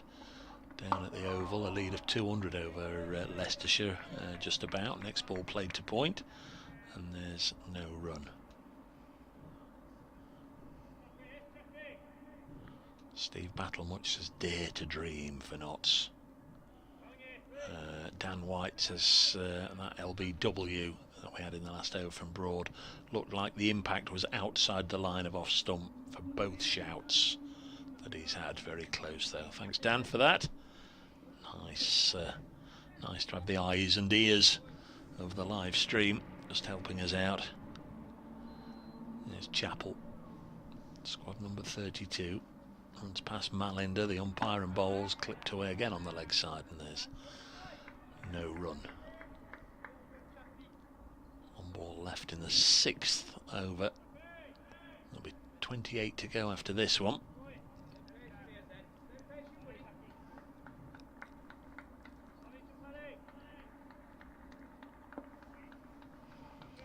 Dane Patterson down at long leg.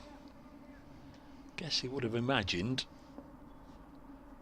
that when he'd signed for Notts, he'd be coming here as somebody who opened the bowling rather than first or second change. I don't know, but that's where he is at the moment in the pecking order anyway, as this one's nudged out to Stephen Mullaney, and it's the end of the over. I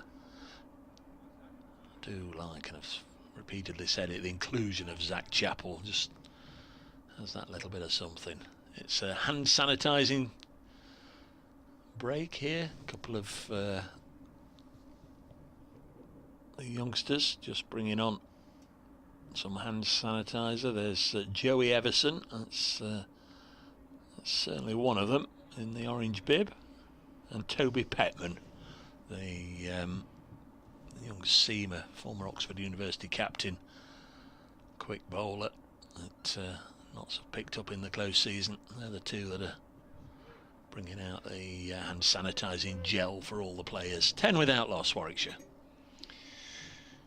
Yeah, so these two just trying to establish a foundation for the rest of tonight and maybe into tomorrow. But still take some getting, these runs.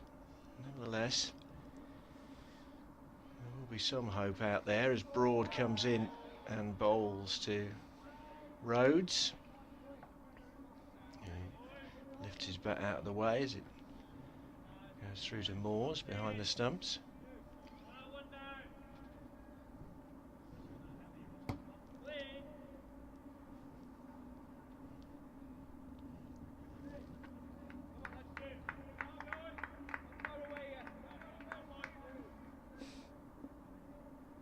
Anybody who's played cricket at any level would know most of the chatter out there is fairly banal. Broad comes in and bowls. Oh, it's a misfield, and there'll be at least a couple here. A long chase down for Joe Clark. He's caught up with the ball, but they come back for a excuse me, comfortable 3. Rhodes on to 11, and the total 13 for no wicket. No excuse. He wouldn't want anybody to make an excuse for him, but I think it just sort of pitched that bit between where the edge of the square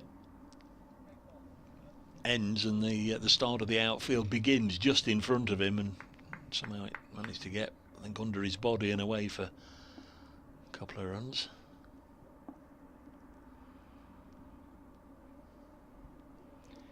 Broad is there again, and Yates manages to drag this into the onside, where Patterson picks up. I think they took 3, didn't they? Rhodes Yes. moved on to 11. It's brought Yates back onto strike.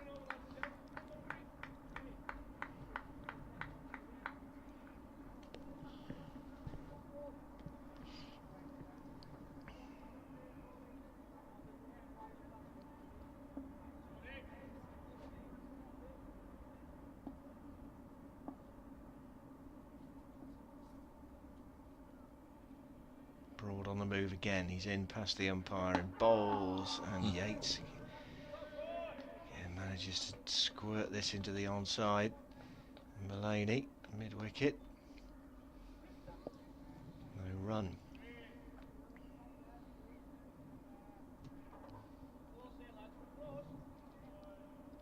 Been a bit of a suggestion that last year or two Notts have been quiet in the field, but clearly in this position they sense this could be the opportunity to press home their advantage. Darren on Twitter says, watching online makes me more desperate to watch in person. Fingers crossed not too long, he says. Yeah, won't be long, Darren. As Broad comes in and bowls to Yates, and that is out.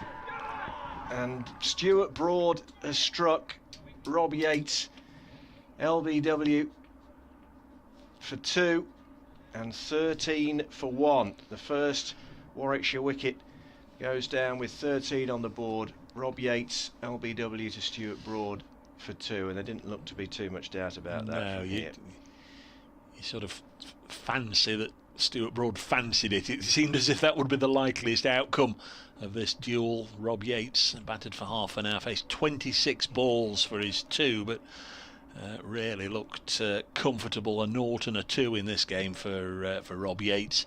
And Stuart Broad once again ran all the way down, absolutely celebrating. He knew he'd got this one. He's just having a chat to the umpires now. I think he's chatting to the umpires rather than they're chatting to him.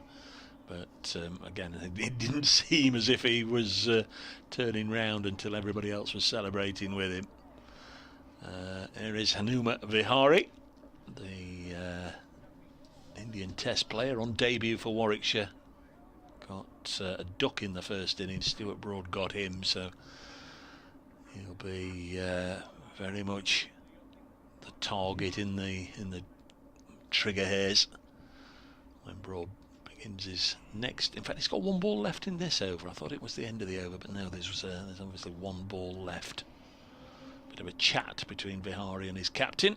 13 for 1, Warwickshire. Yeah, he's on a pair. Vihari having taken 23 deliveries to knock it off the mark before Broad claimed him. Caught by Hamid.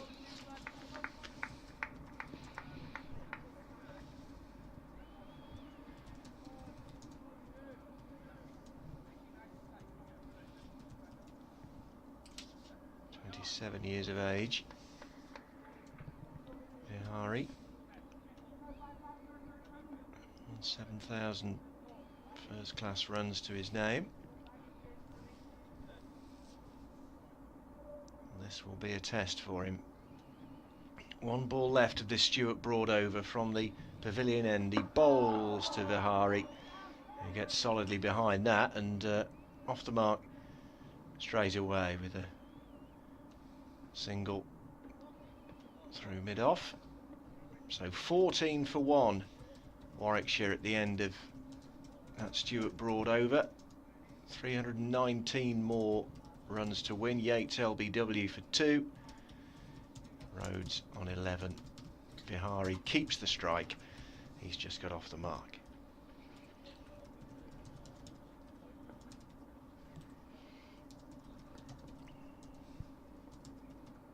Both batsmen doing gardening as Vihari takes guard. Deputising for Peter Milan at the moment, but Milan's visa issues in South Africa appear to have been sorted out, so potential for them both to be playing in the next match. Here's Zach Chappell in to bowl to Vihari's, clip this away. Couldn't find any runs at all in the first innings. Faced 2 balls, got 2 runs this time around. It's a different game.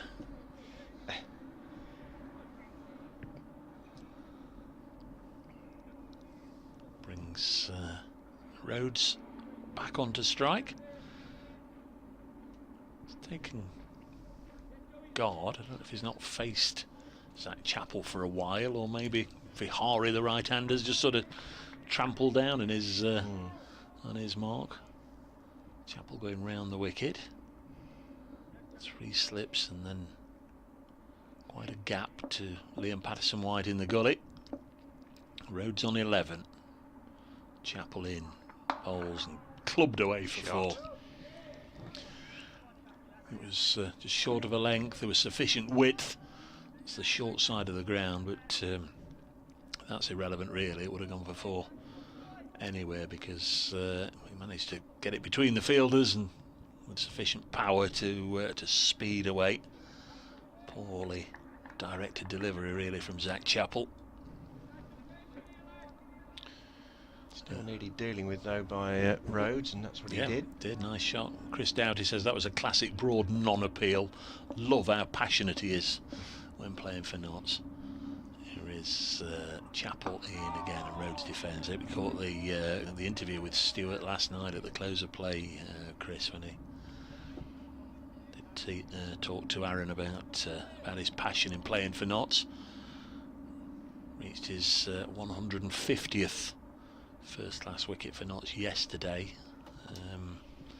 Not many when you consider he joined the club in 2008, but as everybody knows, he's been limited to very few appearances every season because of England duty. Here's Chappell in again, bowling, and Rhodes defends. 19 for 1. Yeah, 146 test matches for a start, plus all the other limited overs cricket that he's been playing for his country. 800 first-class wickets. He's not exactly been sat around with his feet up over the last 12 years. Good work if you can get it. 35 in June. There's Chappell.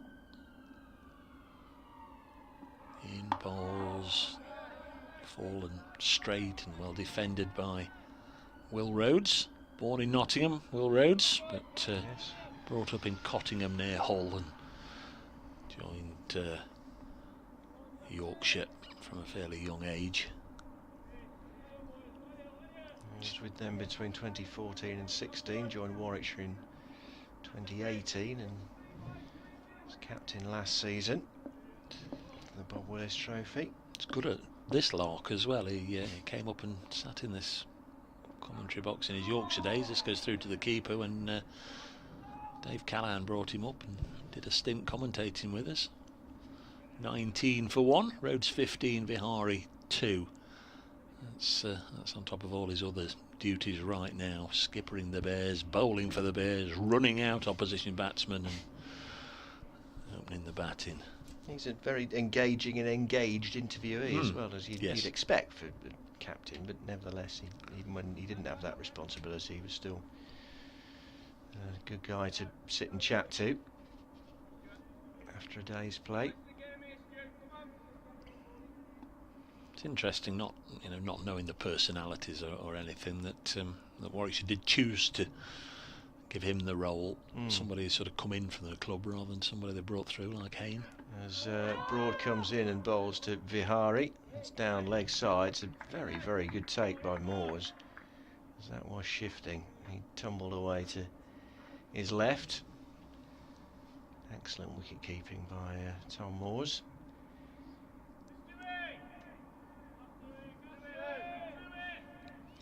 I think Stewie's bowling. Teammates getting involved and giving him the big up, as you'd expect. Broad back to his mark and sets off to bowl to Vihari. He's there, and Vihari turns this one down to Patterson for a single off his hip. Moves him on to 3, a total of 20 for 1 in pursuit of 333 to win.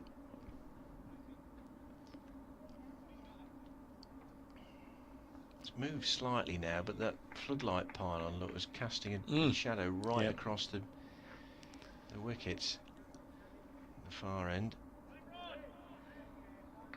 I don't know, that might interfere somehow with the batsman, but anyway, it's irrelevant at the moment because Rhodes is taking strike to Broad from the other end, and here he comes now past the umpire. He's in and bowls. Did that get a nick? No, it didn't. But everybody of a Nottinghamshire persuasion virtually has their hands on their heads because that was close. Was indeed, yeah. Sounds like some sort of garden fungus, doesn't it? Creeping floodlight pylon shadow. Japanese knotweed. Don't want that in your garden, Dave. Definitely not. You don't. I wouldn't mind one of those pylons. Fair amount of light from them as Broad comes in and Rhodes gets everything behind that, and it's going to turn into a quick single, although the stumps get thrown down by Joe Clark, but Rhodes was long since into his ground, so stumps get readjusted, and he's on 16, Vihari on 3, 21 for 1, Warwickshire. I'm a bit agitated by neighbours' super sensitive security lighting, because whenever the old International Space Station's going across on a clear night, I'll go out and have a look for that. Yeah. And you know, I like to see the stars, and I like to see the space station, and the merest movement, and the blue light comes on from next door. As Broad is in and bowls to Vihari, he fields it on his follow through, And it sort of ruins the effect looking up at a dark sky when you've got the light on. I do like it when it's absolutely pitch black, because the stars are a magical thing to look at when it's pitch black, and especially the old space station. I mean, I got into that when Tim Peake was going round and round, and I still keep tabs on when it's going to be sort of in our orbit, late evening here, so we go outside and have a look at it. Broad is on his way in again and bowls to Vihari, and that's defended back up the pitch by Hanuma Vihari. No run, end of the over, 21 for 1 Warwickshire. Broad 5 overs, 1 maiden, 1 for 11.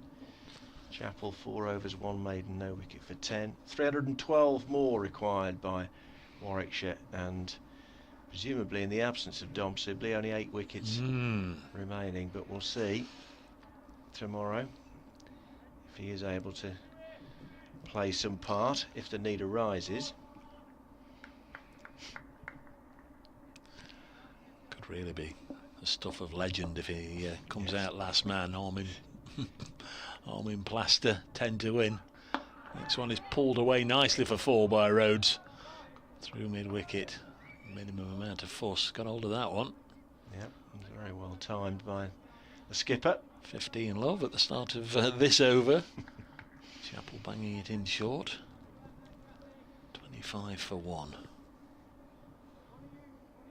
Yeah, there's all the old pictures back in the day, wasn't there, of Colin Cowdrey going out to face the West Indies with his arm in plaster. There was Malcolm Marshall, who batted one-handed, and Richard Wilford came up with something. Was it Andy Lloyd or Andy Moles?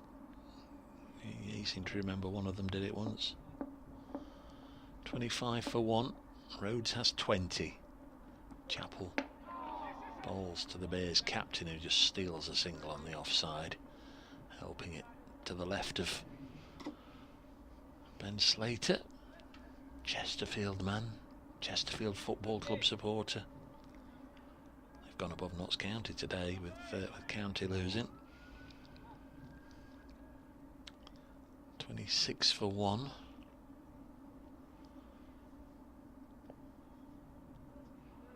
No bowling changes as yet. Broad's had 5 overs, 1 for 11. Chapel in his 5th, none for 15. Patterson was on very early on the first evening as Chapel in to bowl and Vihari defends. They only had 10 overs to bowl on the first evening, and Broad had 5 from one end, and I think Zach Chappell just had 3 at this end, and they gave Patterson a couple of overs, and he didn't get off to a great start. His first ball was a no ball that went for 4, so that was none for 6 before he'd even started the over, really. And on reflection, it's perhaps one of those occasions where they might have been better off leaving Zach Chappell on, because he was in a nice rhythm. But clearly Mullally wanted to get Patterson involved on Thursday evening, whenever that was. Thursday, 26 for 1. Next ball nice and full, it away by Vihari. Clips it towards mid-wicket. Here is the Chesterfield churner, Ben Slater, doing the chasing, and they get a couple of runs. 28 for 1. Vihari on to 5. I heard you and Richard talking about the cut of the outfield as well, looking like the old Southampton shirts from the early 80s, when the likes of the late Alan Ball and Mick Shannon used to wear them, and Laurie McMenemy was still the manager. I remember. Well, it was Mr. Emerson from last week who pointed it out and said it. Can you see what he's coming at? Absolutely, yeah? I can do. Yes, yeah. He's spot on. Here's Chappell, 28 for 1. In and bowls pulled away by Vihari. Well, I was looking towards the boundary rope there, but it only just trickled off the edge of the square, and Slater did the field in 29 for 1. Yes, we have to find something to talk about, don't we, during the course of a 8 or 9 hour day. It's all good, Dave, all good. And this match is intriguingly poised, particularly if these two can hang around for a while.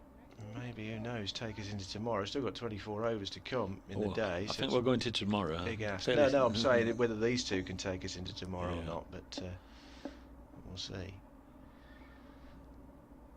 This Chappell in again, it's defended. I would imagine if a wicket goes down within the final 4 overs of the day, we might see Danny Briggs again as night watchman. I'm not sure how often the same player has done the role in both innings in the same match. Surrey, I think I'm right in saying, the first team this year to get 600 up. They're 604 for 6 against Leicestershire at the Oval. Jamie Smith out for 123.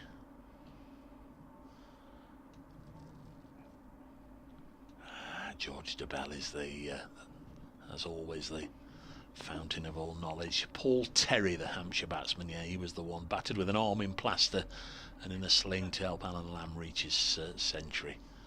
That's right indeed, yep. Thank you, George. He's far too young to remember that. He'll have researched that and looked it up. As Broad comes in and bowls to Vihari, and that shot up and over the top of the stumps. That's the difference, you see. I'm thinking about Colin Cowdrey in the 60s, and he's on about Paul Terry in the 80s. 29 for 1.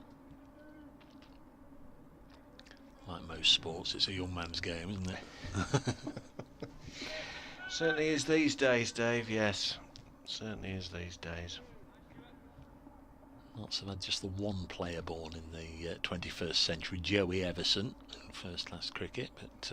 well, that does make you feel old when you talk to indeed, yeah. people who were born post-2000. As Broad comes in again, and Vihari saw that coming. Just dipped a little to allow it through to Moores.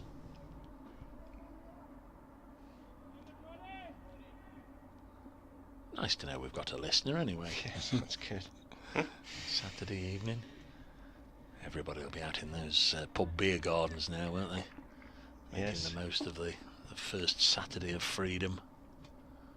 29 for 1. Heaters will be in demand, the patio heaters, won't they, as well? As Broad comes in again, and Bihari lets this one again travel outside the off stump. Of course, Nottingham's one of the cities where the parks have been fully used by the youth of today, shall we speak, over the last few weeks. They've been getting out in the fresh air and rehydrating in vast numbers.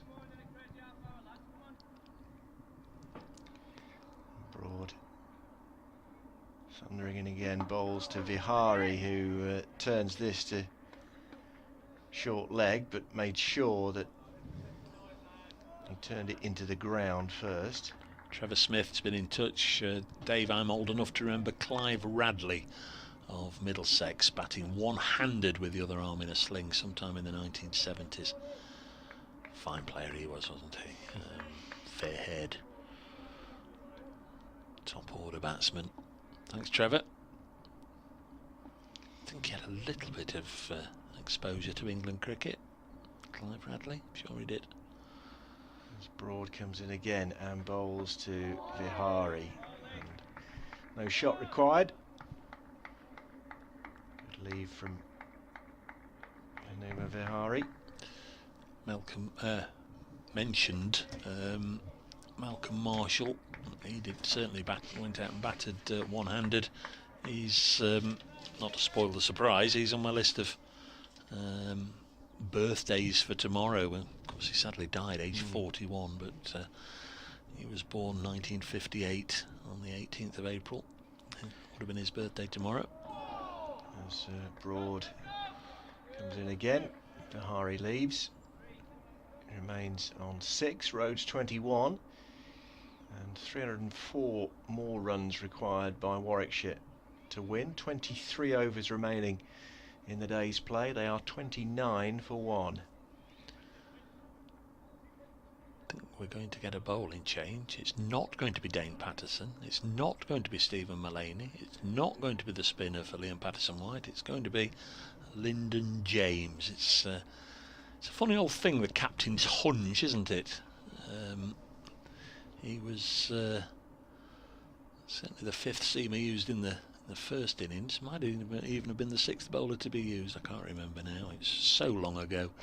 But the old captain's hunch. In fact, when he did come on in the first innings, he got a wicket first ball, which was obviously a great fillip for him, a great tonic for the team. 6 overs, 1 for 25. Yeah, he got Matt Lamb first ball, nicking to Ben Duckett. He's on from this end of the ground, the Radcliffe Road end. Has got that strap.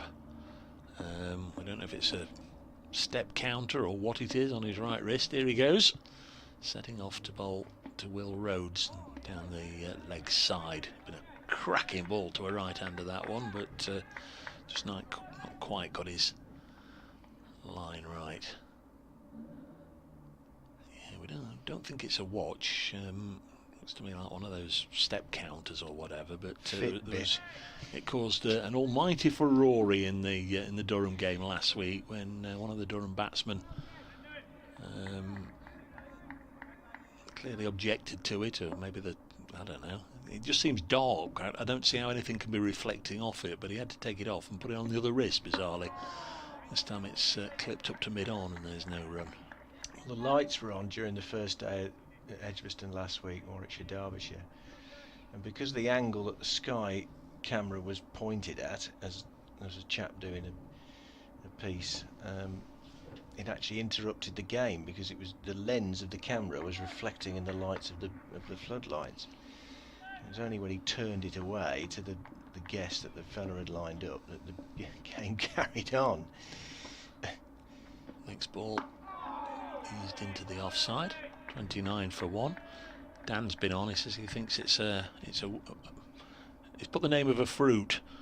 He thinks it's the name of the fruit watch. Dave, other types of watch are available. Do you need a watch? I know there's quite a few cricketers that wear all sorts of jewellery and wear the watches and all the rest of it. I don't know. I don't know if a cricketer needs a watch. Don't know. 29 for 1. Next ball nice and full and played back down the carpet by Will Rhodes, who's on 21 not out.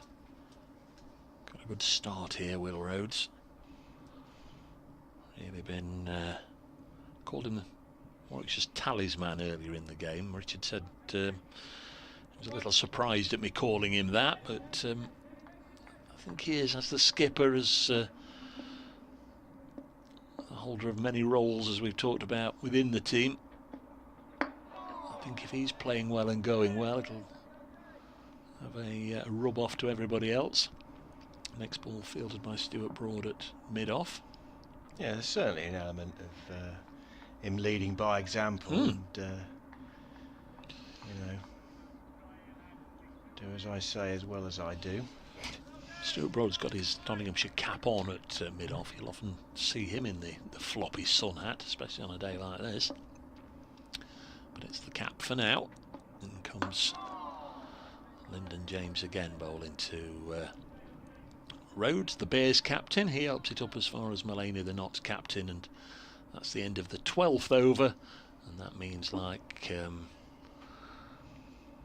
children rushing to get back inside once the playground bell has gone.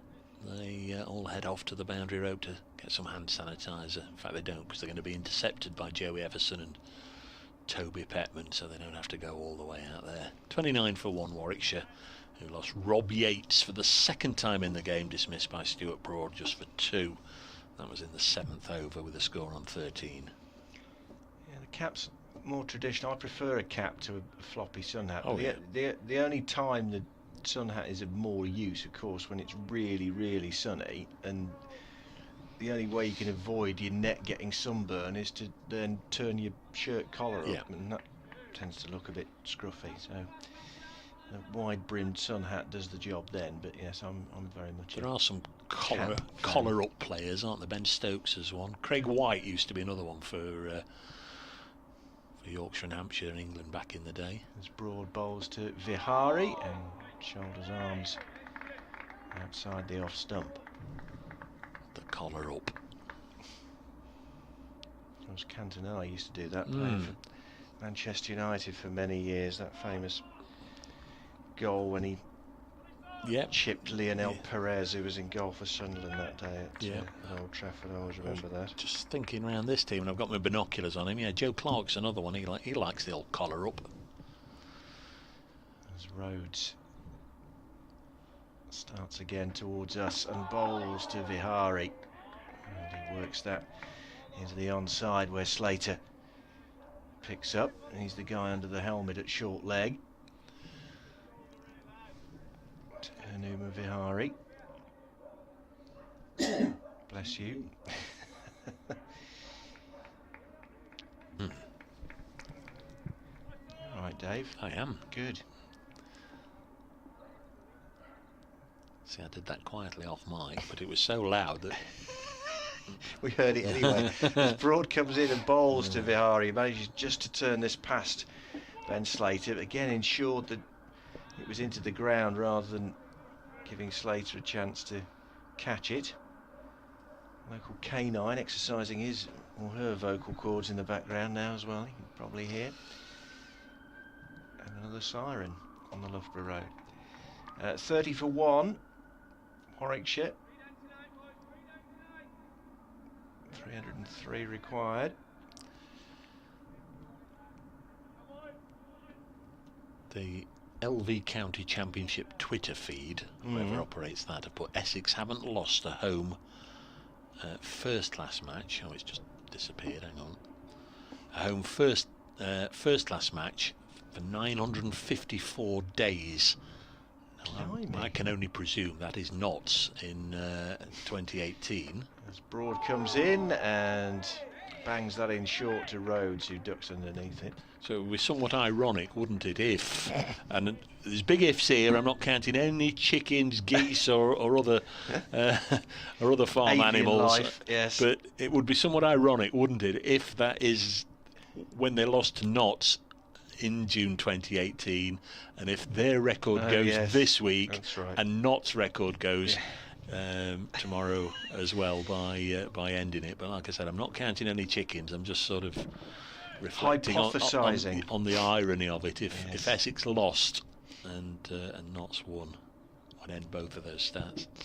It's Broad is in again, and that's close-ish to Rhodes' off bail. Durham are 20 for 2, by the way, needing 148 more to win.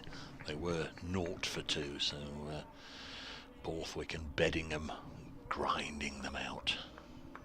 Just past 20 to 6 on a Saturday evening. 30 for 1 is the Warwickshire score at Trent Bridge. Sorry, aren't messing about. There's 632 for 7 now. Jordan Clark giving it a bit of biff. Rhodes on 21 off 33 deliveries, on strike now. 4 slips as Broad comes in and plays that back down the pitch. And that's the end of Broad's over. 7 overs, 2 maidens, 1 for 12, his figures. Again, spouting nonsense. I'm saying that Surrey getting 600. Probably the first time anybody's done it this season. Of course, Hampshire got 600 last week against Leicestershire. So Leicestershire's attack has gone for 600 in both games. Crikey. Yes. Their figures wouldn't be pretty then, one presumes. Hashtag running foxes, hashtag new breed is I think the message is coming out of Grace Road, isn't it? The new mantra, the new slogans they've got. Yeah. 30 for 1. So James is staying on from this Radcliffe Road end. Well, he should be. Bowled a maiden to start with. That's a peach of a delivery. It's cut the batsman in 2 and gone away for a bye. Tom Morse couldn't hang on to it. It deviated a long way after beating the bat and going past the stumps, and went away to Tom Moore's left, burst through the glove, and they took a bye. That was an excellent delivery. First extra of the innings. 31 for 1. Vihari has 7. Rhodes back on strike on 21. Bihari in all sorts of trouble there. And we have 20 overs left. It's 5:45 already. Andrew Wallace says, I've done it again, Dave. You've done it again, Dave. Durham 20 for 3. Next ball clipped away on the leg side, and there will be a single to Rhodes, 22. Mark says, Clive Radley, exclamation marks. One of the players to oust the mighty D.W. Randall from the England team. Helped that he played at HQ. Brackets, not bitter. Yeah, you're right, Mark. Nice. You're right. What a player Rags was. He was my second hero. Sir Garfield the first, Derek Randall the second. Next ball is clipped up to Stuart Broad at mid-on. There's no run.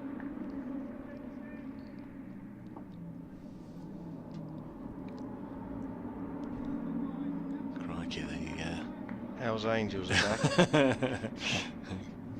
On their Harleys. Or something similar. Can't see them. Where are they then? I don't know. Miles away, probably. Here's Lyndon James bowling wide of the off peg, 32 for 1.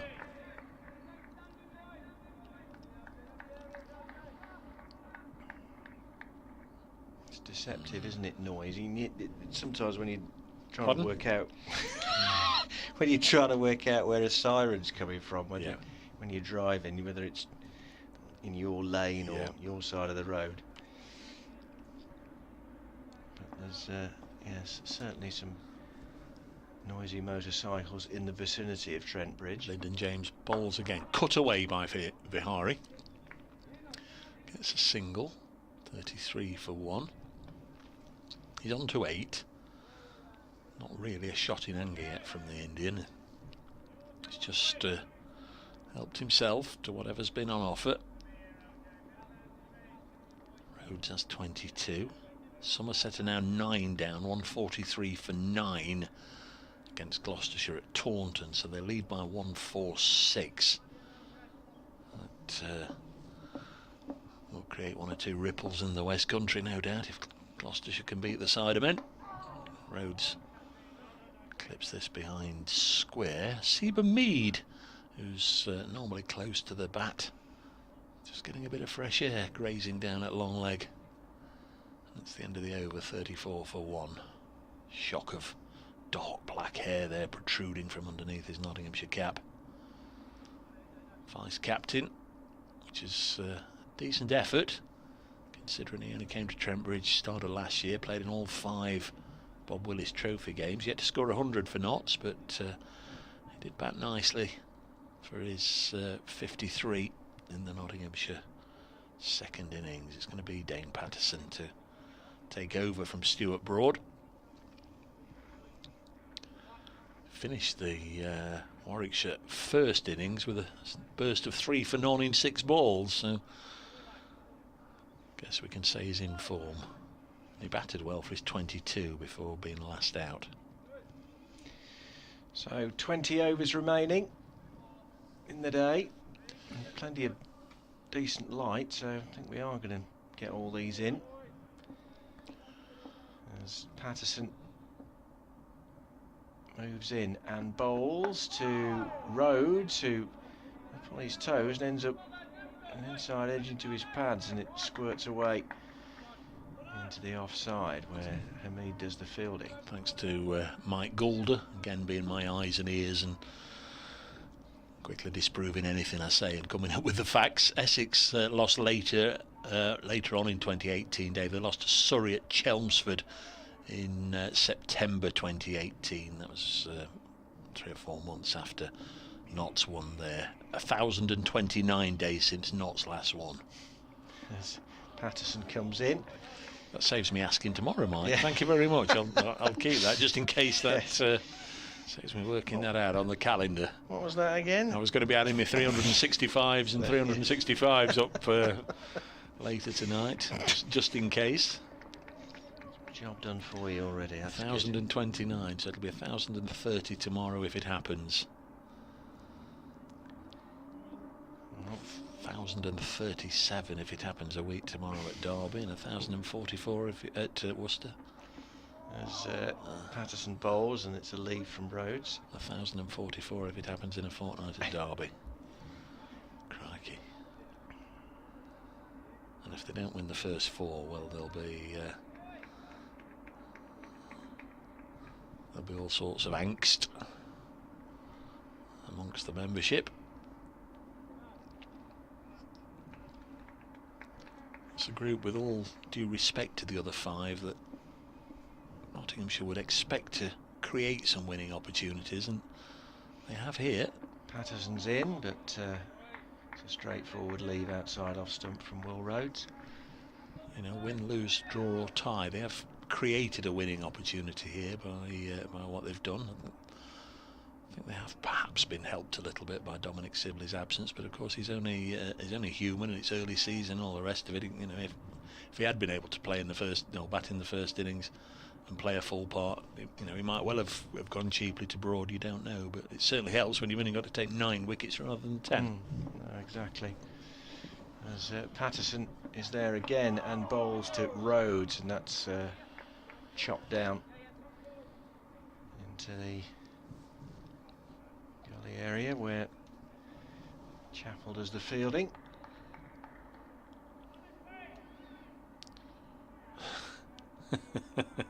My first communication of the day from Martin Emerson, private message: Durham have royally messed this up today. They've allowed them far too many runs. As Patterson comes in again and bowls to Rhodes, who didn't quite time that. Chops it into the offside. Hamid does the fielding, and that's the end of the over. Rhodes on 23, Vihari on 8. 19 left in the day. Warwickshire 34 for 1. Rob Yates, LBW to Stuart Broad for 2. And 299 more required by the Bears to win. We'll see how that response goes down. I told you, any more than 90 and they win. 34 for 1. Warwickshire took 8 for 60 today. Effectively, Notts resuming with a 200 lead and 2 wickets down. Finished up all out for 260. There's Lyndon James bowling. The Suns put in a welcome reappearance here in Nottingham. Half past, what are you talking about? I thought it said 17:31 there. It's 17:51, just past 10 to 6. 18 overs to go after this one. Still on for 7 o'clock-ish, but shouldn't be surprised if it's 10 past 7 by the time they get done. 2 slips and Hamid's now up into the gully region for Vihari, who clips it to leg. No addition to the total. Danny Briggs 4 for 68, including 3 and 4 deliveries for him. 1 point. Stone 3 for 66. Rhodes 2 for 31. Hannon Dolby 1 for 53. The Warwickshire bowling figures.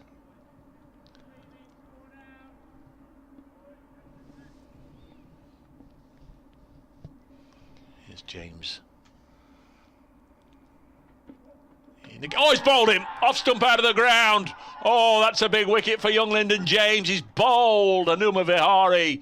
Lock, stock and 3 smoking barrels. The off stump goes to tumbling. 34 for 2. Terrific delivery. And Vihari has gone for just 8. Bowled by Lyndon James. And the Bears are 34 for 2. Yeah, what a delivery. It was a terrific delivery. Loads of pace. And he did Vihari good and proper. That's quite a scalp for Lyndon James to take. 25 balls Anuma Vihari faced for his 8 runs. 34 for 2, the Bears. Not had a great debut, has he? His sensational one-handed catch apart. His 1 over, he was plonked into the stand with minimum amount of fuss. But is here principally as a batsman, and his returned scores of 0 and 8. 34 for 2. Would you send out Dominic Sibley to see how he is? No, Sam Hain is on his way. We need a big partnership between these two now. See out the rest of today and pick things up again in the morning. Vihari, his first game in this country, will no doubt feel he should have contributed more. The Bears' cause. Martin's trying to tell me from Chelmsford that the pitch is slow and the bowlers had little to go on. His side are 20 for 3, so I'm sure the Essex bowlers are finding something. Malcolm just sort of echoing what I said earlier. Both football clubs losing, so it's all down to Notts to give the city a little bit of a boost this sporting weekend. Well, big boost there for Lyndon James and his family and friends and followers. 34 for 2, getting rid of Vihari. That was quite a sight, wasn't it? It's always good to see, not if you're a batsman or a supporter of that particular team, but to see a stump go cartwheeling out of the ground, it's always a fine sight. He's well and truly castled by Lyndon James. Here he goes. That's a little bit of a Morning Morkel resemblance. Always bowled a full toss here, which is whipped away by Sam Hain for probably for 3. Might just pull up inside the rope, and it does. Ball had actually stopped before Ben Slater got to it, just 18 inches inside the rope. So nice for Sam Hain. He's on 3. Charlie says, "Oh, Lyndon James cartwheeling an Indian Test batsman stumps. Reminds me of Jimmy Anderson." There we are, Charlie.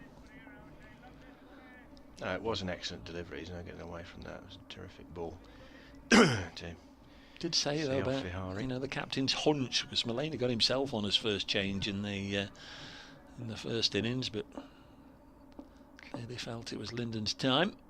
Here's the youngster bowling to Rhodes, so that'll be a boundary. So the last 3 balls have been wicket 3-4. In isolation, you'd take that one for 7, but he's quickly got to get back on it, hasn't he? Yeah, he climbed into that, Will Rhodes.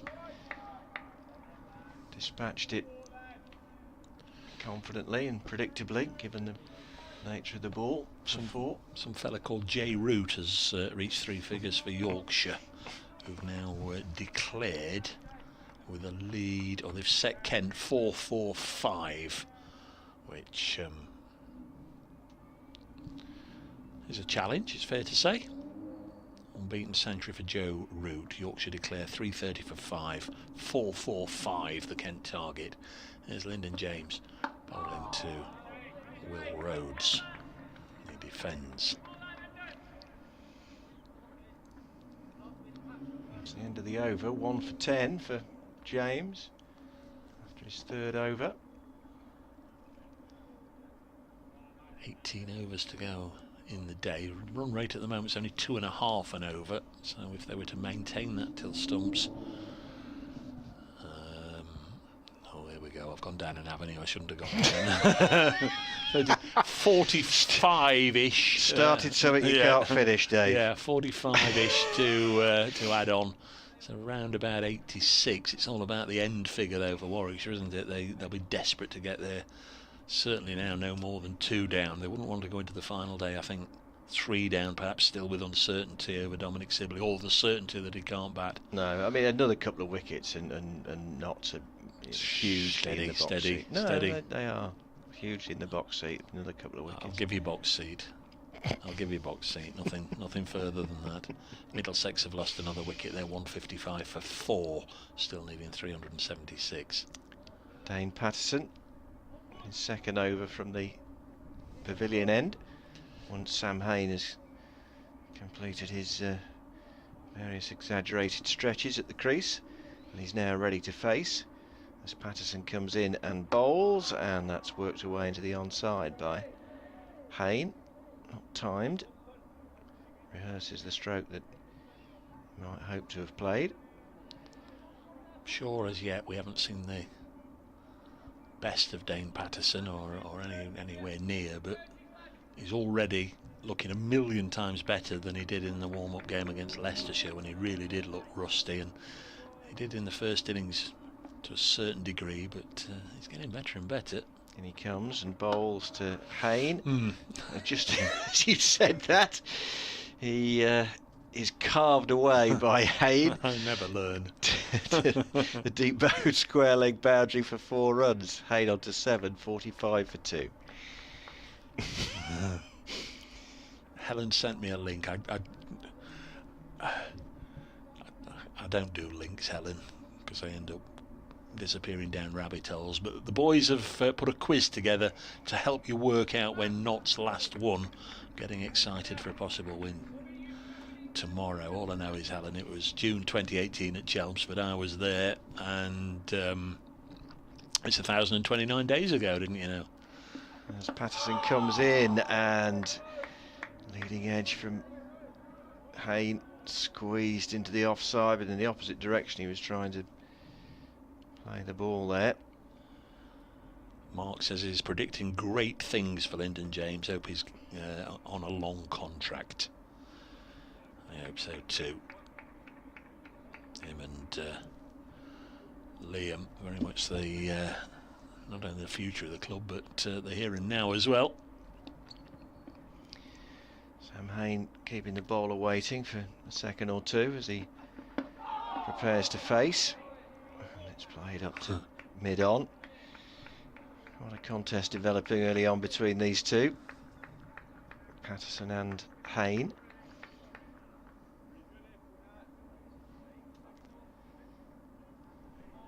Born in Hong Kong, raised in Australia, Sam Hain, but very much a bear, now 25 years of age. Played for Aussie age group, didn't he? He did, Under yes. 16s or 17s or something. Yeah. As he prepares to face Patterson, and it's turned away into the onside, but straight to the fielder. And there's no run. Sorry, just getting greedy. There's 672 for, oh, they have now declared. 672 for 8 declared. Jordan Clark, 61 not out. 54 balls, 4 sixes and 3 fours. So they're playing the beleaguered Foxes. And Leicestershire go in for a second time, trailing by 297. Patterson's there and bowls to Hayne, and played up to mid-on. And the end of a lively over from Patterson. No wicket for 4 runs. Hayne on 7, Rhodes 27, 45 for 2. Yates and Vihari already back in the pavilion for Warwickshire. Yates LBW Broad 2.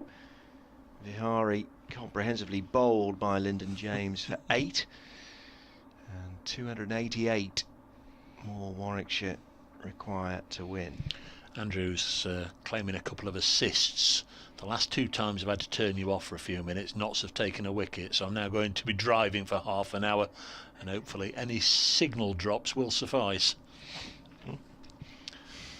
That's the head groundsman at beautiful Wormsley Cricket Club. I don't know if you've ever been there. Fabulous place. Andrew, a big Notts supporter, but keeps that place looking absolutely beautiful at the John Paul Getty estate. Going to be Lyndon James, who grown to know and love this start, where he's not even looking where he's going, and then turns Morkel-like and sets off to bowl to Rhodes on 27. This is wide of the off peg, and it finds its way nestling in the white gloves of Tom Moores. Wicket-keeping gloves always used to be dark green or Black. Yeah, on the back. Sometimes red on the palms, but principally white now, aren't they? 45 for 2. James in again. Nice athletic action. Whippy action. Ball's outside the off stump through to the keeper.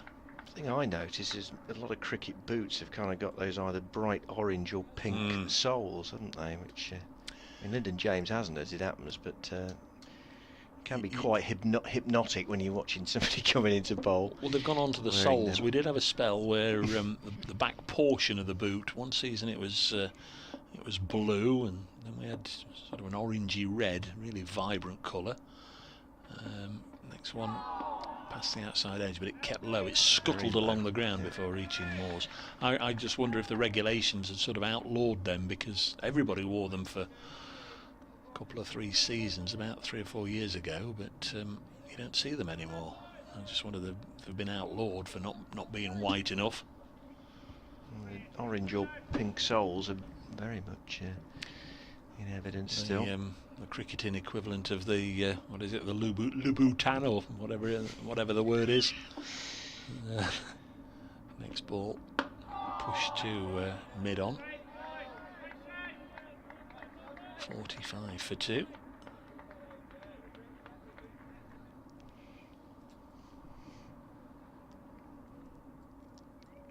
I was trying to get some sort of pun in there with reflecting Jimmy's shoes or some sort, until I realised, again being an idiot, it's Lyndon James, not James Lyndon. It didn't work, so I'll give up on that.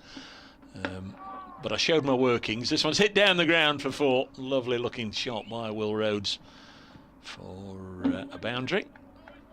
Other shoe manufacturers are available, of course. 49 for 2 with 16 overs remaining. Fairly certain we've had the floodlights on by this stage on both days 1 and 2. Of course, they were longer days in principle, in that we were trying to get 100 overs in, and did, apart from the time where they Teams swapped over an exchange of innings. Not quite as many today, but we did have that period off the field this afternoon. This one goes through to the keeper, 49 for 2. Warwickshire need 284 more. Nottinghamshire need, well, 8 wickets, but it might be 7 wickets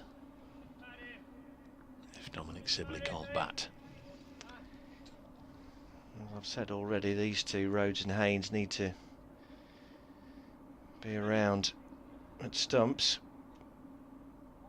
to give Warwickshire something really to latch onto in the morning. Matt Critchley's having a fine start of the season. He is, He's 79 not out for Derbyshire, who are 220 for 3 in their second innings, leading Worcestershire by 305. Did he get a ton in the first innings in that match?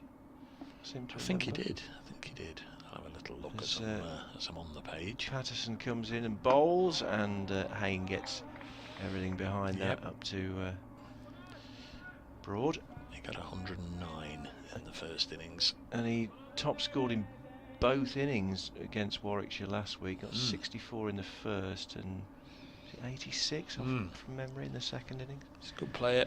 Has played for the Lions, and I know it's a different format. He's played for the North against the South, that tournament in the West Indies 3 years ago. Patterson's there, and it's a leave outside off stump from Sam Hayne. Dave's saying plenty of natural daylight still. Fantastic evening sunshine for mid-April. Somerset are all out for 149 at Taunton. Gloucestershire will need 153. That'd be quite a scalp, as you say. 1 or 2 riffles in the West Country if they knock those off. As Patterson's in again and bowls to Hayne, who takes one hand off the bat as that squeezes into the offside. And Clark does the fielding. It wouldn't be the biggest surprise in the world if Dane Patterson were to pick up a wicket here. He's causing a problem here and there. And as I say, he's got better and better as the game has gone along.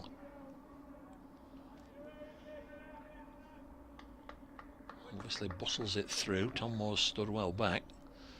He's getting a little bit of movement as well. Notts fielders pretty chirpy out there as Patterson comes in, and it's a leave by Hayne, but Moores has to go kind of tumbling in front of second slip to field the ball.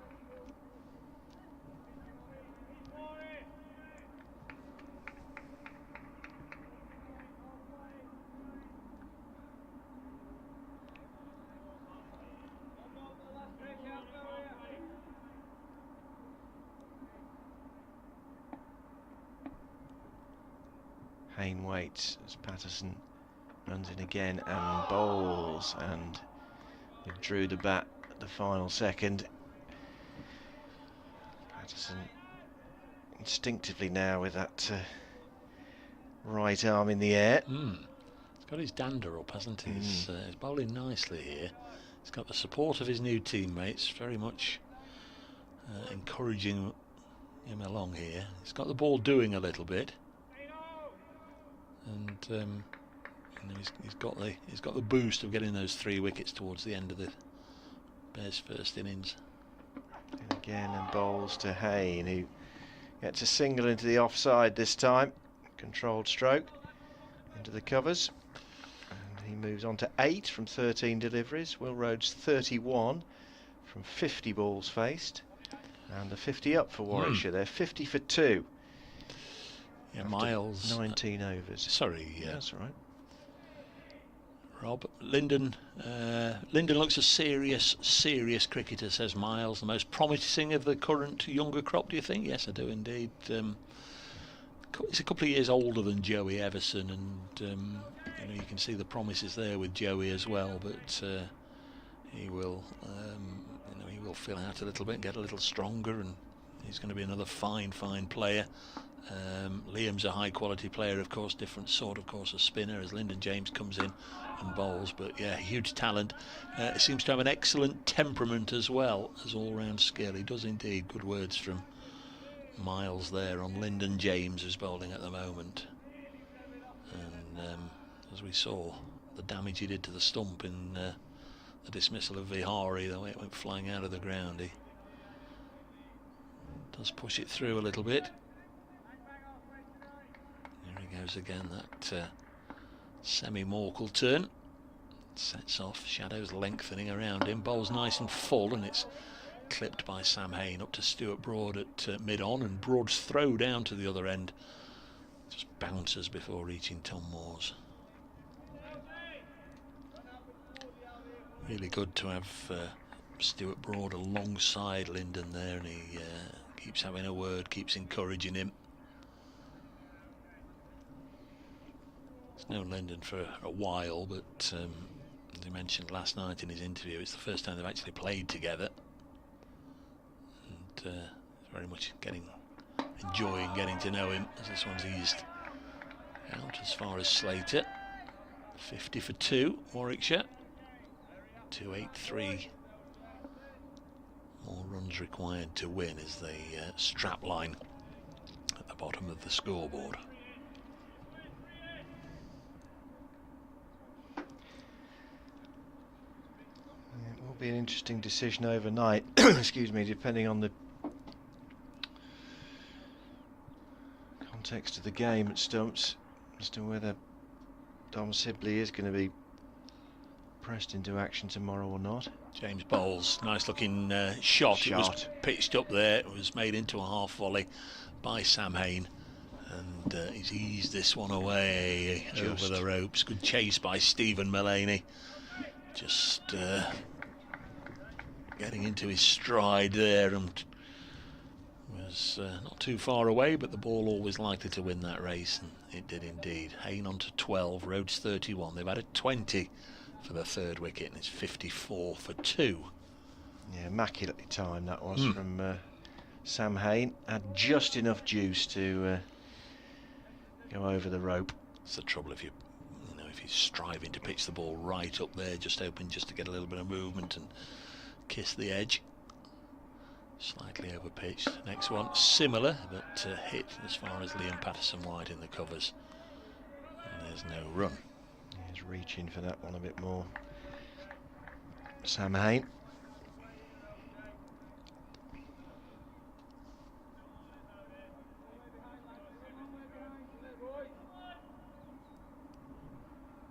A long way behind. I heard the comment there in the effects microphone. It's good to hear there's a genuine competitive edge out there. Why wouldn't there be? Next ball. Ooh. Slightly false shot from Sam Hain. I think he was trying to clip it away. A lot squarer on the onside. Ended up working it to Broad at mid-on. No run. End of Lyndon James' 5th over. 1 for 18 his figures. Saturday evening drawing quickly upon us. 6:15 or so. Still 14 overs to go. It's 7:10, I think, is going to be there or thereabouts. How long's your journey tonight? Long enough. Oh, it's an hour-ish. Yeah, if I put my foot down a little bit on the A50, it'll be just short of an hour, so it's not too bad. Don't you go racing about? No, I'm not. No, I won't. Well, I've got to be more like you, but I've got to be back here at well, 10-ish in the morning. 54 for 2. Some hungry cats to feed at home, Dave. Let me tell you, they'll be. How many? They'll be at the front door. As the front door? Patterson, they'll be clawing at the front door, I suspect, as I get back in. As Patterson bowls outside off stump. 5, count them. Crikey. 5. Haven't you got a flat cap? I mean, a cat flap. Yeah, but they run out of food. You only put so much down during the day. Anyway, I thought you meant they couldn't get in. No, they can come and go as they please. Yeah. You keep 5 cats for? black and white one, tortoiseshell, 2 tabbies, and an Abyssinian. There you go. Yeah, but why? Why do you need so many? Because we love them. They're all part of our little family, Dave.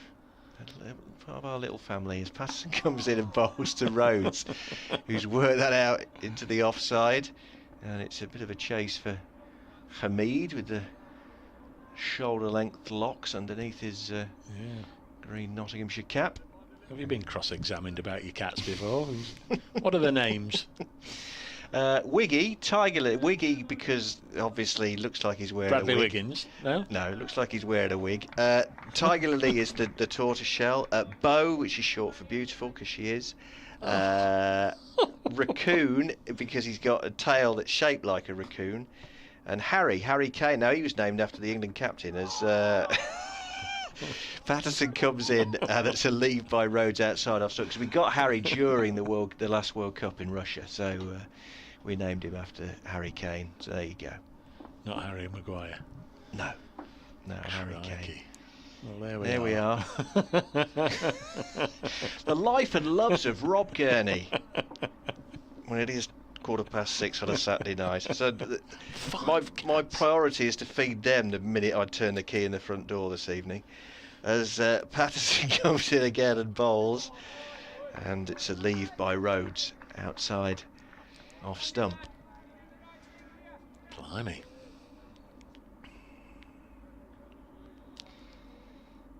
So 56 for 2, 277 more required to win. They do actually bring a lot of joy and happiness. No, they a do. Cat. I like a cat, but they do. They're not all lap cats either. A couple of them are, but the others a couple of the others are kind of fairly self-sufficient. Anyway, enough about that. Patterson comes in and bowls to Rhodes, who plays that in exactly the opposite direction he was intending to, and it squirts towards square leg, but they still come through for a single. He moves on to 34. Haney's on 12. It's 57 for 2, with 1 ball to come in this Dane Patterson over. 276 more required. I'm never in and like my holidays too much to worry about pets.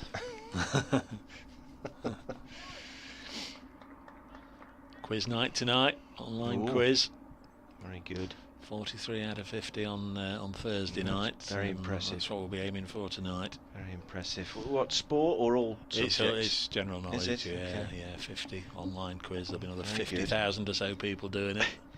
Excellent. Patterson then into Hayne, and he drops a bat on a very full delivery to end that Dane Patterson over. 4 overs, 1 maiden, no wicket for 8. Rhodes on strike. Let's start this next over. 34 off 55 deliveries. Hayne 12 off 20. 57 for 2 is the Warwickshire score. And there are 13 overs left in the day. Yes, Warwickshire should quite happily walk off now, wouldn't they, with just 2 wickets down, whereas Nottinghamshire want to stay out as long as they can, just to make life a little easier tomorrow if they can get a wicket or 2. Of course, that might all change if there's a quick 30 or 40 runs added quickly. Lyndon James going to go round the wicket to Will Rhodes. I think this is for the first time, isn't it? Again, a very peculiar starting point, and here he goes, and sets off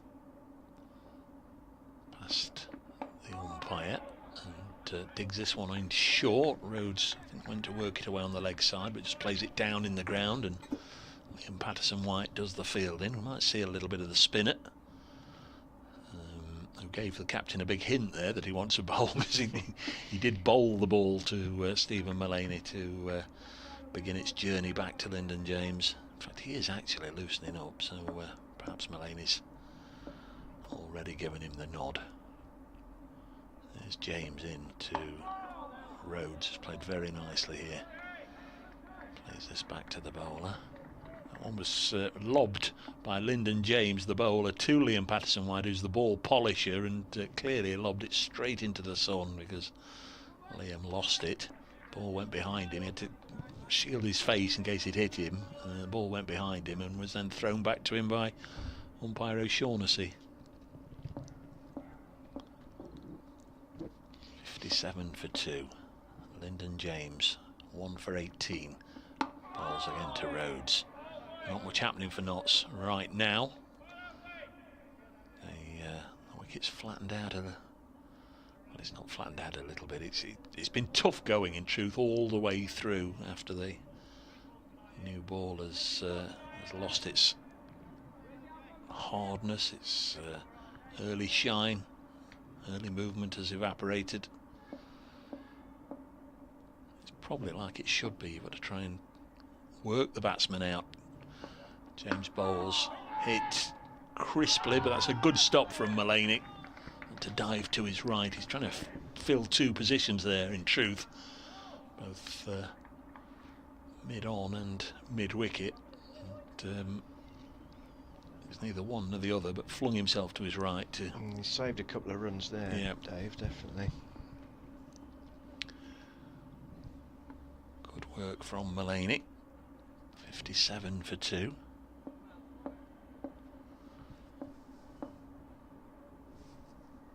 Here's Lyndon James bowling. There'll be a single taken here by the left-hander, guiding it out onto the offside. Matt Critchley 84 not out at Derby, where Derbyshire now 238 for 3, leading Worcestershire by 3-2-2, and Durham are 43 for 3 against Essex at Chelmsford, needing 125 more. They're the two other games, of course, in this group. The first round, of course, in this group, all 3 matches ended in a draw, as did all 3 matches in Group 3. That's the group of Glamorgan, Sussex, Kent, Yorkshire, Lancashire and Northants.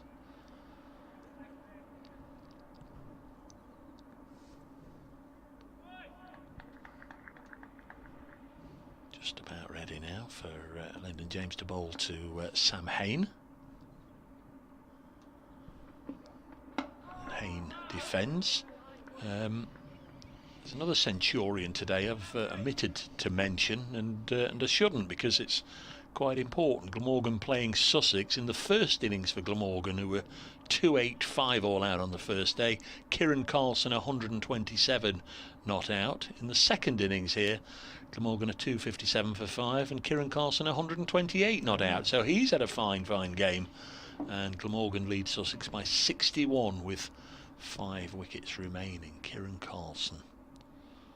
Century in each innings is no mean achievement. A lot of runs about the country, isn't there, over the first 2 rounds of matches. I've been fortunate to play in dry conditions by and large. Been cold, it's been chilly, a few snow flurries last week. Patterson's in again from the pavilion end and bowls to Rhodes, who turns this round into the onside, where it's fielded by Patterson White, and there's no run.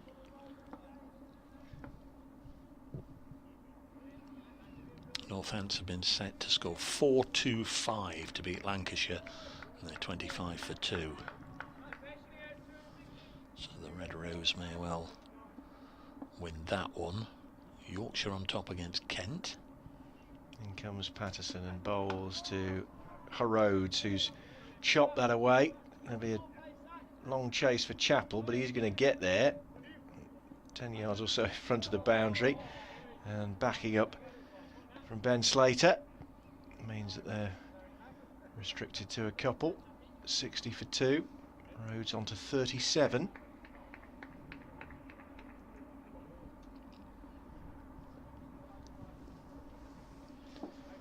.70 balls left in the day, 11.4 overs. Count each one of them down, Dave. Made 22 in the first innings, Will Rhodes, before falling to Stuart Broad. Patterson comes in, and that's chopped into the offside where it's picked up by Slater. Yeah, it's the second ball sent down by Stuart Broad yesterday morning. The first one was clipped away for 4 by Rhodes, and it was a no ball, so Broad effectively going for 6 first ball. see down below us now, Seba Mead on the boundary edge. I like that. That's something I always applaud.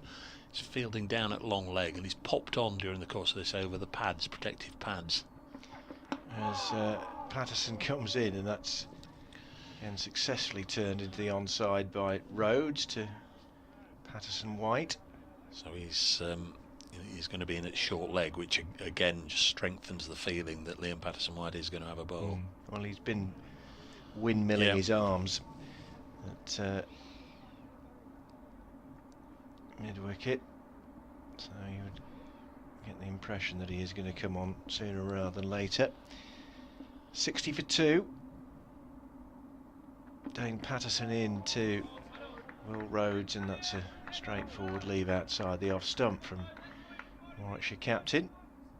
So 22 in the first innings, 37 in this innings so far, and 6 wickets with the ball as well.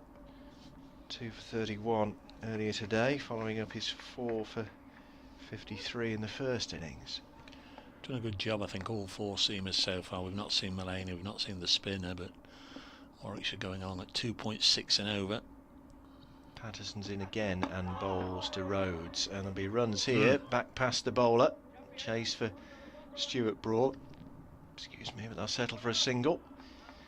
Rhodes 38, 61 for 2. The end of Patterson's 5th over, 1 maiden, no wicket for 11. His latest figures. Gloucestershire have lost a wicket right at the start of that run chase against Somerset. Chris Dent, the captain, has been dismissed. And of course, Craig Brathwaite, the West Indian captain, is now playing for Gloucestershire. He had a little spell for Notts back end of 2019 season. Played 4 or 5 games. Craig Brathwaite, 61 for 2. Is it 2019 or 2018? Oh crikey, who knows. 61 for 2. It's 2018, wasn't it? It is going to be Liam Patterson White.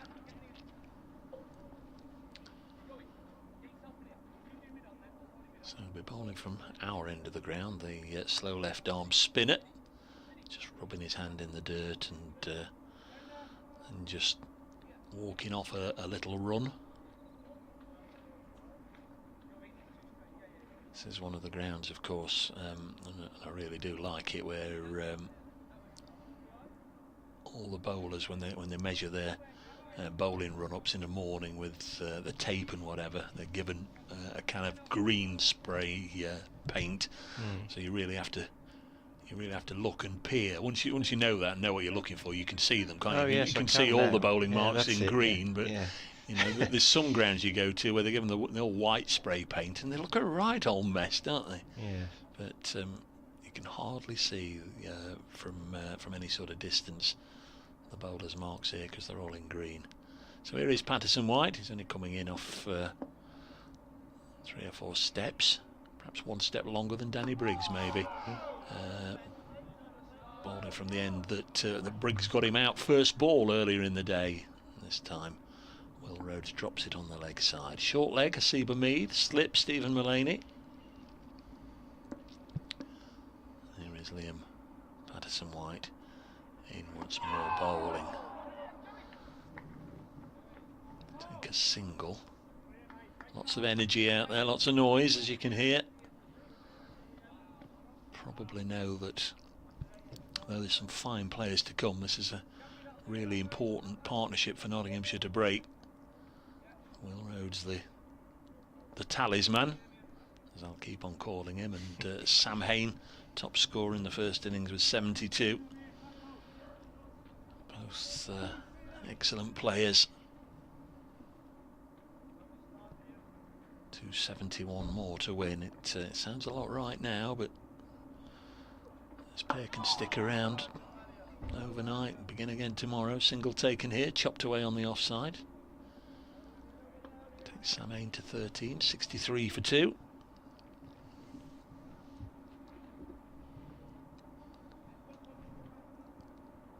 Forecast, as much as I've seen, is that it'll be fine again tomorrow. Yeah, I think that was the the plan anyway, for to be dry again tomorrow. So you'd assume the draw is unlikely. It's Ben Duckett out of the slip corner, I think, for the first time in the innings, doing the fielding. No run. Whenever there's a spinner on, Stephen Mullaney goes in the slip corner. And when it's the quicks, it's nearly always, well, Duckett's one of them, and maybe Lyndon James and Asiba Mead, but certainly always Duckett. This one's clipped on the leg side. There's no run. Sent down 3 overs last week in the Durham game, Ben Duckett, when Notts were short of bowling resources. Jay Ball and Brett Hutton both off the field. There's Patterson White in, clipped away past Asiba Mead at short leg, and a single to Rhodes. And it's 64 for 2. And that over was raced through over in the mere twink of an eye, and 10 overs remain in the day. Yeah, 269 more required then by Warwickshire. Will Rhodes playing the captain's role at the moment. 40 off 71 deliveries. I've said several times now, as long as these two together in 10 overs time, then opportunity potentially knocks for Warwickshire tomorrow. As Patterson comes in and bowls to Rhodes, who works that into the onside, emerging Dane Patterson from an increasingly long shadow being cast by that stand next to the scoreboard. So we've got a 1T Patterson bowling in partnership with a 2T Patterson White. Right now, as somebody pointed out, it's perhaps a good job for my sanity that Notts still haven't got Darren Pattinson and James Pattinson, who've of course been at the club in recent years. Patterson's there again and bowls to Rhodes and pushes that safely back down the pitch to the bowler.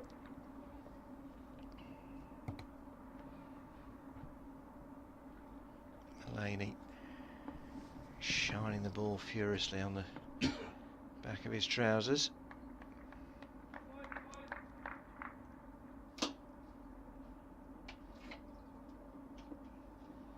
Intriguingly poised late on this Saturday evening. Dane Patterson into bowl to Will Rhodes, who gets everything behind that.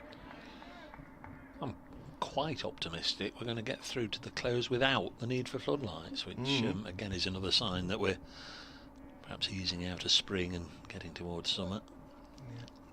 Said already the clouds have been very high all day, which is excellent. Adding to the promise of this match as Patterson moves in, and that was so close to the shoulder of Will Rhodes' bat. On its way into Tom Moore's gloves, but didn't quite get the nick, thankfully, from Warwickshire's point of view. First scare for a while, isn't it? First one that's beaten the bat for a while. Doing a little bit, Patterson. On for 11. This is his 6th over.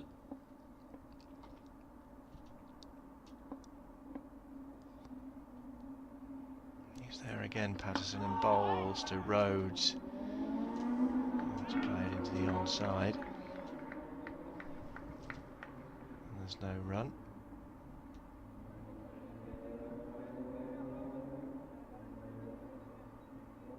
Noisy exhaust. Great.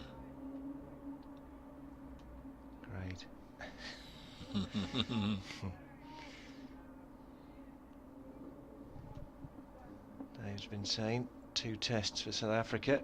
Dane Patterson, 22-year-old from Cape Town. He's in and bowls to Will Rhodes, and Rhodes successfully pushes it up to mid-off, and there's no run. 6 overs, 2 maidens, no wicket for 11 now for Patterson. 64 for 2. Rhodes 40. Hayne on strike has made 13. 269 more required with 7/8 wickets in hand, depending on Dom Sibley's situation. Yes, they've managed to repel everything that's been thrown at them for the last half an hour or so. This pair, Hayne and Rhodes, came together in the 16th over. This is the 26th. Here is Liam Patterson-White bowling, chopped into the offside by Sam Hayne. We're on there, 64 for 2. Yates made 2, Vihari 8. Seems a long time ago when play started this morning, as this is defended with knots on 128 for 2. Seba Mead and Joe Clark striding out, 50 and 51 to their name, but they were both back in the hutch fairly cheaply. Mead out for 53, Clark 56. Next ball, well defended.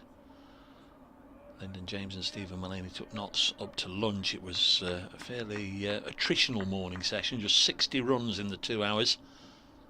But after the loss of those 2 wickets early on, James and Mullaney did a good job steadying the ship. Another block here by Sam Hayne, but then both fell after lunch, and the end came quite swiftly. The little period before we went off at 10-3, Notts lost 4 wickets in quick succession.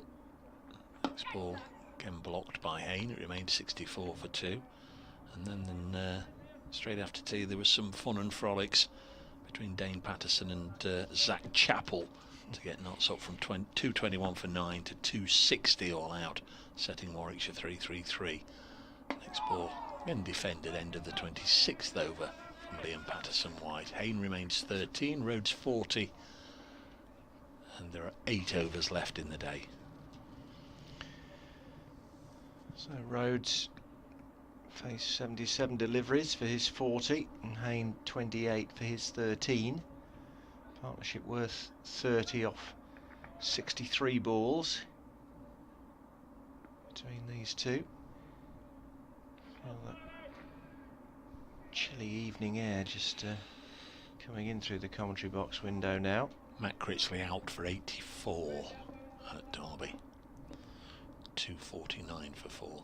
Patterson's in and bowls to Rhodes, who works this down for just a single to the arm of Zach Chappell. Big cry no, wasn't there, as they were contemplating a second. Yeah.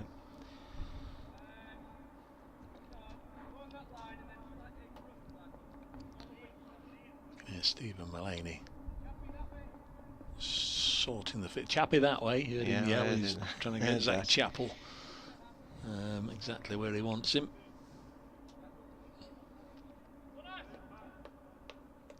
It's down at long leg. Guess it's a moot point if you do need to be moved 2 yards one way or the other, but he's got him exactly where he wants him. As Patterson comes in and bowls to Hayne, that was lively, and Sam Hayne glares at Dane Patterson as he ducked out of the way of that one. First ground to reach stumps on the 3rd day is at Cardiff, where Glamorgan have closed 258 for 5 against Sussex. That's a lead of 62 with 5 wickets remaining, and obviously Kieran Carlson, although I've not mentioned him all day, has been the star. 129 all out, 129 not out, his 2nd century of the game. As Patterson's there, and a straightforward leave by Sam Hayne, raising his bat high above his head.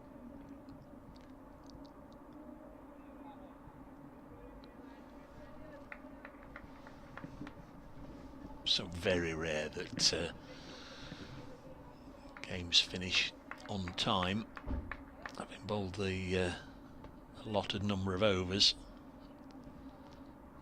Invariably, unless you've got a Ravi Ashwin bowling, you'll drag on and on and on.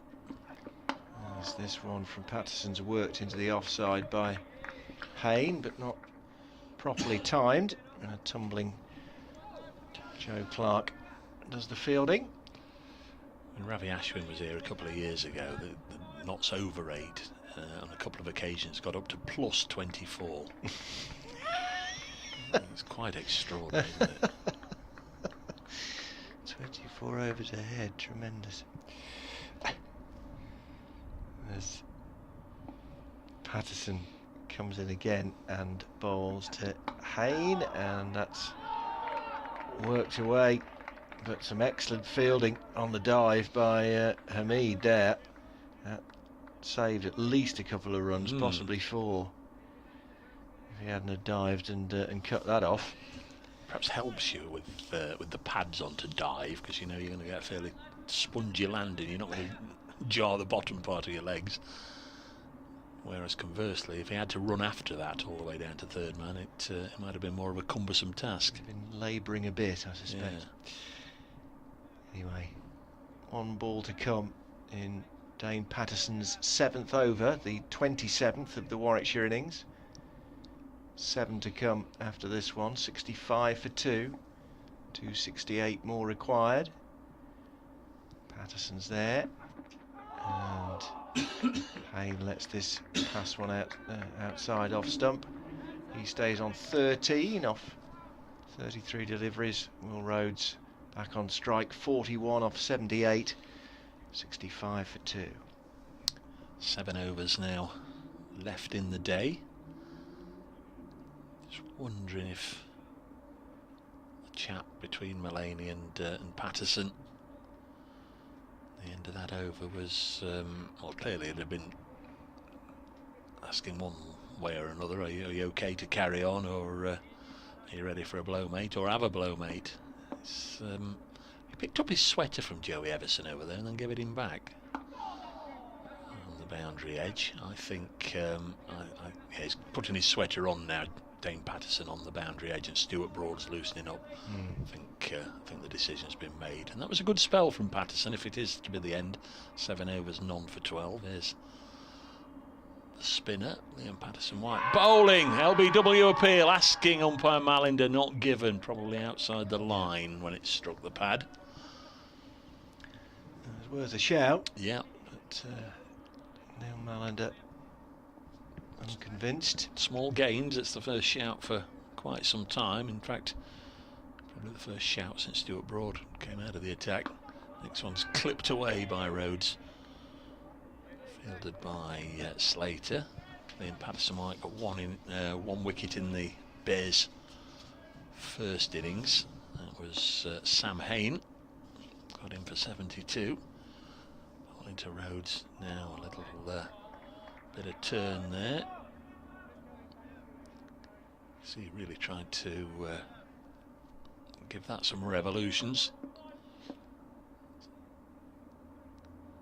In again, bowls, drop down on the leg side, nicely played by Rhodes. Yeah, Broad is very much in pre-delivery mode, getting himself nice and ready. Prefers to bowl from the pavilion end, and he's going to have time for 3 overs this evening from that end, and Rhodes again defends. It's a good over from Liam Patterson-White. It will be Stuart Broad, I'm fairly sure. Somebody will need to come and rush on and get his cap and sweater. I think that's what's going to happen. 65 for 2 with 36 deliveries left in the day. Broad is going to bowl.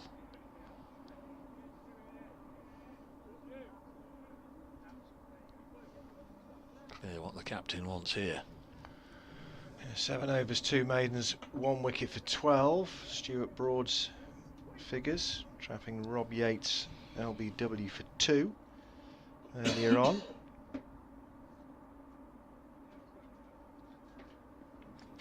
Looked a little out of sorts, didn't he, Rob Yates? Yes. No, he was never that comfortable at the wasn't settled, was it? The crease. Faced 26 deliveries for those 2 runs. Hanuma Vihari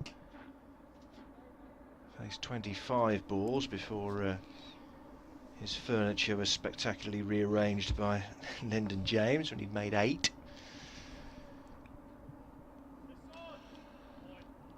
Feng shuied him. He did. But this has been a good partnership, worth 31 in 75 balls. Stuart Broad will be keen to break it between now and the close, which is this over plus 5 more away. And Warwickshire will be equally keen to ensure that Rhodes and Hayne are still together at stumps. Broad on his way in now to Hayne. He's up on his toes and plays it into the offside, where Joe Clark runs round before it can pierce the infield.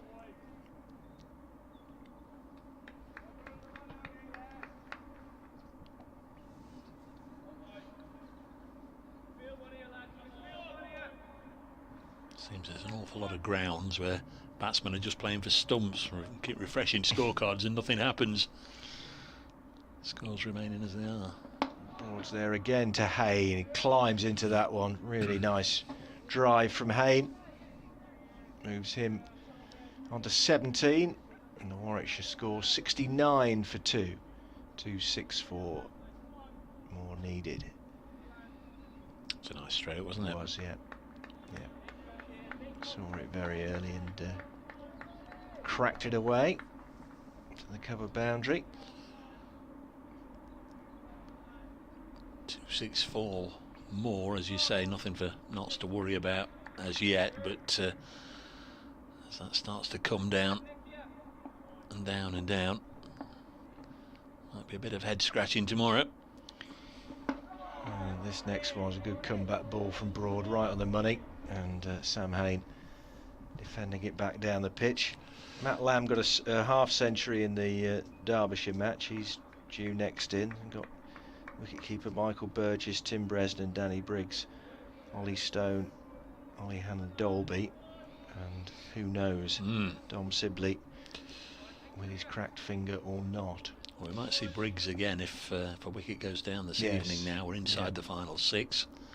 And Broad is there, and Hayne allows this to travel outside the off stump, and Tom Moore's plunging to his right, can't hold on to the ball, and it goes all the way to the fence for 4 byes.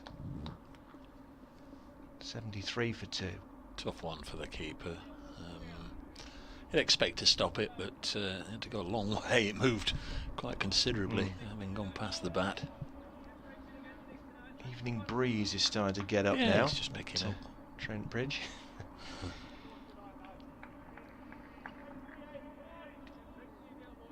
It was positively Baltic though by this time yesterday.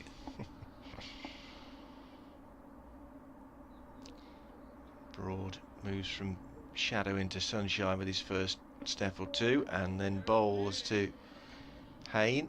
Again allows this to travel outside off stump, and Tom Moore's this time throwing himself to his right in front of the slips, but crucially enough of his gloves on the ball to stop it squirming past him and all the way to the boundary for more byes.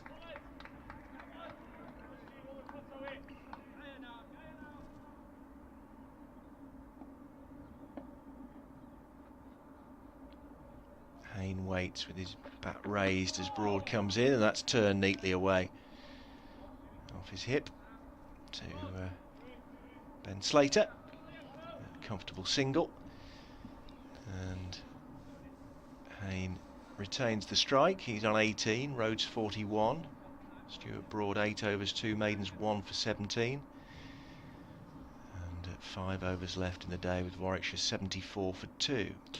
Yes, that over wasn't quite as threatening or menacing as Warwickshire might have feared. Played with comparable ease by the Bears batsman. There's Liam Patterson-White. Go round the wicket to Sam Hayne, who he snared in the first innings. Hayne pushes it out into the open spaces away to our left. He'll take a single. Zach Chappell doing the fielding. Underarms the ball back in. 75 for 2, 258 more required to pull off what would be a come from behind victory. I think it's probably fair to say if Warwickshire did get over the line, they would undoubtedly deserve it, because they'd have battered very, very well in the final innings of the match as the next one's dropped down onto the leg side. 75 for 2. There's Patterson White to bowl again, and well, there's an appeal here, but didn't really think there was an awful lot going for that one. Not actually sure what they're appealing for. So he didn't whip a bail off, so it wasn't a stumping. He didn't hit it, so it wasn't a catch, but fancy he was sort of padding up outside the line, but I don't think you're going to get those given. 75 for 2. Next ball short of length, and it's gone away down the leg side. Whether there was something involved, I don't think it was bat. No, it's Byes again. Yeah. Turned sharply and went down the leg side.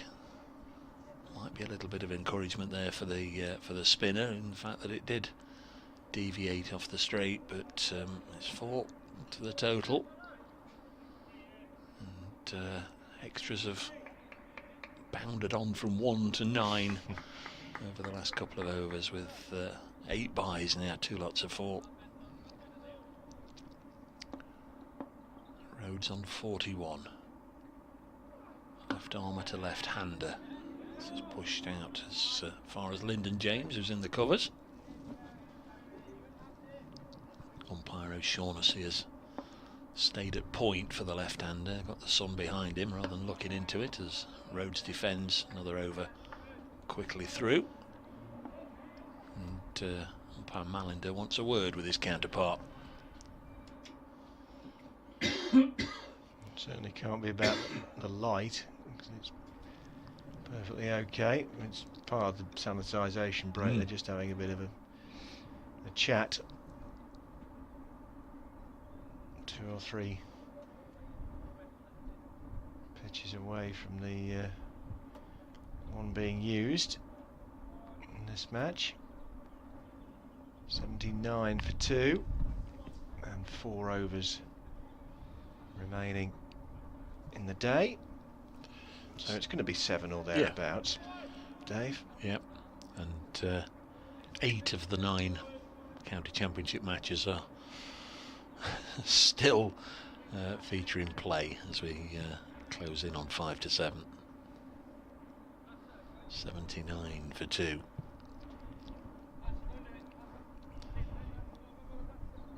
This was the last to finish on day 1.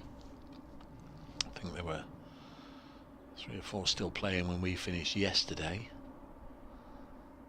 I'd imagine there'd be 3 or 4 still playing when we are done in 4 overs time. Stuart Broad to continue from the pavilion end. Starts his run up just at the end of the shadow that's being cast by that stand, as comes in to bowl to Hayne, and another spectacular athletic stop down to his right from Moore, as the batsman thought about a single as it squirmed away, and then disavowed themselves of that notion fairly quickly. It was a bit of a chase for Ben Duckett. Moore's had to go an absolute mile then, didn't he? Yes. I was just thinking Duckett has been a wicket keeper in his time. He might as well put some gloves on there at second slip, because he's sort of swinging in his direction. As Broad comes in again, and Hayne offers no stroke. Breeze is picking up, isn't it? It is, yes. Yeah, it's just as well we are over in hang on, 3, 4 16 deliveries time. We got there in the end.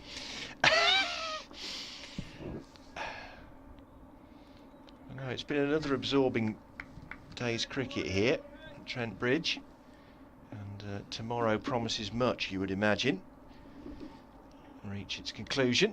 Broad is in, and Hayne very straightforwardly shoulders arms outside off stump. Right, they finished at Chelmsford, where Durham closed day 3 on 60 for 3, requiring 108 more to beat Essex. They finished at Southampton, Middlesex 208 for 4, still requiring 323 to defeat Hampshire. They finished at Taunton, where Gloucestershire are 28 for 1, requiring 125 more to beat Somerset. 21 balls left in the day. I got there eventually. Mental maths not my strong point either, as next broad delivery is played back down the pitch by Hayne. Rhodes had grounded his bat, although it had Hayne's shot had dislodged the bails at the non-striker's end, but Rhodes not run out, backing up. They've now finished at Canterbury as well. Kent 33 for 2, requiring 412 more to win. Zach Crawley dismissed right at the end of the day there, century earlier for Joe Root for Yorkshire, obviously. Broad bounding in again and bowls to Hayne. Finished at Derby. Derbyshire 268 for 5, leading Worcestershire by 353. Wouldn't have thought they'd go on for too long in the morning there before having a bit of a bowl at Worcestershire. So I just said there'd probably be 3 or 4 playing. There's only cricket here. The Oval, where Surrey are playing Leicestershire. Leicester 20 without loss in their second innings, 1 million behind. And at Old Trafford, where Northampton are 49 for 3, requiring 1 million to beat Lancashire. As Broad last over a ball of this over, bowls to Hayne, and it just did it not Short. carry? Yeah, just short. Didn't carry to Hamid for a fraction of a second there. Broad was wheeling away in celebration, but it was an edge from Hayne and just fell in front of Hamid, and that's a let off really. 3 overs to go. Broad 9 overs, 3 maidens, 1 for 17, and Warwickshire 79 for 2, looking for 333 ultimately to win. That's very, very similar to the Vihari dismissal on the first evening. Just managed to get one nicked low down to Hamid at third slip. Very, very similar, this one. Just falling short. Here's Liam Patterson-White bowling to Rhodes.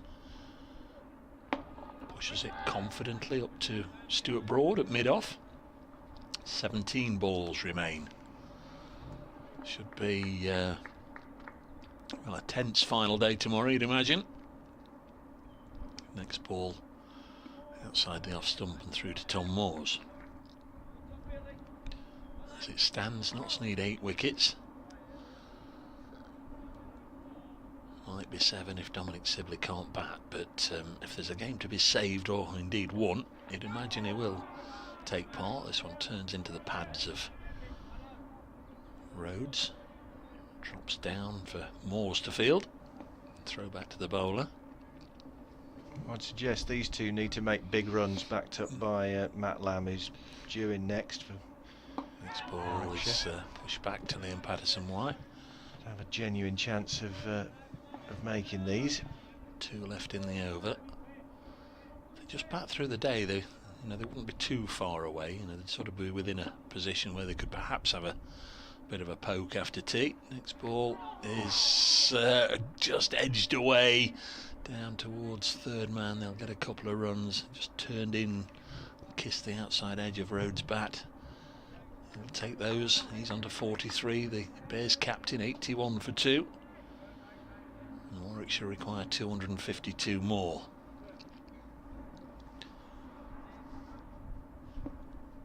Real old tussle today to gain supremacy.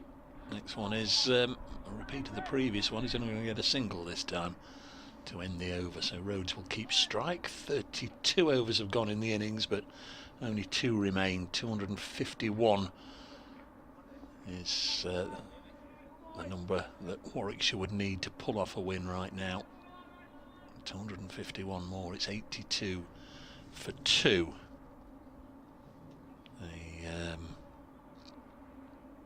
The other 2 games still going on at the Oval and Old Trafford. So 3 of the test grounds have managed to see cricket all the way up until 7 o'clock. I wonder if Will Rhodes has got his half century in mind. 6 more to score if he's to reach it tonight with these couple of overs to go. twirling his bat. I wouldn't have thought it's uppermost in his No. thoughts when he's facing Stuart Broad here. No. But it's always nice to get it before the close, but we saw with Clark and Hamid, who did it last night. Doesn't count for anything if you disappear first thing the next morning. As Broad comes in, and that's a very athletic take down the leg side from Tom Moores. Ferocious delivery from Stuart Broad, and excellent wicket keeping there by Moores. Well, it was good work, wasn't it? Probably wasn't necessarily expecting the England fast bowler to bowl one as wide of the mark as that, but did well to get across and prevent another batch of byes.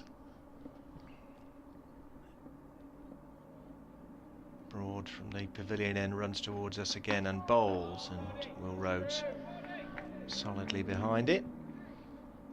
I don't think that is the collective noun for byes, by the way, a batch of byes, but you know what I mean.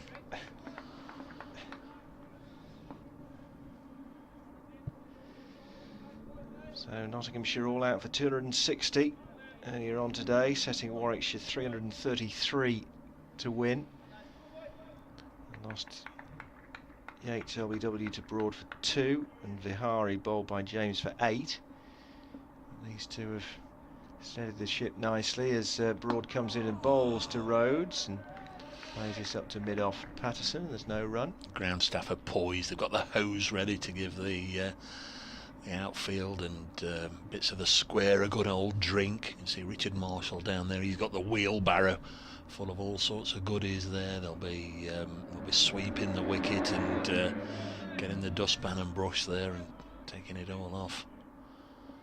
Staggering the amount of dust that is kicked up, isn't it? The amount of soil that breaks loose during the session. 9 balls left in the day. Here's the first of them, and Will Rhodes turns this very fine. It's going to be cut off by Joe Clark, running around the boundary down in front of us. Rhodes on to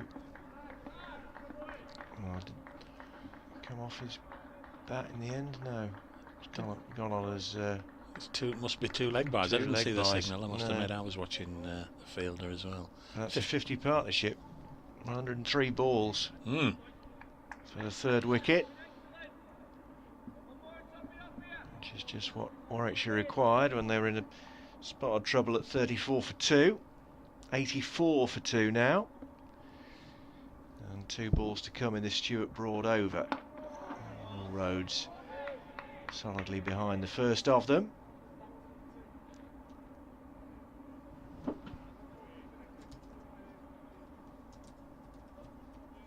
So 249 more required tomorrow. So there's still uncertainty as to whether Dom Sibley will be involved, if he needs to be tomorrow or not, due to his broken finger that he collected whilst fielding in the slips on the first day.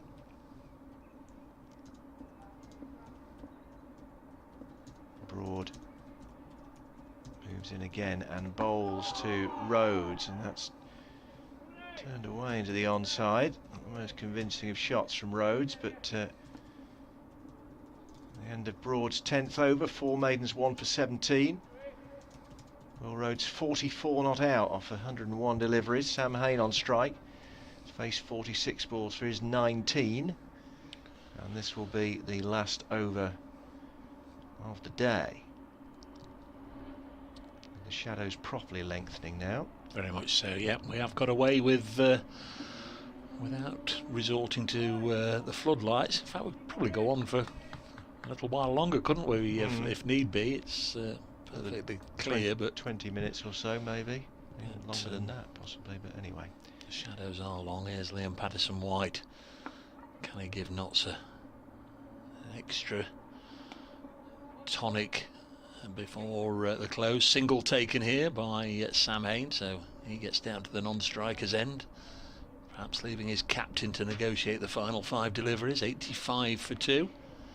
Thanks for your company today, and to everybody that's taken the trouble to get in touch. We really appreciate it. We'll do it again tomorrow, when Notts will be looking to put to bed county cricket's most unwanted record at the moment, the long sequence without a victory. Warwickshire will be looking to turn the tables on Notts. What's the hold up here? There's a delay while Zach Chappell's been brought in from long leg. Warwickshire playing catch up for much of the last day and a half, but they will fancy this, you'd imagine. 240 odd more to win on the last day. Here's an LBW shout which is louder down at the business end rather than from the bowler, so I think that gives you a bit of a clue as to what Liam Patterson-White felt. Was a bit of turn, but was probably outside the line, and maybe even a bit high as well. He does get a bit of bounce, spin it. This time it is given, and Patterson-White has got the wicket of Rhodes. It popped up onto the leg side, and Hamid took it, but we'll have to see whether it's gone down as LBW. It has indeed as LBW, and Rhodes goes for 44, and what a wonderful end to the day for Nottinghamshire, and in particular for Liam Patterson-White. He got a duck today with the bat, but don't really care about that right now, because he's given his side a really important wicket. Well, Rhodes trooped off, and there didn't seem much doubt in the umpire's mind, so that's a big blow struck late in the day for Nottinghamshire, and tomorrow morning when the Bears start afresh, may well consider, we don't know, but they may well consider just starting afresh with Dom Sibley if he can bat.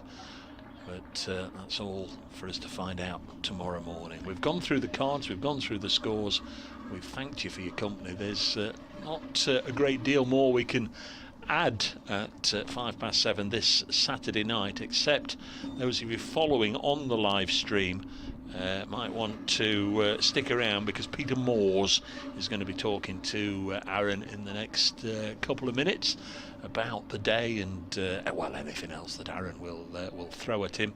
But just before I say good night and hand over to Aaron for the post-match show, just a word on the day from Rob, I guess. The pendulum has most definitely swung in Nottinghamshire's favour there, with the last delivery of the day seeing the back of Will Rhodes. I said several times during that long 3-hour final session pretty much that having lost Yates and Vihari so cheaply, that Rhodes and Hayne needed to stay together tonight. Well, they haven't done. Rhodes removed with the last delivery of the day's play for 44, trapped LBW in his crease by Patterson-White, so Hayne 20 not out overnight, but it is advantage Nottinghamshire, Dave. Warwickshire needing 248 more runs to win. They're 85 for 3, and still uncertainty about whether Dom Sibley will bat tomorrow or not. Thanks very much, Rob. The last word of the day goes to Outlaw Chris, who says thanks once again for the comms, guys. Really is impressive with the live stream and everything. Be a very interesting day tomorrow. Only wish we could all be there to cheer the lads on. I echo that, Chris. I wish you and all the supporters, both Nottinghamshire and Warwickshire, could be here to share it. It should be a wonderful day's cricket tomorrow. Might just be something in it for Notts, might be something in it for Warwickshire, but either way we're going to find out together. We'll be on air from just before 11 o'clock, and those of you that follow the live stream, I can tell you that Aaron is down there already with Notts head coach Peter Moores, who I'm sure will be giving his thoughts on the day. To those of you on the BBC Sport website and app, again, thanks for your company. We'll speak to you tomorrow. If you want to listen to those interviews, get on the live stream now, where Aaron is with Peter Moores.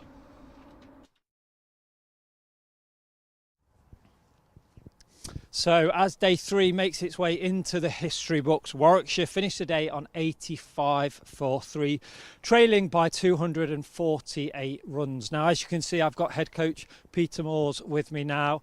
I was just saying to you there, Pete, that I had loads of questions to ask you off the bat, but just your initial reaction there. I don't want to give too much away, but I saw a little jig there up there. Yeah, it's a big wicket, huge big wicket for us. That, I mean, we've worked really hard for the last sort of couple of hours. Credit to our Rhodes, their captain, played, but to get him out in the last hole is a big it's a big reward, I think, for Liam Patterson White. Bowled beautifully there for 5 overs, and yeah, big wicket, big shifter. Now, if I take you back to the start of the day, leading by 200 runs, that first session, it seemed kind of really tight. You know, we obviously lost a couple of wickets, 60 runs in there. I mean, you know, it was always going to be a tough start, wasn't it?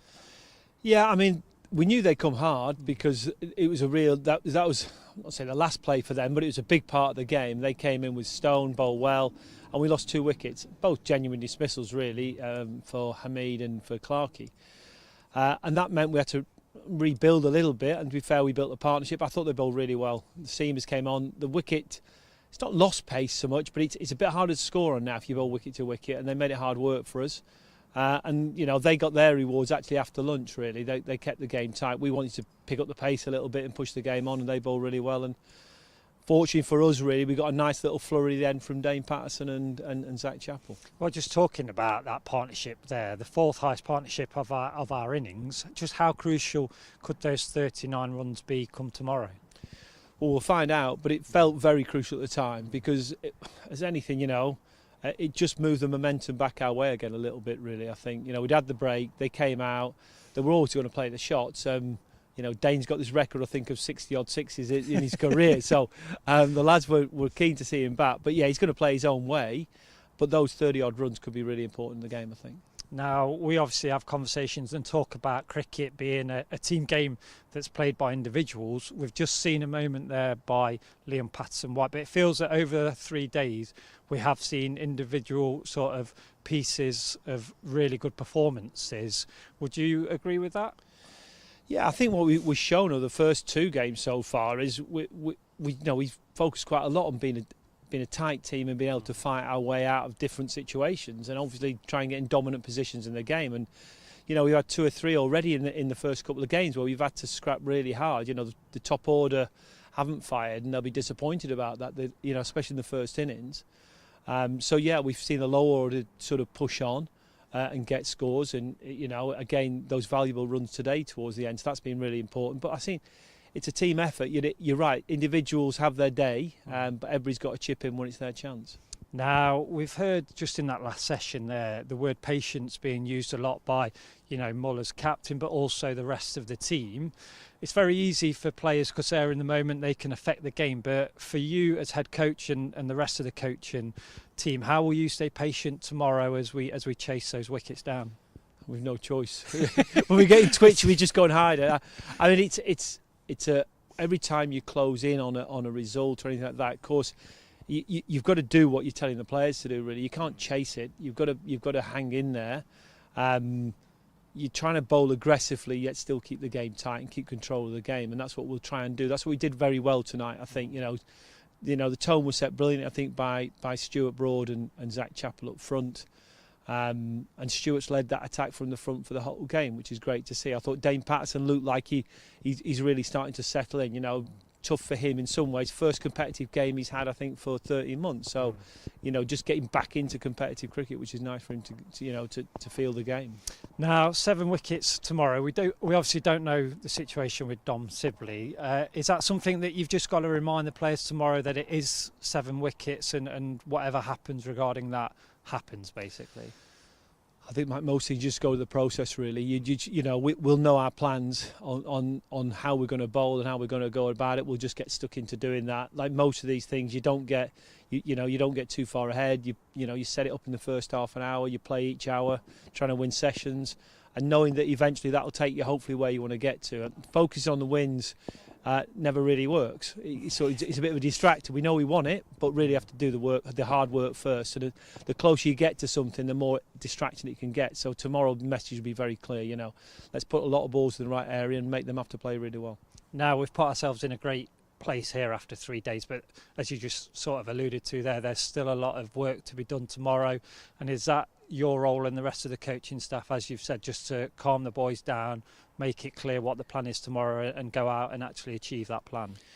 I think the lads themselves, they know. I mean, we'll be here. Really, they'll prep them up. At the moment, it's clear. Its clarity is really important. We're just clear on any messages. Nothing really has to change. We know what we need to do tomorrow. Good night's sleep, come in, and then give it everything you've got to get yourself over the line. So coaches, players, everybody together, you say stay calm, but be aggressive in how we go about our cricket. Okie dokie. Well, thank you very much for joining us, and fingers crossed for tomorrow, and let's hope that we have a good day. Thanks, Aaron. All right. So 3 days down, one more to go. What will day 4 have in store for us? You will catch whatever happens right here on Trent Bridge Live. But until then, it's a very good night.